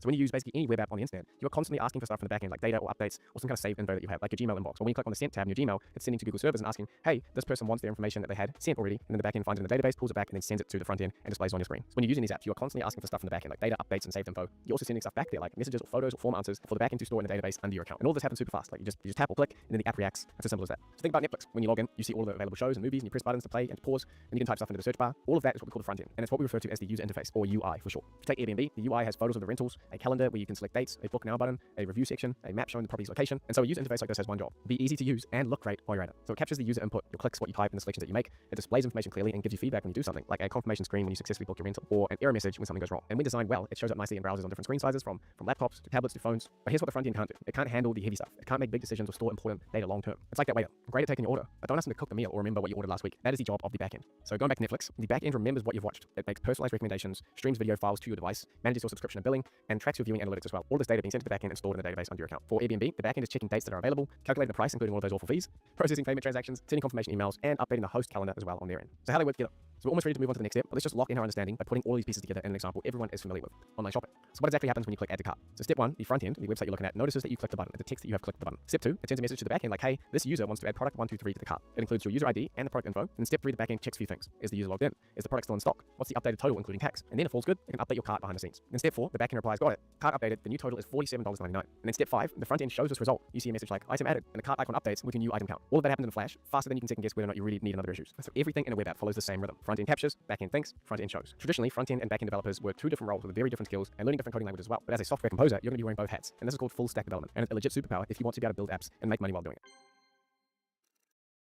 Without a way to remember things, your software will have the memory of a goldfish. And that's not going to cut it if you want to be able to build something that people actually use. So think about using your favorite apps. What if you log back into Netflix and it forgot what shows you were watching? Or if Amazon dumped your cart when you closed the browser tab? Or worse yet, your bank app erased your balance and transaction history every time you log back in or refresh the page. So without having some kind of memory, apps would be ridiculously annoying, confusing, and basically useless. I don't know. So that's why software needs a way to store and organize information. And once you understand how that works, even just the basics, you'll be way better at building stuff with AI. In our restaurant analogy earlier, I said that the back end stores your data in something like a kitchen's walk-in freezer, where all the ingredients, or your data in this case, are kept ready for when they're actually needed. That's a very helpful mental image for understanding what storage is. But to understand how it's organized and accessed, there's a better metaphor. You can picture a filing cabinet, like the old school kind that you see in an office. This is a great way to imagine how databases actually work in a real app. That cabinet is your database, your software's complete memory for everything to do with users and the app itself. So in a database, data is organized by category. So imagine that each drawer in this filing cabinet holds one type of information. For example, if you had an e-commerce app like Amazon, you might have one drawer for the users, another drawer for products, and then another for orders. In database terms, each of those drawers is called a table. So if you were to pull open the users drawer, you'd find a bunch of folders, one for each of your users, where each folder has tabs for labels for information like your name, your address, your email, etc. So what this looks like in real life. So to map a metaphor to an actual database table, things would look a bit like this. You have a users table, and then for each person you have the ID, the first name, the last name, the email, and then the address as well. Here we've got a table, or a drawer, that is full of our users, with each row essentially being a folder in that drawer, with columns for each tab in that folder. And at this point you might be thinking, so a table is basically like a spreadsheet, like Google Sheets or Microsoft Excel. So then a database is basically a collection of spreadsheets, and honestly, it's pretty much as simple as that. Sure, things can get a little bit more complex, but just to get started with building, like we're going to do later in this video, that's all you really need to know. So when we build our app later, we're going to be creating an application that's essentially communicating with a fancy spreadsheet that we can easily store stuff within and grab things from, like a bunch of spreadsheets that are really optimized for building software around because we can easily interact with them and send data and pull data back. So far, we've looked at one table at a time, like a table full of users. But real apps use multiple tables that are connected behind the scenes. So you can think of it like having a bunch of Google Sheets that can all talk to each other or are related to each other in some way. So in a shopping app, what happens when a user actually orders a product? Let's just walk through it step by step. So when someone places an order, like a user named Tara, who was buying some kind of shoes, the app uses 3 different tables to handle that order. Firstly, it has the users table, so who made that order. Then it uses the orders table, the order itself, what was bought, how many and by whom. And then the products table, the items to order. So here's what happens behind the scenes. The app knows that Tara is already in the users table with the user ID 123. It knows the shoes are already in the products table with a product ID of 999. So when you click purchase and create a new order, it creates a new row in the orders table that connects these two things. So in the orders table, we have order ID, user ID, product ID, quantity, total, and then we have the data to fill out one of those rows. This row is basically saying user 123, Tara, ordered one of product 999 shoes, and the total is $89. So the actual user and product info isn't copied into this row.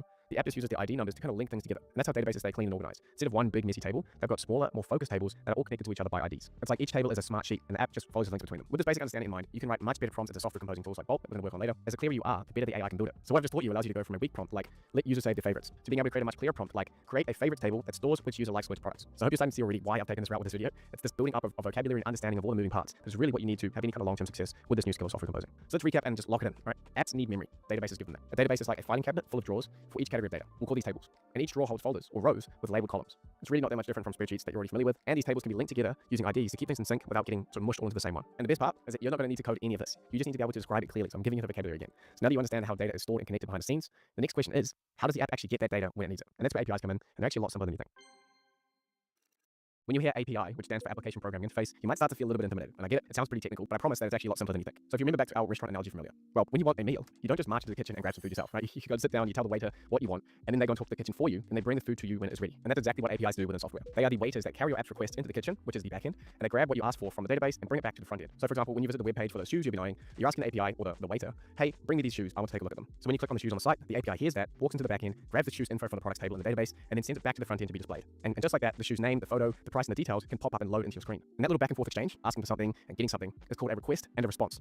And that pattern is happening constantly and often in milliseconds every time you do something within web apps. So every time you load a YouTube video or check the weather, APIs are quietly running around behind the scenes like super fast waiters that are grabbing what you need from the back end and then serving it up to you in the front end. There are many different kinds of APIs. So for example, when you as the user ask for something from the back end, this is called a GET request, which makes sense because you are asking to get something. So when you're in an app and you click on your profile, you are getting the profile info that is stored for you, such as your username, your email, your avatar, etc. And then your browser translates that info that it got for you from the back end and displays it on the web page. But APIs aren't only used for getting stuff, they're actually used to send stuff as well from the front end to the back end. Like for example, if you fill out a form, that is then saved in the database. And these kind of actions and requests are called post requests. Just like you send a postcard through the post office, post requests are for sending data from the front end, or what the user is interacting with, to the back end, or even to another external software that your app is able to communicate with. This might sound a bit confusing, but we will be doing this. In the app that we're going to be building in the building section of this video, our users will be able to create new music events, which will then store in the database and display those events to them in the front end. Then we have internal versus external APIs. So while we have these waiters who pass requests and responses between the dining room and the kitchen, or the front end and the back end, where does our restaurant get its ingredients from? So just like a restaurant isn't growing all of the food it cooks, an app doesn't always have to generate all of its own data or handle every single task by itself. It can actually get stuff from other apps using what's called external APIs. So let's say that you need a map for your app. Instead of building all of that from scratch, you can just use something like the Google Maps API, which has already done all of the heavy lifting for mapping the whole world and getting all the data stored somewhere. And Google has created a powerful API that you can just plug in to display their maps and location features inside your app. In fact, APIs that you talk to nearly any service or application on the internet. So when you think of APIs, just imagine a box,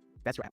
Now imagine another box, that's a different app. And the way that they interface or communicate with each other is through an API, the application programming interface. So you get the naming for it now. Now imagine a wire that plugs from your box to the other box, and this wire is used to send requests. Now imagine a second wire from the other box to yours. That one is used to receive responses in your app. And that's really all you need to know to understand the essentials of how APIs work. It's basically just the way the softwares connect and communicate with each other, either between the front end and back end of an app, or between one app and another one. So APIs allow you to plug in powerful features without having to build them yourself. You're not reinventing the wheel, you are composing apps out of building blocks that are already made by other teams and are available for you to use. For example, if you want to plug in some AI into your application, OpenAI and Anthropic and all of the other model providers have super handy and easy to use APIs where you don't have to have built your own AI model or LLM. You can just access ChatGPT via API by sending a message saying, hey, can you do this, and send it to OpenAI, and then it will send back a response just like using ChatGPT. So that's how you can programmatically build in very powerful things that other companies have built into your applications. But in order to be allowed to use those APIs, like say talking to OpenAI's ChatGPT models, you need permission to use them. And that's where API keys come in. As the name suggests, they are the keys that unlock your access to plug into various APIs so that you can start sending and receiving what you need from it. And unless the API is free, you'll also need some credits, which is essentially your way of paying the other app or renting their features within your app. Like in order to use the ChatGPT models, you need to have set up an account with OpenAI, you need to have set up your credit card on there so that you can pay for the access to the models. And then once you have that set up, OpenAI will give you a special API key that you can put into your application so that when you are communicating with them, they know that it's you and that you have paid. So they can check that you've got billing, you've got your credits, and then every time you send a message to them, they can calculate how much that cost and how much to deduct your credits. So let's use a real world example to explain this.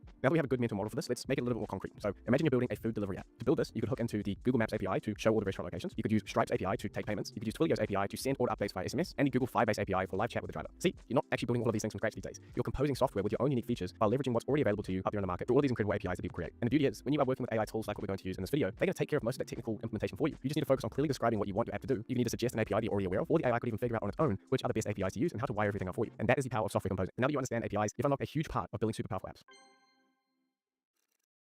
All right, we are making great progress here. There's only a little bit more theory before we can start building the app, so stick with me. The final concept that we need to understand is how to allow people to create accounts in our app so that they can log into it and we're able to track and customize their experience. So let's return to our restaurant analogy again. For exclusive fine dining restaurants, you won't be able to get seated or get a table without having a reservation. So if you just show up without reserving a table beforehand, you'll be turned away at the door. Similarly, your web app needs a system in order to recognize users and know what they're allowed to access. Without it, anyone could walk in claiming to be someone else and sit at any table, including the chef's private dining room in the back. So if you make a reservation, or in our analogy, if you create an account, then you'll be allowed in and seated at a specific table that was reserved in your name. And in the world of software, we're talking about the concepts of authentication and authorization. So what's the difference between authentication and authorization? Well, authentication is basically, do you have a reservation? You can think of authentication like the host checking the reservation book. They need to verify, is this person who they claim to be? Do they actually have a reservation under this name? And can they prove that they made the booking? Maybe with a confirmation number or something. In web app terms, this is when users log in with the email and password, or maybe they use their Google account, or they scan their fingerprint. They're proving that they are authentic, showing that they really are who they say they are, and that's why it's called authentication. Authorization is more like, what table are you assigned to? So once the host confirms a reservation, they'll escort you to the table booked in your name. And so if you didn't reserve the expensive private corner booth, they're not going to allow you to sit there, right? Similarly, when you log into a web app, you'll have access to only a certain number of pages, and the data is specific to you. Like when you log into your Netflix account, you can see all of the available content and your personal watch list. But of course, you can't see what other people have watched, and you definitely don't have access to a special admin view where Netflix employees might upload new content from. Basically, you can only go where you have the authority to go. You only see what you have been authorized to see, and that's why it's called authorization. In a web app, you need both user authentication and authorization. Without authentication, your app is like a restaurant with no host. Anyone can just walk in and claim that they're a VIP who booked the private dining room. And without authorization, it's like letting every guest just wander into the kitchen, sit at the chef's table, and swipe the company credit card. In our app, we'll set up a login system so users can sign in and be authenticated into their own accounts. And once they're logged in, they can create events and save events that they want to attend. And on their personal profile, they'll have the authorization to see both the events they're planning to attend and the ones that they have created themselves. So if you feel intimidated by these terms, just know that modern AI coding tools like what we're going to use later in this video make the implementation of authentication or auth far easier than it used to be. Alrighty, so you've made it through foundations. We have covered a lot of ground, like seriously a lot of ground. Like that took me years to learn all that. Just in the space of 30 minutes, you've been able to do that. So congratulations firstly. But trust me, this is the stuff that 99% of people are going to skip in getting into this new kind of software composing vibe coding thing. And it's the very reason that they're never going to get far and they're going to get stuck later on. So by understanding these core concepts, you've already built a massive advantage. Now you have the language and the vocabulary and the mental models to build things that others simply can't. So let's do a quick recap before we move on of everything that we've covered. First, we covered what software composing is and why it's so important. You learned that you no longer need to be a coder who builds everything from scratch. And instead, you can be more of an architect who clearly describes your vision and lets the AI handle the complex construction. We then defined what a web app is, not just a static website, but a dynamic, interactive application like Airbnb or Netflix or your favorite SaaS product that can remember users and change in real time. You learned difference between the front end and the back end using our restaurant analogy, where the front end is the dining room, everything that the user is going to see and interact with on their web page, and then the back end is like the kitchen, which is the hidden engine that does all the heavy lifting for you. We also talked about databases, which is the software's memory. We use the filing cabinet analogy, where your database has tables or drawers that hold records or rows of information like your users or your products or orders. Next, we covered APIs, which are the waiters of the software world, and they are the messengers who carry requests and responses between the front end and the back end, or even between completely different applications, allowing them to work together. And finally, we broke down authentication and authorization, with authentication being about proving who you are, like showing your ID to get into a club, and authorization is about what you're allowed to do once you're inside. Each of these concepts is a critical piece of the puzzle, and together they form the blueprint for every modern web application. Now, it is absolutely crucial that you have a solid grasp on these ideas and concepts before we move on. And I mean, if it helps, go and ask ChatGPT and say, hey, I don't quite understand a specific part of the video. Can you please explain this concept? And you better go back and forth and solve it. And that really is the best way to get personalized teaching, help you work through these tricky concepts. And I say this because you're going to need to fully understand all of what we've taught there in order to get the most out of the building chapter that's coming up. But if you're feeling confident, then congratulations, you have now laid the foundation, and now it's time to pick up the tools and start building. So in the next chapter of this video, we're going to turn this theory into practice and start building web apps.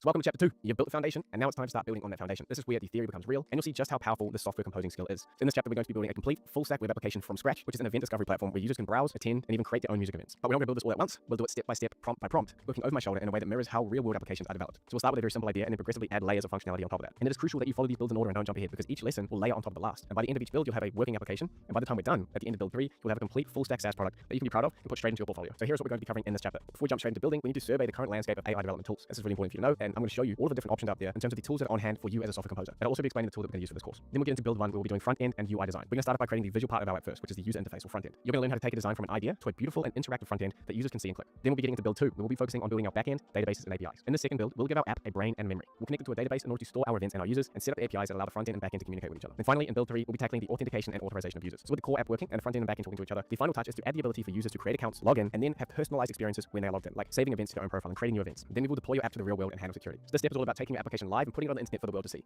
And we'll be covering the essential steps to make sure that it's safe and secure. Then we'll jump into a short section on debugging, which is fixing what breaks in your app. None of your builds are going to be perfect on the first try, so I like to teach you guys how to fish, not just give you fish. So I'm going to teach you how to think like a developer and find bugs and then use AI to help fix them. This is a critical skill that again is going to put you ahead of 99.9% of all the other people who are trying to do this software composing and vibe coding thing. So by the end of this chapter, you won't just have a finished product. You'll have the hands-on skills and the confidence to start building your own ideas. So let's get into it. First up, let's explore the software composing landscape. So in this exciting new world of software composing, there are a number of different tools that we can choose from. Tools at the moment currently fall into 3 categories. We have browser-based builders. These are AI-assisted app builders where everything happens online. These are the most popular for newcomers and the easiest to get started with. These include tools like Bolt.new. Bolt is fantastic for beginners. You just describe your app and it can build everything from the front end to the back end, and most importantly, it has super easy database integrations with powerful back end tools like Superbase, which makes things so much easier. And when you're ready to launch your app live to the world, you can do it in an instant with a simple publishing step. Bolt is also the sponsor of this video, and as you'll see in a second, it is the perfect starting point for beginners that also has all of the tools that you need to really grow into an advanced software composer and build complex applications. It's just a great tool for quickly turning your ideas into working products and beyond. So in a second, we'll be jumping into use Bolt to build the music event discovery app that we've been talking about previously. Another popular tool is Replit Agent. So Replit Agent combines AI building with a more complete coding workspace, which is great if you already have a little bit of development experience, or if you want to dive deeper into traditional programming as well. Compared to the other platforms out there like Bolt, it's known for being not so great at design, but very, very good at building powerful back-end functionality. Then we have Lovable, and Lovable is another one of these vibe coding apps with a reputation for being really, really good at building beautiful web designs. That's kind of their specialty. The next category of tools are desktop AI coding assistants. So these are apps which work on your computer and offer a lot more control. These are kind of similar to Replit Agent because they're more for people with more technical and coding experience, but they can be super, super powerful. Firstly, we have Cursor. So when traditional software developers code, they use what's called a code editor, which is basically like Microsoft Word on steroids, but perfectly made for coding. The most popular code editor is called Visual Studio Code, which now has an AI-powered tool called Cursor. So Cursor can basically read your entire coding project and make contextual suggestions, and with its agent feature, you can type in what you want and it's going to attempt to build that for you within Cursor. So this tool is great if you're already a developer and you want to supercharge your efficiency with AI, or if you're gaining more experience as a software composer and want more hands-on control of your code base. And we'll touch more on this a bit later. And so as you improve your software composing skills, you may want to try out things like Cursor to extend beyond what you can do on the browser-based ones. Then there's Windsurf, which offers similar capabilities to Cursor, but with different AI models and workflows. Finally, it's important to point out that these general-purpose LLMs that you already use for brainstorming ideas, like ChatGPT or Claude, can also write working code. This means you always have a coding partner on standby, so you're not locked into any single tool. You can go back and forth between tools like Bolt and ChatGPT to refine your project incrementally. So just remember that this whole landscape is evolving extremely fast. There's going to be new tools that pop up and old ones that fade away, and features are going to be changing all the time. The best tool is one that you'll actually use. So start simple, experiment often, and grow your toolbox as you go. It's very easy to get overwhelmed. So with an AI coding companion by your side and knowing how to use it properly, you're already miles ahead of the game. So with this understanding of all the tools available to us, we can now start with building our app with Bolt, which means we just need to start mapping out the plans for how our app should look and feel. This is the app we're going to be building together throughout this course. As you can see, it's a platform for discovering live music events. There's this list of events that users can scroll through and check out events. They can filter the list by category, whether they're interested in things like festivals or concerts. It's going to show just those events for those categories. And of course, we will be adding user authentication, so users can create an account or logging back into an existing account like you see me doing here. Once we log in, we will see our user profile and see the events that we're attending, as well as events that we created. If we created the event, we can pop it open and edit it, as well as delete it. In order to create new events, we can pop open this add event form, and whenever we fill this out and hit create event, we will be adding a new event to our backend database. And all of our events that we're seeing here are being pulled in from that same database that we can add events to. So we are going to be building out a full stack application with user authentication step by step. So if you're ready to start building, let's get into it. Whenever we compose software, we need to think about what our users will actually be interacting with and how we want them to experience our app. So let's get grounded in 2 quick definitions. The UI or user interface is what users see and interact with. Things like buttons, text, the layout, while UX or user experience is how people feel using the product. Is it intuitive, helpful, enjoyable? Think of UI as the map you design to lead the user on a specific journey, and that journey itself is the UX. To make things super clear about what we're building, I created this Figma that breaks down each major step of the app we're building, which is available for you in the course resources. To access this and all other resources, just join our free school community. After creating your account and verifying your email, you'll be granted access within a couple minutes. Then head to the classroom and open the AI Foundation section. That's where you'll find this software composing course you're taking right now. The course resources are located just below the orientation. You'll find the Figma link here, along with the relevance tool we'll use soon.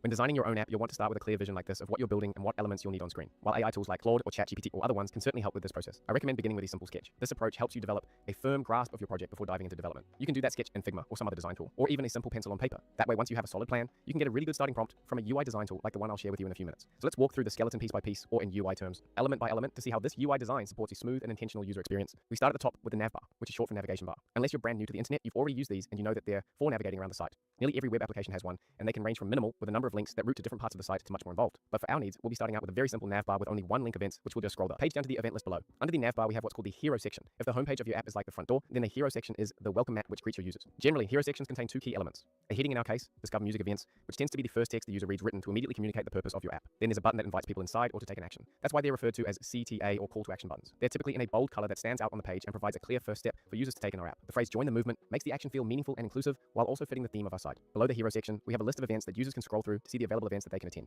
And these events are displayed using what are called cards. These are basically containers that organize information in a neat way, kind of like how trading cards display stats about players.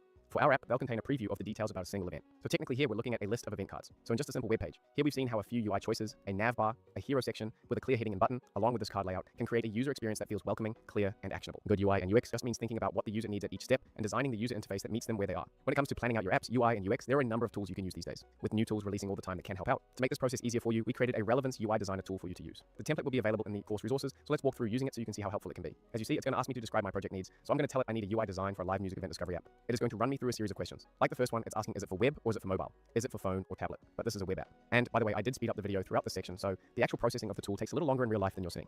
Now it's asking, do I want it to be responsive? That's just a web-based term that's referring to, do you want it to adapt or respond to different screen sizes? And of course, we want people to be able to use this app and have a nice experience regardless of the device size that they're looking at it on. So we'll say, yes, it needs to look good on any screen. Then it says, great. Now, could you please provide the name of your app? Our app, we're just calling it Show Go, and it's asking us, what are the brand colors for Show Go? We could give it specific hex codes, which is a fancy number that specifies an exact color, or we can just share some general ideas. So I'm telling the UI designer that I want it to be in a dark mode with purple accents and maybe even a neon purple vibe to it. Now it's going to ask me to describe the personality of the brand. So I want it to be futuristic, clean, and energetic. So it's going to take that and ask as a follow-up of what design preferences do we have. I'm going to tell it that I like a minimal techie feel, and here importantly is going to ask what key screens or pages do we envision needing for our app. For example, a home screen, an event details page, a user profile. We will eventually need both those pages, but for now, as we want to build this incrementally together, I'm going to tell it, let's just focus on the home page. And considering that it's going to ask us what UI or user interface elements do we want on the homepage, what kind of navigation style buttons, search bar, event listings, etc. So it's already envisioning the elements that were in our sketch that we drew was already pretty intuitive. So I'm just going to summarize what we sketched out so far. So there should be a nav bar at the top, a hero banner underneath that with a heading saying discover music events, and a button that says join the movement. And then under that hero, a list of event cards that display the event's details. Then it's going to intelligently ask us what kind of content we want included in those event cards. So we're going to say we want the event name, description, location, venue, date, time, category, and an image. And then it's going to get a sense for the target audience or demographic of our application. So we'll say live music enthusiasts, skewing more towards the Gen Z to millennial demographic. Now it's asking us what key user flows do you envision for the homepage. So at this point, we're really talking about not just the user interface, but also the user experience. So what kind of actions and experiences do you want the user to have when they are on your page? So we'll tell it that we want the user to immediately be inspired to start scrolling the list of events and exploring the details of those events. Eventually, we can talk about the users logging in, but let's focus on this for now. Now, as you see, it's asking us for any examples of apps or websites that we like. So I've already saved a few websites that I was inspired by. And of course, this is a process that you can go through yourself. You can search the internet or even have a chat with an LLM to generate some ideas of existing websites for you that might be in line with the direction that you want to take your app in. I already did that and found that this Superlist site has a nice feel that we can mimic with like the purple gradient and lighting effect. And then Raycast, I liked how there's this animation in the hero section. I like this glow around the elements here. Okay. And then this third one is Spline. It has another animation in the header that's even responding to the cursor movement, which is cool, and a nice dark mode. So I'm going to give it these 3 inspirations and tell the UI designer what I like about them. I like how they are in dark mode, fairly minimal but futuristic, and have engaging animations in the hero section. So I would like to see something like this with a purple gradient, and I'm going to get even more specific and tell it that I want animating sound waves in that hero section. I think that'd be really fit the vibe of our app. So now it's going to take all of that information from the questions that asked us, and it's creating a summary of requirements. So I'm going to review this, make sure it's all in line with what I'm wanting to see and say, this looks great, let's see it. Once it's generated, it's created something that's really quite in line with what we're looking for. There's just a few things that I want to change. It's missing the nav bar, and also I want the event cards, images to be on the left, not the right. So it's going to take that feedback and generate another version for us. So if we scroll up here, it is looking much nicer. It's looking nice enough for us to go ahead and copy the image, and we're going to bring this into Bolt. So we'll head to bolt.new. And if you don't already have an account, you can get started or sign into your account that you already have, which I'll do now. and I'm going to paste that image here. And then if I go back into the UI Designer Relevance tool, you'll see it's generated a prompt for us. And by the way, this prompt and the image itself will be available in the course resources below this video. So I can just grab that, tell Bolt to refer to the image that I already gave it, and then I'm going to paste that prompt in here. So it's going to refer to this, and then also refer to the text prompt, and I could just submit this as is. But I want to bring your attention to this helpful tool at the bottom here. If I click this, it's actually going to enhance the prompt for me. So it's going to improve that even more to be in line with the kind of prompt that's going to really suit Bolt's functionality. So now I can review it, make any changes that I want to, but it's looking pretty good. It seems to have all of the pieces that I'm looking for, so I can go ahead and submit that. Now we're brought to the true Bolt interface of composing our applications. On the left here, we see that it's thinking through the process that it's going to implement, so we can follow along with this thought process if you're interested. And then on the right panel, it's going to be generating the preview of what it has coded for us. Mind you, I am speeding all of this up to respect your time. If you were to build this yourself, it's going to take a bit longer, and as we can see, we've got an amazing first draft of our application here. That looks a lot like what we came up with the UI Designer. It's got a nice list of events. They're styled a bit differently, but I don't mind that. I think it actually looks quite nice. And we even have the CTA button up here in the hero, and it knew without us even telling it to add this filter.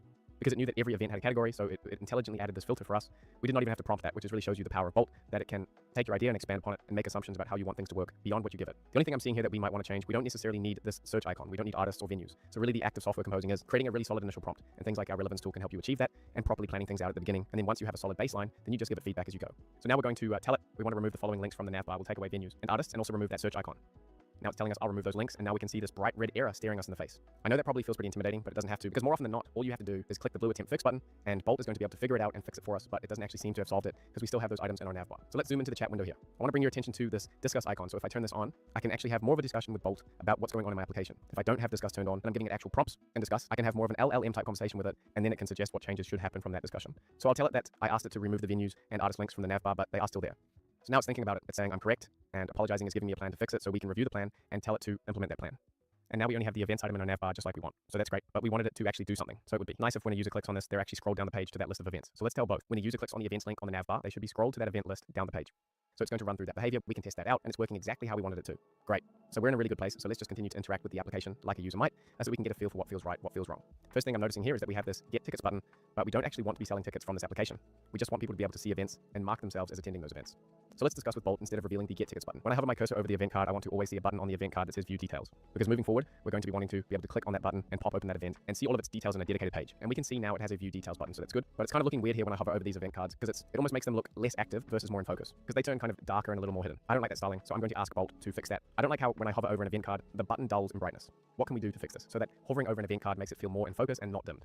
It takes my feedback, creates a plan, which I'm going to go ahead and implement. And if you're ever curious as you're deepening your understanding of how things are working within your app or within programming in general, you can of course read through this and get a sense for what it's actually doing and learn more actively that way. So now when we hover over, it's bringing it more into focus, where you're getting this light color, it increases in scale, and that view details button still looks clickable. So now that it looks clickable, let's actually make it do something. When I click on the view details button, I want to open up a modal for that event that shows all of its details. And if we look back at our Figma where we planned out our homepage here, we've already planned for when we click the view details button, we open up this modal. Modal is just a term that means it's an element that comes on screen, but doesn't necessarily take up the entire screen. Because this functionality is a bit more involved, I want to go ahead and tell it to enhance the prompt. Then I'm going to review it. I'm seeing it all looks pretty good, but I am noticing that it puts something relating to ticketing, which again, we don't want, so I'm going to delete that. Since everything else looks good, I'll go ahead and submit this prompt. It's going to take a while to work through that, which of course I'm going to speed up for you now when we scroll down and click this button. Here it is, we have this modal, which pops open the events details. That view looked a little bit compact, but an important detail to note here is that we're seeing a smaller preview window of our application, and if we want to see the full screen, there's this icon at the top right that we can click on, and that's going to open up our app in full screen mode. So we can truly see how things look in an actual web page. So it's looking beautiful, except for some reason it's showing this get tickets button, which we do not want as well as a share event if we want to keep it minimal. So we want both of these buttons removed. So we'll minimize our preview window and tell it to remove the get tickets and share event buttons from the event modal. And I'm just going to tell it to enhance it for good measure. Now we'll go back into full screen mode, click view details, and there it is. Those buttons were successfully removed. And with that, we've accomplished everything that we mapped out over in Figma, where we have our nav bar at the top, we've got this hero section with our heading, we've got our call to action button. We even have this animating visual in our event list that's even filtering like we wanted it to, which it figured out on its own. We can pop open any event and see all of its details in a dedicated modal like this. So in very little time, with just a few iterations and a good amount of pre-planning, we were able to build out a beautiful landing page for our application. And the next step, we're going to build out the back end. So if you're ready to implement a database so we can add new events into that and pull events from that database, let's head to the next section and make our app even more powerful.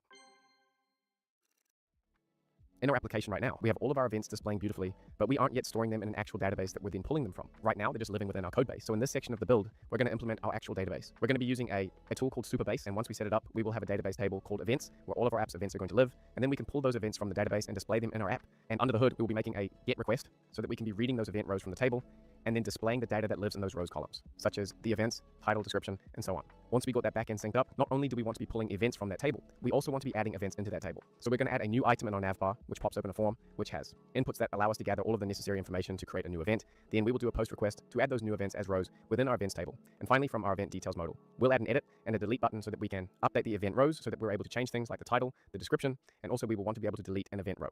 So that is what we're going to accomplish in this chapter. So let's get started on the first step. If we head back into our Bolt interface, we'll see under this integrations tab, there is Superbase. So this is really a tightly integrated tool that we have access to when we use Bolt. So if we go to superbase.com, we can go ahead and either sign into our account or click start your project to sign up now and create a new account. So I'll walk through creating that new account. And once we sign up, we'll be prompted to create a new organization. We'll give that organization a name, your company name, your team name, or whatever personal name you want to give it. You'll then specify what type of organization this is, personal or otherwise, and you could upgrade to a paid plan. But for now, we'll stay with their free plan and hit create organization. Then inside of that organization, we'll create a new project. We are going to give it a password, and of course a name in our case, our app name ShowGo. So we'll create that project, and we are routed to the dashboard for our project. Here's where we can see the number of tables in our database. Of course, we have 0 because we haven't created one. So let's walk through creating one right now on this side navigation here. We'll click on table editor, and then create a table from here. We'll give the table a name. We're going to call it events because of course this is the table that's going to hold our events. And then just a basic description, our list of live music events. And in the column section, this is where we could add the columns that relate to every field within the event, such as the title, date, time, description, but we're actually not going to do that from here. Instead, we're going to ask Bolt to create these new fields for us. So that is the power of the tight integration between Bolt and Superbase, that we can actually prompt creating columns within your tables from the Bolt interface. So let's head back to Bolt and set up the actual integration between our Bolt accounts and our Superbase account. So click on the integration and then make sure we have the correct organization selected and go ahead and authorize Bolt. Once it's successfully connected, we can select the project and hit connect project. Now, as you can see down here in the success message, we have connected to Superbase. What we want to do is add each of these events to that Superbase events table, which means we need columns for all of these different points: the title, date, time, location, organizer, description, category, and even the image. So let's go ahead and ask Bolt to add the following columns to the existing events table in the connected Superbase project. We want it for title, date, time, location, organizer, description, category, and the image. I'm going to specify here that the image column needs to be prepared for users to eventually upload images and store them within Superbase. Now I'll submit the prompt and Bolt will go ahead and run through these steps for us. After it's done summarizing the steps it's taking, we're going to get this confirmation button that we need to click. This just gives Bolt the approval from you, the creator, to go ahead and make those changes within your connected Superbase account. So if we go to our Superbase events table, we'll see that those columns were in fact created for us straight from the Bolt interface. Now that we have those columns, we want to move our current events data into that events table. So where do those events live? Right now, I want to bring your attention to this other tab in the preview window here called code. And like it sounds, this is the actual code base for your project. Looking at your project in this view, you can see how it's constructed all of its folders and files. And if we look inside the events grid file, we'll see the section called mock events. So this is in fact all of our event data. So we want to move all of this out of our project and into our connected Superbase table. And while we're here, a cool thing that you can do is you can highlight a section of the code, which gives you this option to ask Bolt. So if we click that, then we can ask Bolt questions about the code itself. For example, we can ask it, what is this mock events doing?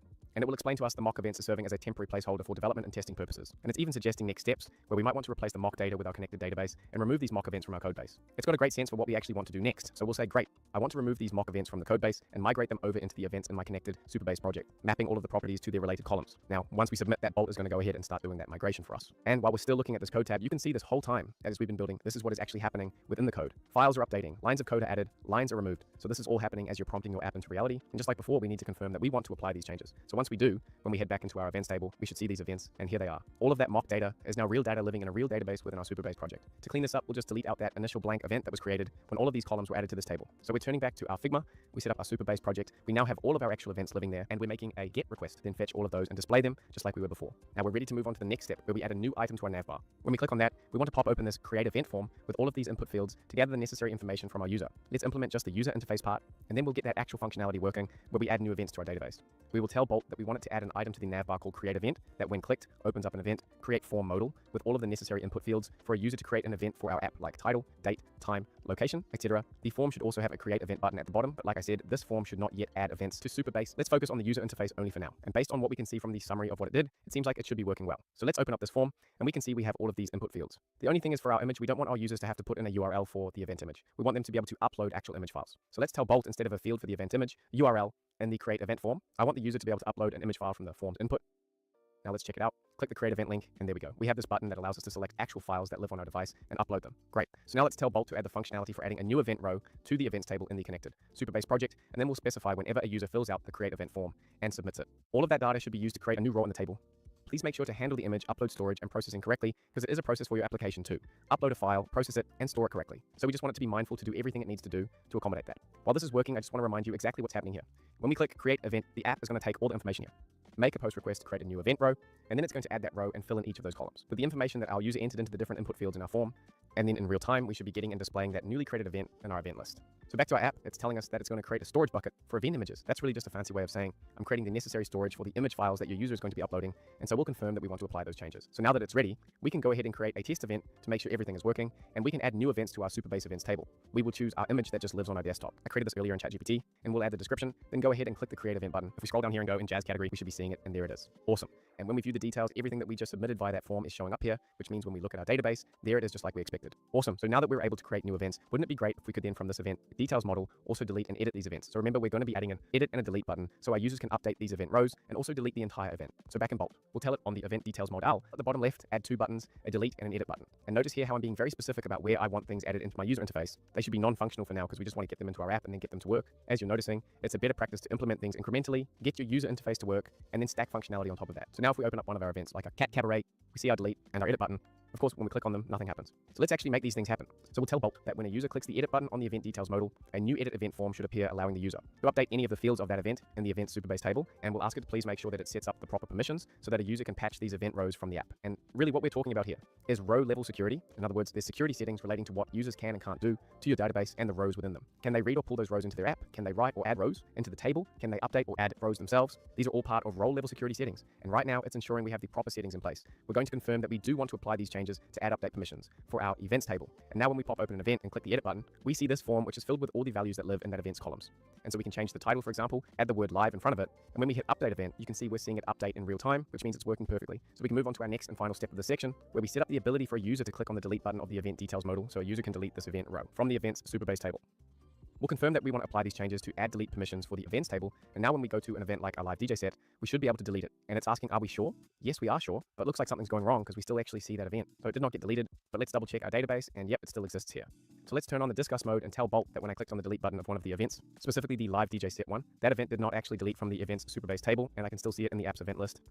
It thinks about it for a moment. Let's see what it's saying. So it's telling us that it understands. And to help diagnose the problem, please provide the following information. Of course, no one likes to run into errors, but good news is this gives us some experience with debugging because it's telling us that it's wanting us to check the browser console for errors, which I'll show you how to do in just a moment. And then we should be able to see a message that's logged in that console.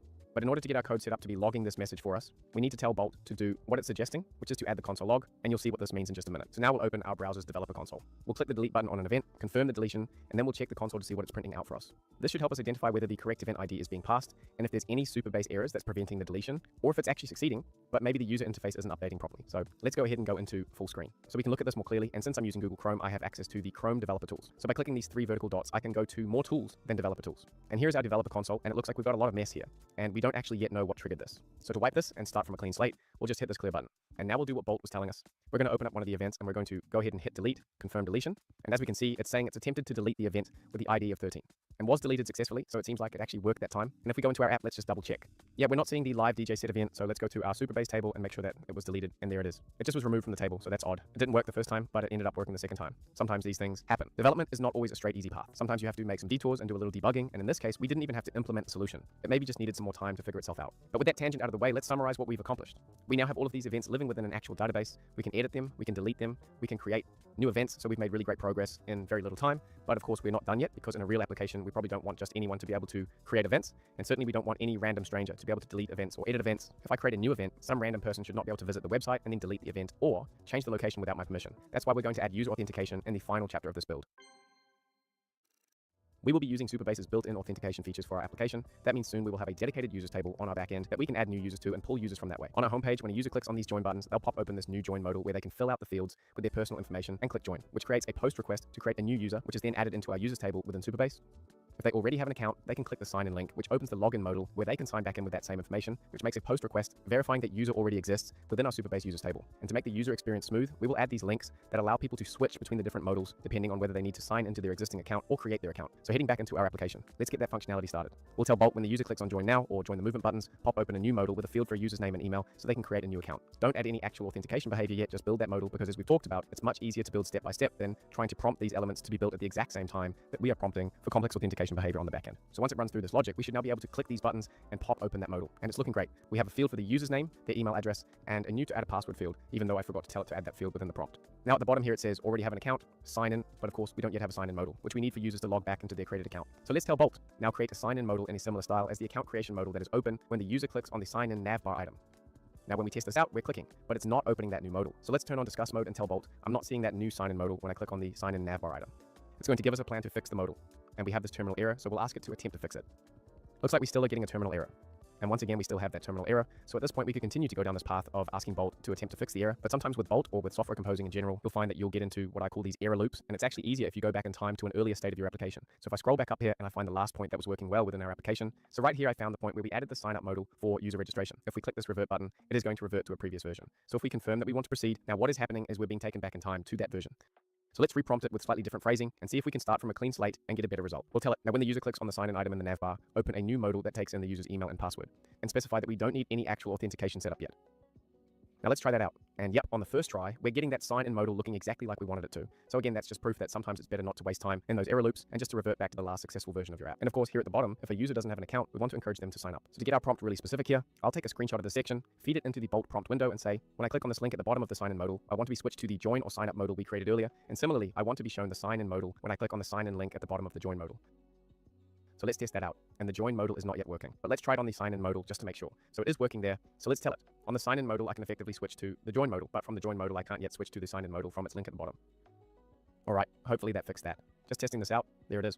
We can switch back and forth between the modal for our users to create an account and log back into their account. Perfect. Now we're ready for our next step. So we'll turn on the discussion mode because we're going to get a little more complex here and add the actual authentication. So we're going to tell Bolt that we want it to set up Superbase authentication so that we can create new users by taking in their name, email, and password from the join modal and then log back in from the sign in modal. Again, we've already built out the user interface. Now we're adding the functionality. So come up with a plan and we'll tell it to implement authentication. Now, once it's done, if we go back inside of our Superbase, head over to the Authentication tab, we can see that we have this new users table. And it's all set up with a user ID or UID, a display name, their email, and under providers, the type is email. So what does that mean? Well, if we look in the Sign in Providers tab, there's a bunch of different providers such as Google. I'm sure you've seen this many times online where you can log into an app with your Google account. We could set that up here. We could also set up to be able to log in with our Apple account, but that's a little more complex. And to keep things moving forward more simply, we're sticking with just the email provider, which really just means that the user gives us their email and their password, and we create their account from that. As we can see, it is enabled because Bolt assumed that's what we wanted based on how our join form was set up and the prompt that we gave it. But there is a setting inside of here that we want to turn off. Notice how it says confirm email. This setting means that users will need to confirm their email address before signing in for the first time. This just automatically sends an email to the email that they sign up with. They'd have to go in and click it to verify their account. You might want this in your application, but we're going to turn that off just to simplify our build. Then go ahead and save that setting. So now that we've confirmed we have this users table set up, we should be able to create an account from our app and see that new user show up here. So let's go back to the app and click join now. And I'll sign up giving it a name, an email, and a password and click create account. If we go back into the users table, it looks like that didn't work. But don't worry, what we actually need to do is just hit refresh, and then we will see that user is showing up in our table with their ID, display name, and email. So now that we're creating users who can log into our app, what should our application look like once users log in? Because what we show them on the public facing side should be different from what they are able to see once they're inside of the application itself. So really we're talking about the authenticated view versus the unauthenticated view. Starting at the top, there should be changes within the nav bar. If the user isn't logged into our app, we really don't want them to be able to create an event. So we're actually going to be removing that from the landing page. And we also don't need this whole call to action hero section inside of our app because users will already have joined. So we'll remove that, which means we have the ability to then display more events within the space of the screen that we have. So let's head back into Bolt, turn on discuss mode and say, now that we have auth, let's make it possible for only authenticated users to be able to create events. So remove the create event item from the nav bar for logged out users. Also, the sign in link should not be displayed and the join now button should instead be log out. Great, so we're making progress now. We'll tell it that we also want to remove the hero section when a user is logged in. Cool. Now when a user is logged in, this is what they'll be seeing. A nice clean list of events with no unnecessary information. And then when we log out, we still have that hero section with the necessary calls to action. But if we pop open the details for an event, we're still showing the delete and edit buttons. But we don't want strangers on the internet to be able to delete and edit our events. So we'll tell Bolt that when a user is not authenticated, we should not display the edit or delete buttons on the event details modal. So let's open up an event again. And great, those buttons are no longer there. So we're making great progress. Let's head back into our Figma and get clear on our next steps. So we've now designed the authenticated view of the page that we're showing events on. We also want to add a new page for the user's profile. And each user will have their own user profile, which they have the key or the authority to access. On this user profile page, we'll show that user's information. And we'll have two different tabs, one for the events that they have marked themselves as attending, and another for the events that they have created, which should give them a simple and easy way to manage events in our app. So the benefit of planning things out is we can grab screenshots from our plans and send them into Bolt to give it more context. Again, however you do this, and whether it's with pen and paper or some other tool, is entirely up to you. So we'll share that screenshot with Bolt and tell it that when a user logs in, they should be routed to a new user profile page. This page should have their user info at the top and two tabs, one for displaying the events they are attending, and we'll specify that we'll build that functionality out later so it doesn't get confused trying to do too many things at the same time. And another one for events the user has created. We'll tell it to refer to the attached image for context. Since this is a little more advanced of a prompt, we're also going to enhance it for good measure. Double check and see that it all looks good, then submit it. And it's okay if you don't understand everything it's telling you. But the more apps you build like this, the more of the process you're going to start to understand. So we'll submit the prompt. And now when a user signs back into their current account, let's see what happens. Well, they're not yet being routed to their profile, but we do have this profile item in the nav bar, so let's click that and see what it looks like. Cool, it looks a lot like the screenshot that we shared. We have our user information at the top. We have a tab for the events that the user is attending, and a tab for created events. But on this tab, it looks like we have a bunch of events. And scrolling down further, we have this entire event list, so that's obviously not what we want. And going back to the attending tab, it looks like that event list is at the bottom here, so let's tell Bolt to fix that. Let's tell Bolt that there are a few issues. When the user logs in, they are not routed directly to their profile page. On the profile page, the full event list is there if you scroll down. We do not want that because that should only be on its own dedicated page. And also, in the Events Created tab of the user profile, we're seeing a bunch of events even though the user did not create them. We only want to see events the user created in this tab. All right, so we'll implement the plan. Now, when we head over to the profile and we scroll down, the event list is gone on both views. And it's not showing us any events in the Created tab, but it is telling us that no events were created, and it's giving us this helpful button to create our first event from here. But if we click it, it's routing us to the event list itself. That's not what we want. So I'll tell Bolt that when I click on the Create Your First Event button from my profile, I'm routed to the events page. Instead, I should open the Create Event modal. So we'll implement its plan and go back and check that. Great. Now we are seeing that create event form like we would expect. But something I'm noticing here is that there is this organizer field, but we don't want users to fill this out themselves. We want to take that user's information and save them as the organizer of that event. So we'll tell it, instead of the create event form having an organizer field, we want the organizer column to be filled in automatically based on the ID of the user who is creating that event. So let's go ahead and create a new event to make sure that that's working like we want it to. Once we fill out all of this information for this event that I know all of you want to go to, when we click create that event and head to our events table, we will see that under the organizer column, our user's ID has been automatically added as the organizer. This is going to help our app keep track of which users created which events and then display those events to them within their user profile. And we're seeing the event that we created. If we pop it open, remember we have these delete and edit buttons. That's great if we are the organizer of the event. But if we didn't create the event, we shouldn't be able to delete it or edit it. If we go to the event list, we'll probably find that we can click the delete and edit buttons on every event, even if we didn't create that event. But when I click on the events link in the navbar, we're not actually routed to that event list. And also there's this messy text here which looks like it says something like back to events. So let's clean this up quickly and then we'll return to fixing who's seeing the right buttons on the right events. So we'll tell Bolt to fix the navbar functionality so that when we click on the events item, we're routed to the homepage's event list, and also remove that ugly back to events item from the navbar. Once it runs through that, we can test that out. If we go to profile and then click events, we are routed to the event list, and now we can continue where we left off. As you can see, even though I did not create the specific event, I can still delete and edit it. So we'll tell it that a user should only ever see the delete and edit buttons on the event details modal of the events they actually created, or in other words, that they are the organizer of. So now when I open an event that I did not create, I do not have the ability to delete or update it. Perfect. So this is another example of authorization where only the user who has created an event has the authority over that event and the ability to update and delete it. Next up, there is a button that we do want to be displaying here, and that is an attend button that users can click to say that they are attending that event. Then those events can be displayed here in the attending tab. In order to get this to work, what we're really talking about is relational databases, which you should remember us covering earlier in the foundation section. So let's get clear on how all of this is going to work, where we allow users to mark themselves as attending events. From the event list, they open up the event details modal, and they'll click on a new attend button. This is going to make a post request to create a row and a table in Supabase called event attendees. Our backend is going to be using relational databases where it's relating users to events with this separate event attendees table, which is like a bridge between them. We have a row for each event attendee, and it has a column for that user's ID and the event ID. So let's head back into Bolt. We'll start with the user interface and tell Bolt to add an attend button on the event details modal for users who are authenticated. Now, when we open that event details modal, great, we're seeing this nice attend button. Now let's make it work. So I'll say, when a user clicks on the attend button, I want them to be added as an attendee of that event. So create a new Supabase table for event attendees that can track the attendees of events. We will call this table event attendees. We'll confirm that we want to apply the changes and create that new table. So when we open up an event and click that button, we should be added to that table. But when we do that, we see this error. So let's attempt to fix it. Looks like it figured itself out. Now when we click attend, it's now showing there's one attendee for this event, and the state of this button switched from attend event to leave event, which is a nice logical assumption that Bolt built in. So let's go to our Supabase and double check that we actually have that events table, which we do, and we have this event attendee row with the event's ID and the user's ID. Now over in our profile, we should be seeing the events that we have marked ourselves as attending. So let's tell Bolt, in the user profile, display the events that user is attending under the events attending tab. Checking that out, here is that event that we marked ourselves as attending, and we can view those details. We can leave the event if we wanted to. So that is a great user experience. If we look back at the event that we created, we can also mark ourselves as attending that event. Something we do want to change, however, is the fact we're displaying the organizer here. We don't need to show the organizer's ID to everyone in our application. So let's just ask Bolt to remove this from the details view. We don't need to display the organizer. We want to keep that data on the back end only. Now, if we look at that event again, nice, we're no longer seeing that organizer. Let's double check that the leave event button is working. Looks like it is. If we head back into our profile, it's no longer showing up in our attending tab. Great, so it is working. There's a little more work to do. If we log out and we go to an event, we can make the app more effective at inviting people to join by adding a button to the event details itself that invites them to join to attend. So we'll tell Bolt, on the event details modal for a non-authenticated user, show a join to attend button that pops open the sign up modal. Now, if the user is not logged in and they open an event, they'll be invited to join the event and create their account. Great, we've built out our entire app, and for users that are new or not logged in, we have this nice landing page which invites them to join the movement and explore our events. They can learn more about that event, and we're encouraging them to join our app to attend. Once they have joined, they can log back into their account, and they have a customized profile that shows the events they've marked as attending, the events they've created, which means we're building this cool community of people who can create and share their events. And users can explore other people's events and mark themselves as attending those. So our app is super useful, and you could duplicate the same functionality for any kind of event, whether it's music, social events, volunteer events. But of course, an app is not actually useful unless it is available on the internet for people to find and use. So in this next section, we're going to learn how to publish our app, which is simpler than you might think, so that we can share what we built with the world and get actual people using our app.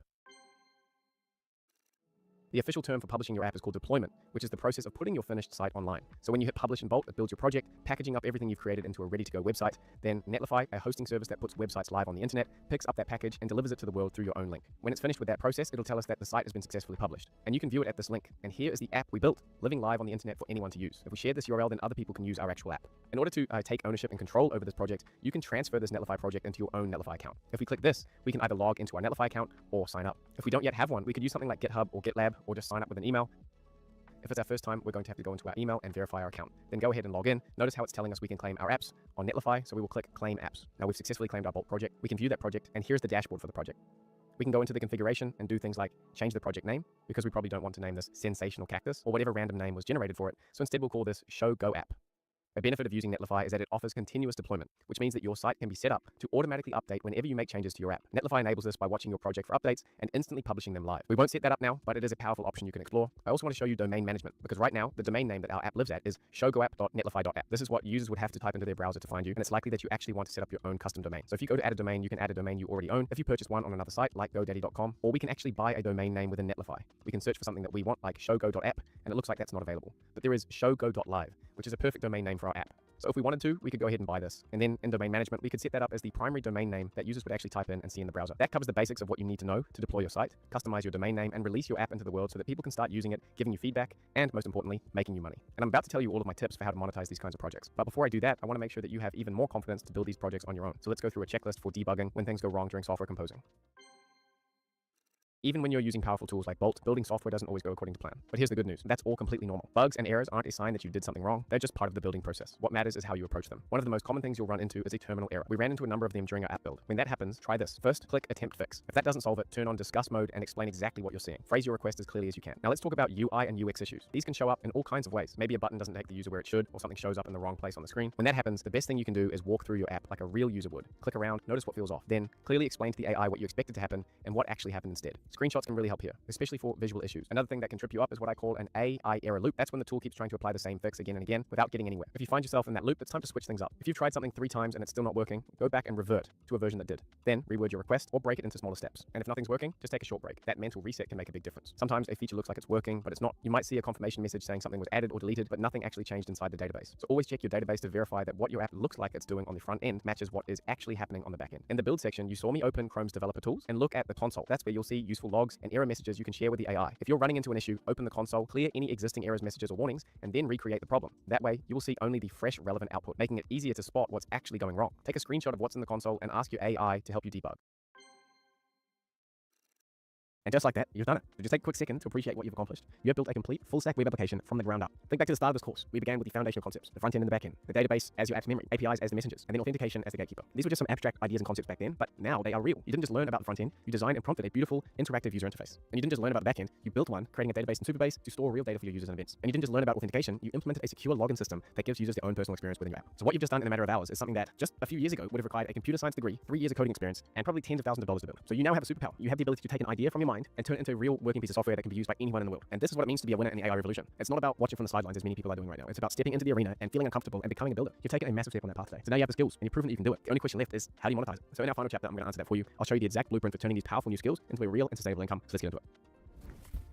Right, so you've seen how to build a complete full-stack web application from scratch using nothing but natural language. So you have the technical skills now. But the big question is, how do you actually make money with this? Like, what's the point? So in this final chapter, I'm going to give you the complete blueprint for turning these skills into a real income. We have a lot to cover here, so let me break down exactly what's coming up. Firstly, I'm going to be revealing the best business model that you can start right now to monetize these skills, the AI automation agency, and I'll back that up with proof, showing 5 incredible examples of real people from our community who are already making thousands or even tens of thousands of dollars with these exact skills. Next, we'll break down the most common and high-demand services that these successful builders are offering to businesses. This will give you a very clear starting point, showing you exactly what you can sell to businesses today. And finally, I'll be walking through my proven step-by-step process for signing your first few clients without you having to pay for ads or spending months creating content. So by the end of this chapter, you're going to have a clear and actionable plan, so let's get into it. Now, before we dive into the how-to, let me just destroy a huge misconception. You don't need to build the next Airbnb or create some revolutionary venture-backed startup in order to make some money in the AI space these days. And the real opportunity is much, much simpler and a lot more accessible to people like you and I. It's helping businesses to make the single most important transition of the next decade, adopting AI. So think about it. Every business owner knows that they need AI to survive. They're hearing about it everywhere now. Good stuff and bad stuff. But for most of them, AI is just this abstract buzzword. They don't know how to actually apply it in their own business and get some benefits from it. And right now, I can tell you from my own experience of running my agency Wings AI that many businesses are stuck with these clunky spreadsheets or inefficient workflows that are costing them thousands and thousands of dollars a month. And that's where you come in. The skills that you've just learned allow you to put a bridge for these businesses. You can create custom AI tools and intelligent dashboards and powerful software that helps them to automate their processes, understand their data better, and actually use AI to get ahead. So whether you like it or not, the future of business is simple. It's going to be more software and less people. And you can now build that kind of powerful software that businesses need to make their jump. But don't just take my word for it, of course. Let's hear from some of the world's most famous businessmen about just how obvious and glaring this opportunity is. If I was 25 years old today in 2024, what would I do? I think everything is looking at AI now in a different way. I think AI growth is going to be exponential, so anything to do with AI. Now, what could that be? In the simplest form is helping people use the technology. There's going to be a massive amount of people wanting to use it that don't know how to, and they're willing to pay to solve that pain point. Mark Cuban is saying the exact same thing, that the biggest opportunity right now is helping small to medium-sized businesses who don't understand this technology, but know that they need it to survive, and they are absolutely right. I've been running Morningside AI, my agency, agency for 2.5 years now, and we've worked with dozens and dozens of businesses who are in this exact same position, and we help them out with consulting, figuring out where AI can help them, and then we build those systems for them and manage them long-term as an AI transformation partner. And here's why we've been able to do that and be so successful over the past 2.5 years. So according to recent data, there are 1.7 million businesses in the US alone that are making between $500,000 to $10 million per year. These are the small businesses that make up 62% of jobs in the USA. And these businesses know they need AI and they need new software in order to stay competitive, but they can't afford to hire a traditional development agency for hundreds and hundreds of thousands of dollars. And here's the key, there's basically no one there to help them right now. All the big consulting firms are focused on helping other huge corporations with million-dollar contracts. So this means that there's a massive starving market for the exact skills that you now have, where you can offer $5, $10, $15, $20,000 services to these small businesses and make it actually affordable for them so that they can actually get some benefit of the AI revolution as well. And I was able to spot this opportunity 2.5 years ago and start my agency because we've seen this pattern before. When the internet first came out in the 90s, businesses were desperate for websites. Well, eventually they were. And agencies that popped up to build those websites for them, they made fortunes. And today it's not about websites, it's about AI and AI-powered software, and AI automation, and AI agents. And you are now in the perfect position to build it for them. Like I said, I spotted this opportunity in early 2023, and my agency, Morningside AI, was built on this exact principle of helping businesses to make the transition by building custom AI systems and automations that they couldn't build themselves. They don't know which ones they need, and they don't have the ability to set them up themselves and also manage them. The skills that you've just learned, how to build AI-integrated apps and systems, are the foundation of this entire model. And the market for this stuff is still completely untapped. Based on data from my own community, for every one person offering these kind of AI development services, there are 1,100 businesses in the US alone that need help. The most powerful way to monetize the skills you just gained is by offering AI automation and custom software services to small businesses. This is the core of what I call the AI automation agency, or AAA model. The exact model that I use to build my own agency, Morningside AI, which allowed us to work with some of the world's biggest brands to generate millions of dollars in revenue. And the best part is that this path is accessible to you right now. And it's not just me getting success with this either. There's thousands of people in my community that are already on this path, turning their AI development skills, like what you just learned, into real income. So don't take my word for it. Let me show you what's happening right now within the community. Real examples of people taking these skills and making money with it. Take Noah Santoni and his agency, Born and Brand. They're a perfect example of this. So they build what are called MVPs, or minimum viable products, for their clients. And get this, they can go from just an idea to a working app in an average of only 14 days. And they're charging an average of $15,000 for these projects, plus some monthly retainers as well. The value for business owners is so clear. They're saving months and potentially hundreds of thousands of dollars in order to test their software ideas. And Noah's offer is so good, they've even been noticed by Vercel, the creators of one of the top AI development tools. Then there's Ryan Duffy from Fitted Automation. He's building entire custom platforms for his clients, integrating everything from CRMs to AI chatbots, and he's locked in retainers of $5,000 a month. He's showing that one person with these skills can deliver what used to take an entire software engineering team to do. Another example is Ahmed Mukhtar of Agent AI, and he's built a sophisticated, HIPAA-compliant AI medical assistant. So the client paid over $5,600 for just the initial build, and Ahmed has also secured 20% equity in the company. And it's not just happening in the US. We have guys like Lucas Malatak in Slovakia building a complete financial planning platform called FinPlan Pro with no prior coding experience. He charged over $7,300 for the build and gets $400 every month on retainer for his client. Another community member, Patrick Byrne, is tackling the manufacturing industry, building complex supply chain platforms using these vibe coding tools, and he's landing clients on a $15,000 per month retainers for the ongoing work that he's doing for them. And finally, we have Toby Fox Mason, who is whipping up some incredible dashboards for some massive clients like UCLA Health for $3,500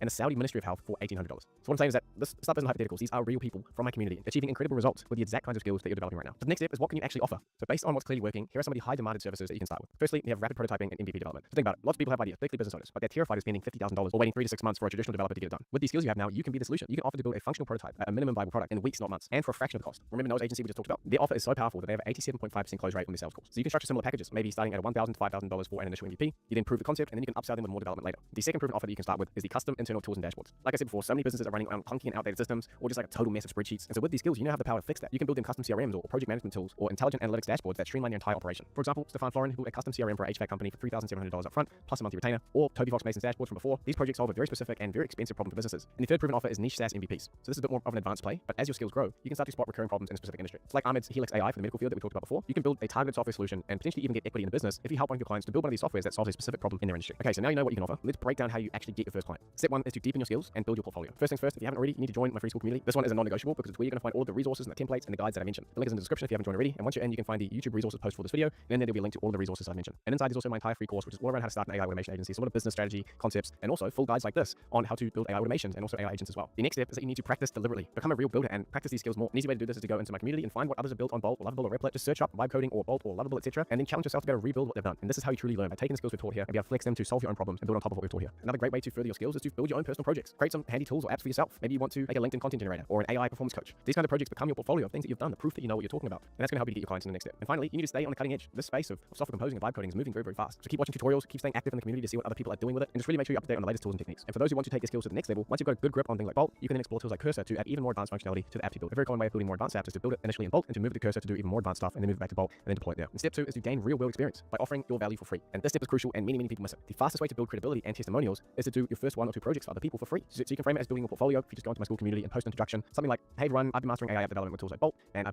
mention a personal project that you built recently in step 1, and I'm looking to build 1 to 2 more real world projects for free and add them to my portfolio. Does anyone need some kind of prototype or custom internal tool built? I'll be happy to chat and help. So when you get a project, deliver excellence. Treat it like it's a $10,000 project. Your goal is to make your client ecstatic. And then you ask them magic questions. Firstly, I'm so glad you're happy with the result. Would you mind sharing your experience in a post in Liam's school community? It would mean the world to me. And there's an extremely powerful method giving you social proof and helping you to get your first paying clients. And the second thing that you should be asking to your clients is, amazing, now that you've seen what's possible, do you know anyone else who might benefit from a similar solution? I'm now taking on paid projects, starting around your initial starting price, maybe 500,000, 2,000, and that's how you get referrals, where your past clients or the free clients you work with refer you to other people who become your paid clients. So trust me on this. It's 1 or 2 successful free projects with public testimonials posted in the school community will generate more paid leads than you can handle. One of the great things about my community is that we support those who give first, and that is the easiest way to shoot to the top and be recognized for what you do. Step 3 is to transition into paid projects and start marketing yourself properly. So once you have a couple of case studies and a good portfolio, it's time to start charging. The most effective method for getting these paid clients at this stage is to use warm outreach. This is an untapped gold mine, which is basically sending out messages to your existing network, your friends, family, schoolmates, or colleagues, or any even acquaintances, people that you barely know, everyone that you follow on Instagram or wherever had in your contacts. I'll leave a link to Alex Hormozi's guide to warm outreach, which is incredible. I'm not even going to try to top it. It's really, really good and it's free. I'll leave a link in the resources for this video on school. Basically, his method is to reach out to 20 to 30 people that you know per day, not to sell to them directly, but to ask them for referrals. A simple message works best. You can say, hey name, I hope you're well, just a quick one. I've recently been building custom web apps for businesses. I've built, mention your portfolio here. Do you know any business owners struggling with a common pain point that you think they'd be struggling with? I'm offering my services at a very competitive rate, and any intros would be hugely appreciated. The warm outreach strategy is based around getting hundreds and hundreds of people that you could reach out to, then just blasting their message out to 20 or 30 people per day, and eventually people are going to start coming back and saying, oh yeah, hey, I know someone who could be interested in this. And that is the most reliable way of getting paid clients. Another great way to start getting paid clients is through what I call the community content flywheel. There's a guy in my free community called Rory Ridges, and he's been doing this perfectly, where he's basically making YouTube videos about what he's learning on his journey, things he's doing for clients, the cool things that he's done personally, and when he posts them on YouTube, he then shares them back into the school community for this 200,000 people who are also very interested in the same things. To say, hey, that's a cool video, Rory, and they check out his YouTube channel, he starts to get views, he starts to get subscribers, and by doing this community content flywheel of creating content on say YouTube or LinkedIn, then posting it back in the school community, you start to get an audience for yourself much faster than if you're just relying on the algorithm alone. So to do this, you can start off real simple. Just record yourself building a small tool or something cool you made, then write a post or film a video about it, then share it on just one platform. Just pick one and do it. You don't need to do a whole bunch of them. Trust me. If you just do one and do it well, you'll get all the leads that you ever needed. So say it's on YouTube, then you can share that YouTube link and make a little post about it in my school community and say, hey guys, this is something that I learned when I was doing XYZ. This might be helpful for you guys. Let me know if you want to see anything else. So like I said, this kind of cross-posting jumpstarts your channel or your profile growth on something like LinkedIn, and also builds your reputation in our community and attract inbound leads over time through it. Then you need to set your initial pricing. I recommend that you start with project-based pricing. So for an MVP, it could be anywhere from $500 to $5,000. And as you get better, you can move to monthly retainers like Ryan Duffy, where he's got it at $5,000 a month, or Patrick Byrne, where he's got it at $15,000 a month. Now, what I've just laid out, it's not about just landing a few freelance gigs, right? This is the foundational path to building your own sustainable and scalable AI automation agency. So you start by delivering these AI-built web apps. You provide incredible value to your clients, and then you can start to expand your services. You can hire other specialists in AI agents or AI automations to work under you, or even other software composers, so that you can focus on growing the business. So this is the path that I took with Morningside AI, and now we have a killer development team and a killer AI consulting team as well, where we're doing development deals with huge companies for $200,000 or more, and $60,000 AI audits that we do in just 4 weeks. And so while we didn't get to that point overnight, it is the path that tens of thousands of people in our community are on right now. So the skills you learn in this video are your entry ticket. The demand for this stuff is enormous. Businesses need these solutions to stay competitive, and now you have the ability to provide them.